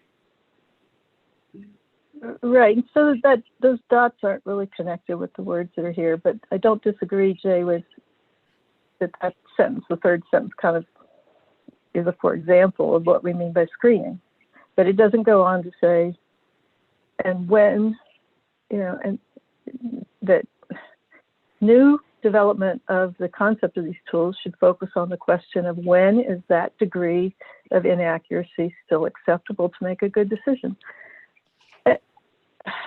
I see. EPA used to develop a concept called data quality objectives, and this is not the same thing as the Data Quality Act. It was more about stating how much precision, how much quality do we need in the answer we get to make a good decision. I had put that in my own comments, but I don't see it in here making its way into the fund. If you go to the bottom, it's all in there, I think. Is it? Okay, I just wasn't seeing it. It starts with, it is important to understand, row 20. I think this is what. Oh, way down there. Yeah. I see. Yes, I was looking for capitalized DQO. Okay, you're right. It doesn't mention DQOs explicitly, but I think, Jim, go ahead. This is laying out and I think addressing the concerns that some folks are having. Go ahead, Jim. And I think this came probably from Ann, in her comments that made it in here is exactly this, talking about when results are too unreliable to be used for policy decisions and so this whole paragraph, I think should cover that. Yeah, and it does. Yes, you're right. Thank you, Jim, for noticing it. For some reason, my eyes weren't seeing that paragraph. That is what I was trying to articulate just now. That paragraph. And do you want to it feels like. Go ahead, Allison. I'm so sorry. And do you want to add the reference to that? You were just mentioning a reference where this is laid out too. Sorry, I didn't mean to talk over you. It's a little bumpy. Well, no, it's fine. I don't know how readily I can pull a reference on data quality objectives. Oh, I can pull one. I'll take care of that. But they do exist. I just don't know how active that concept has been in the last few years.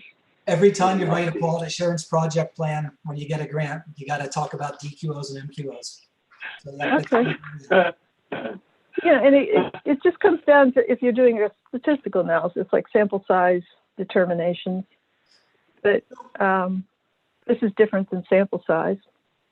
So given what you pointed out, that we've got the paragraph starting on line 20 on page 35, while it is physically disconnected from the first paragraph, there's a couple of paragraphs in between.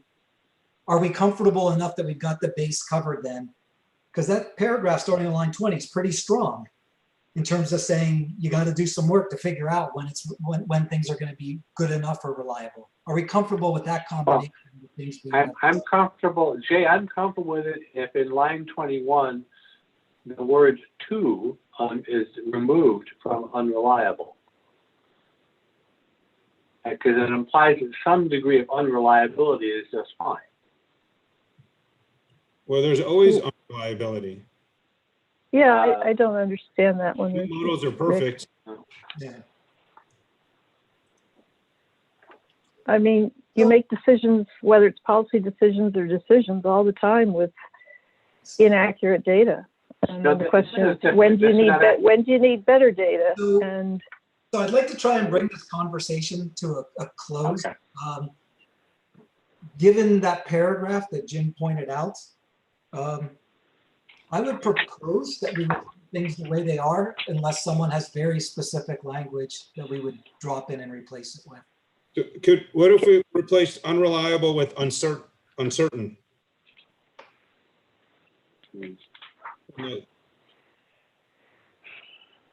I'm okay with that. Other folks? Okay. Can I make a suggestion? I don't care about unreliable versus uncertain. It's just that uncertainty comes up. I don't know. We use it so much. Yeah. But maybe to get at some of the concerns here is, when is it too unreliable or too uncertain to be used to inform a decision? It doesn't. Maybe the problem here is policy decision implies the regulatory decision, and so we could say could may be helpful to guide decisions in the policy development process, and when they're too unreliable to be used to inform a final decision, or even just a decision. Which it does say, too unreliable to be used to inform the public about the benefits of a proposed or final regulatory. No. Too unreliable to be used to inform a decision. Because what I'm trying to get at is we're talking about decisions. Screening level decisions are done not to inform the public about the policy implications of a regulation. Right. Screening level decisions are done behind the scenes to decide which direction do we go and how do we refine things before we go public. And so it's important to understand when RFT estimates can be helpful to guide decisions in the policy development process, or decisions made in the sequence. So decisions. Sorry, I'm making it up as I go. To inform decisions that occur throughout the policy development process, and when they are too unreliable to be used to inform a decision. And keep the word policy out of here, other than policy development process, Okay. as an adjective for a process, not for a decision. And then I would, so with that said, I think we get at some of the concerns where this might be misread as to what the intent was. We get a reference for DQOs so that people know what we're referring to. And I'm wondering if in the very first paragraph where we got started and ran into trouble, difficulties of coming to some agreement, that we could say, however, comma, as discussed below, some RFTs might be useful for some pre-decisional screening purposes. That's fine with me, by the way. And then we Yeah. kind of take it points to saying more is to come. Okay, however, as discussed below. Then where we place that paragraph that is like 4 paragraphs down, I don't know, maybe it can stay where it is, or maybe it needs to come up a bit. Yeah, I think Because maybe we can move it up to the second paragraph so it fits in with the previous statements. yeah, I just don't know what's in between the two that would get out of place. That's all. I have to reread it all. But yes, maybe we move it up to come right after that. But the main point is in that very first sentence, we don't just say something that people can take as a quote and then misinterpret it. We just say, however, as described further below, or as discussed further below. And then take out the specificity, say some RFTs might be useful for some screening purpose, pre-decisional screening purposes. Or even just pre-decisional analysis. Okay. Well, My objection is the word screening. I like the word. So. I know. Well, in theory, I do. In practice, I've been burned too many times. But your message is by removing the specificity in certain sectors, so you expand the potential use of these non-screening screening analyses, but you focus it on pre-decisional application. Right. And that's good. I like that a lot. It solves my problem. Are people comfortable? Because I do think it virtually eliminates it dramatically reduces the potential for abuse. And that paragraph, if we move it up, that it actually flows better than I think the way we've got it arranged now. So that would be good. It fits better. The other two are related to the topic, but not to. They shouldn't be in between those two. Okay, so we've got those revisions then that we marked up then to the first paragraph. And then we'll switch unreliable to uncertain. We'll get a reference in for DQOs. And we'll move the paragraph on line 20 up to being the second paragraph. Sound good? Sounds good. Yeah. Good job, people. Good job. Wait, Jay, I didn't know if we were changing that sentence, the sentence that we had all the discussion on. Is that sentence changing or staying the same? It is. Yeah. I understand it's changing. That it would be, however, as discussed below, some RFTs may be useful for some pre-decisional screening purposes or purposes, something like that. Pre-decisional applications. Applications.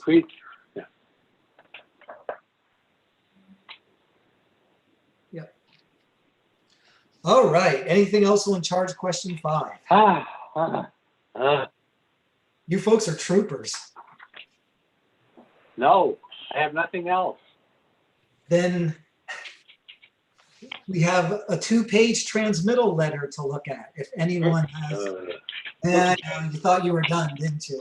Oh, actually, before I knew Go ahead, Jim.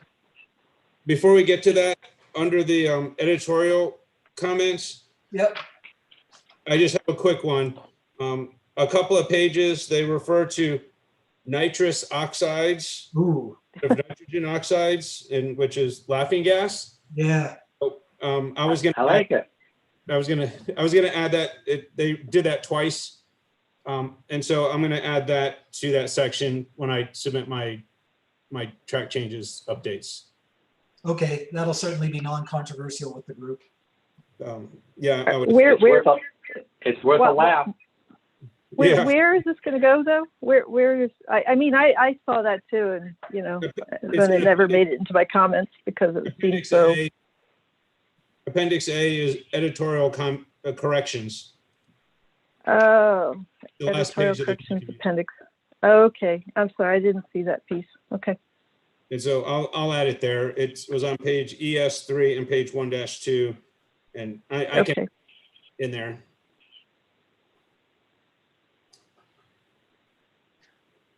Okay, I think for the transmittal letter then, really just what we need to take a look at are the 5 bullets, which are on the second page.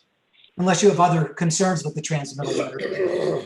But that's typically what we end up having to focus on, is just what we really wanted to be our main punchline for recommendations. I have a comment prior to that bullet list. It's on page 1. Yep. It's the last paragraph. The SAB recognizes the attractiveness of RFTs to support the agency's goal to conduct streamlined air quality benefits. I'm uncomfortable with that sentence because it sort of contradicts really what we just talked about. It's too broad. Okay, you had to worry, Jay, that the other sentence was making things too narrow, but this sentence needs to have some sort of caveat about, however, that attractiveness needs to be balanced against various downsides. Yeah. Various downsides.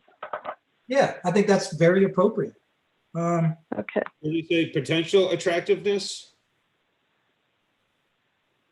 Well, I can see the attractiveness, but you got to think about all the sides of the equation. And so I think it's fine to recognize the attractiveness, but there are downsides that need to also be balanced against this. I think that's a very appropriate second sentence. And if folks are comfortable with that. Yes. And then the next sentence, because we've just been discussing RFTs could also be useful for screening analyses, we might want to change that to be pre-decisional analytic applications. Okay. Again, people speak up if you're not comfortable with these. I'm writing them down because they Agreed with Anne's suggestion, okay. but we still need that second sentence inserted in line 32. For sure. All right. Anything else? Okay. Are we on the bullet points now, or anything else before the bullet I points? think we're on the bullets. Okay. So the first bullet, we're asking them to explicitly acknowledge it will be in the final report. The assumption, so what we say is we want them to explicitly acknowledge the assumption with the CMAQ and MAP, but we don't actually say what the assumption is, and they haven't read any of the rest of it yet. So the assumption is that CMAQ and BEDMAP are the comparison of choice for EPA, and that's important to assume, but we are to acknowledge, but that, like, we just say that it's important to acknowledge an assumption, but we don't say what it is. Actually, So that's good. I think the part about the assumption should be changed and removed. I think what we would ask them to do is, based especially on our conversation today, is explicitly acknowledge that the intent is to, compare reduced form tolls to this other combination, right? Right. And it's devoid of whether or not the other combination, the full form toll, is actually representing the real world. Right. Yes. Agreed. And perhaps say and to explain why. And that's not to defend it, just to explain why that's the intent. Yep. Right, because that's their right, because it's their base model, and that would be their full form. Right. Yeah. Right. Explain why, because that's how they use them. Mm-hmm. Okay. Okay. And then Jay? Yes. Right. Okay. There, of the 5 bullets, they all seem to be written with an eye toward a final report that won't exist. Yep. So I do think that they need to be restructured to focus on whatever future work EPA does based on this report. Very good. And not to tease the option of a final report that won't happen. Fair enough. so I do have one on the second bullet. Okay. It's just kind of the way that the sentence is structured. I would suggest that the content will be the same, but I would suggest writing this, saying that we recommend the EPA, and then it starts evaluate the sensitivity of projected benefits from various RFTs to alternative concentration response relationships and potency assumptions. And it just kind of cleans up a lot of that, Yes. the verbiage in the middle there. Can I add some verbiage there too, on top of, I now wanted to add that it's not just alternative CRRs, it's alternative CRR shapes and relative potency assumptions. Because they've already, you know, alternative CRRs could just be different slopes of a linear, and that's, you know, that doesn't affect the relative rankings. So to add the word alternative concentration response relationship shapes. So relationship period, not period, remove the S. I'm sorry, I can't speak anymore. Alternative concentration response relationship shapes and relative potency assumptions, relative constituent potency assumptions. I know it's a lot of words, but without those clarifying I think that's words, no objections. Sabina, do you mind getting that wordsmithing down to reflect both of your comments? If you could combine that and provide that, that would help. Yep. Thank you. Anything else? The last bullet. Yep. The last bullet, the last half of the sentence, I'm not exactly sure what it means for the fifth bullet. The first half of the sentence is good. And then clarify how they would be used for screening and prioritizing procedures. And yeah, that's pretty bad, isn't it? Yeah, I mean, I wonder if we could just even stop at usefulness of our RFTs in different parts of the regulatory decision process. I think so. Maybe. Do we? Folks okay with that? Yeah. Yeah. Yeah. But there isn't, what is the vehicle for providing this discussion? Or are we changing the front end of that sentence?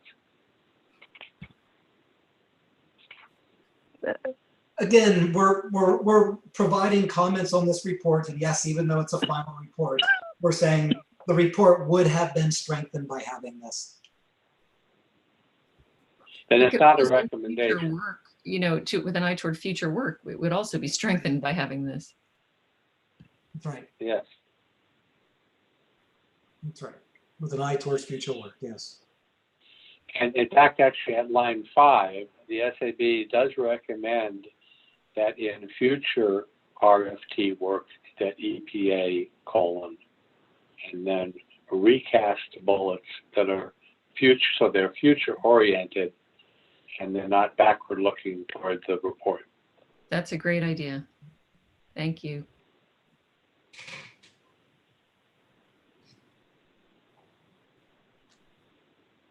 Okay, can do.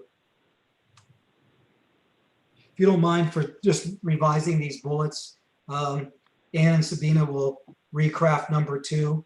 And then if everyone's okay with it, I can take a stab at these revisions and then run it by Allison and Richard Belzer, just to make sure we got that all structured in terms of the context of this being recommendation going forward. I'm actually surprised there are only 5. Yeah. You know, the rule of thumb is that they have to be 3 or 7. I guess no one taught me that rule of thumb. Well, see, there you go. Yep. Now I know. Every regulatory impact analysis has an odd number of alternatives so that the middle one is preferred. And we still have 5. We do have a preferred. Yeah, well, 5 is just not, I mean, look, 3 and 7 are magic numbers. You know that. Everybody knows that. Anything else on the transmittal letter, folks? Okay. My sense is that they ought, given that they are so brief, they ought to be thematic points and not simply things picked up out of the report itself. Because if you try to do that, you're not going to have 3 or 7. You're going to have 37. Right. But the thematic points are fully acknowledging what the the constraints under which that are implied in the report. I'm not sure how that matters for future work anymore. Second bullet is about sensitivity analysis. Third is sufficient information for reproducibility. I don't know where increasing the range of policy scenarios comes in now that there isn't any additional, a new report to be done. Oh, no, I wouldn't presume there's no new report. What we're just saying is future work include more, right? Well, what we can say on bullet 4, apart from increasing the range of policy scenarios, is to stress test the methods across a diverse set of scenarios to better understand where the problems may be. It's diagnostic as opposed to prescriptive. So it's not increasing the range. I think what we're just trying to do is we're trying to stress the tools, or we're recommending that EPA stress the tools to better understand where problems may be so that they can be fixed. Okay. Could we change? Oh, I'm sorry. Were you suggesting to change the word range to something like increase the number and diversity of the policy scenarios, or what were you trying to say there? I'm trying to say to stress test the tools. So just that you're trying to subject them to more demanding applications to see how they perform and to identify problems so that you can fix them. You want the tools to work robustly. But everybody's going to be in agreement on that. Yeah, so I think, Jim, what we're looking at is actually replacing the existing sentence with one that refocuses it not just on a broader range, but more on the stress test concept. Oh, right. Okay. Put them, it doesn't have to be a medieval ordeal. That's not the point. Anything else? In principle, we're supposed to end in 8 minutes. If people are amenable, we just have some mechanics to discuss, some logistics. Is there anything else about the transmittal letter before we get to those aspects? Or are we good now to move on to those aspects? I think we're good. And on the West Coast, it's still somewhat early, so I have a 2 o'clock. So at some point I'll drop off. Sorry about that. Okay, so let's see what we can get through in 8 minutes then. First thing, Sue, are there any public comments? No, I did not get anyone that requested time. All right. So then, just to wind things down, we covered a lot of turf today. You folks did a really good job, I must say, because there was a lot of turf, and we were looking at a lot of these things for the first time as a group, and it's never easy. So here's our pathway forward then for how this works. Is clearly we just don't hand it to the SAB. There's a little bit of work ahead. I think we've got a consensus on what changes need to be made, and the people who will be making these changes, because they were identified by name. I'm confident have the spirit of what those changes need to be. I want to make sure I check with Sue here that I get this right in terms of how we could or will proceed. So one way we could approach this, and again, there might be a better approach. One way we could approach this is folks make those changes and get them in to us. We'll then synthesize all of those. And I made a lot of notes on the ones that weren't assigned to people. And we send the report out to you for concurrence. And if you concur, it goes to the full SAB. If you do not concur, that is, if you want any changes at all, then if I understand correctly, we'll have to schedule another open meeting. Is that the correct way to approach this, Sue, or to think about where the bar is?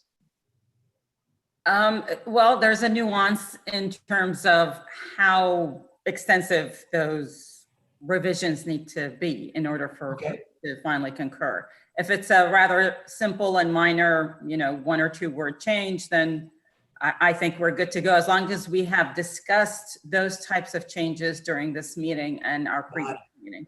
So as long as they've been vetted publicly, I think we're good to go. We can do a little bit more finessing, offline, but as long as those, things have been discussed openly in public session, then I think we are okay.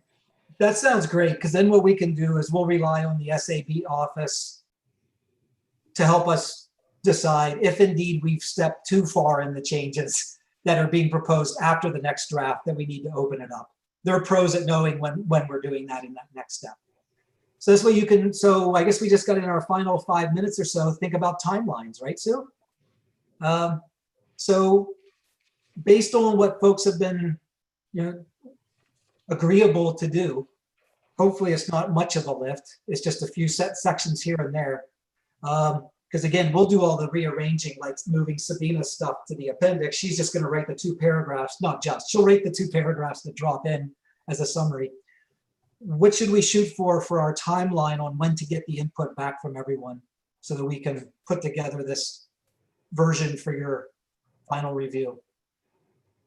I'm hoping that the folks that contributed a lot to today's discussions in terms of changes and suggested alterations, they probably already have their Word documents and they've already, put in a lot of this information into those.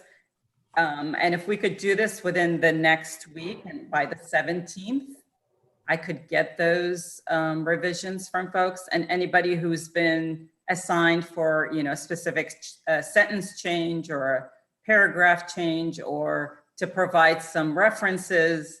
I actually see in my email that Dr. Cox has already done that for us. So awesome. A lot of you probably can do it fairly quickly. And so I hope that 1 week would be okay. If anybody is not in agreement, please let me know. Okay. Good. All right. So on the 17th, I hope to get everybody's changes, and then I can try to synthesize everything and create a new draft. That's great. All right. So with that, again, I want to thank everyone for their heavy lift. And, we get into the weeds on this, but this is what it's all about, right? And there were times we agreed to disagree, but I think we'll have a good product when we're all done. So with that, I'll turn it back over to Tom and to Sue. Okay, well, thank you all very much for your attention.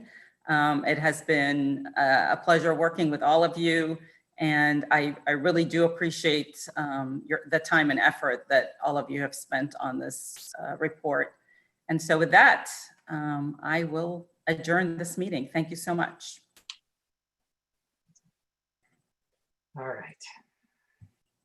Thank you. I'll talk to you later. Thanks. Bye-bye. Bye.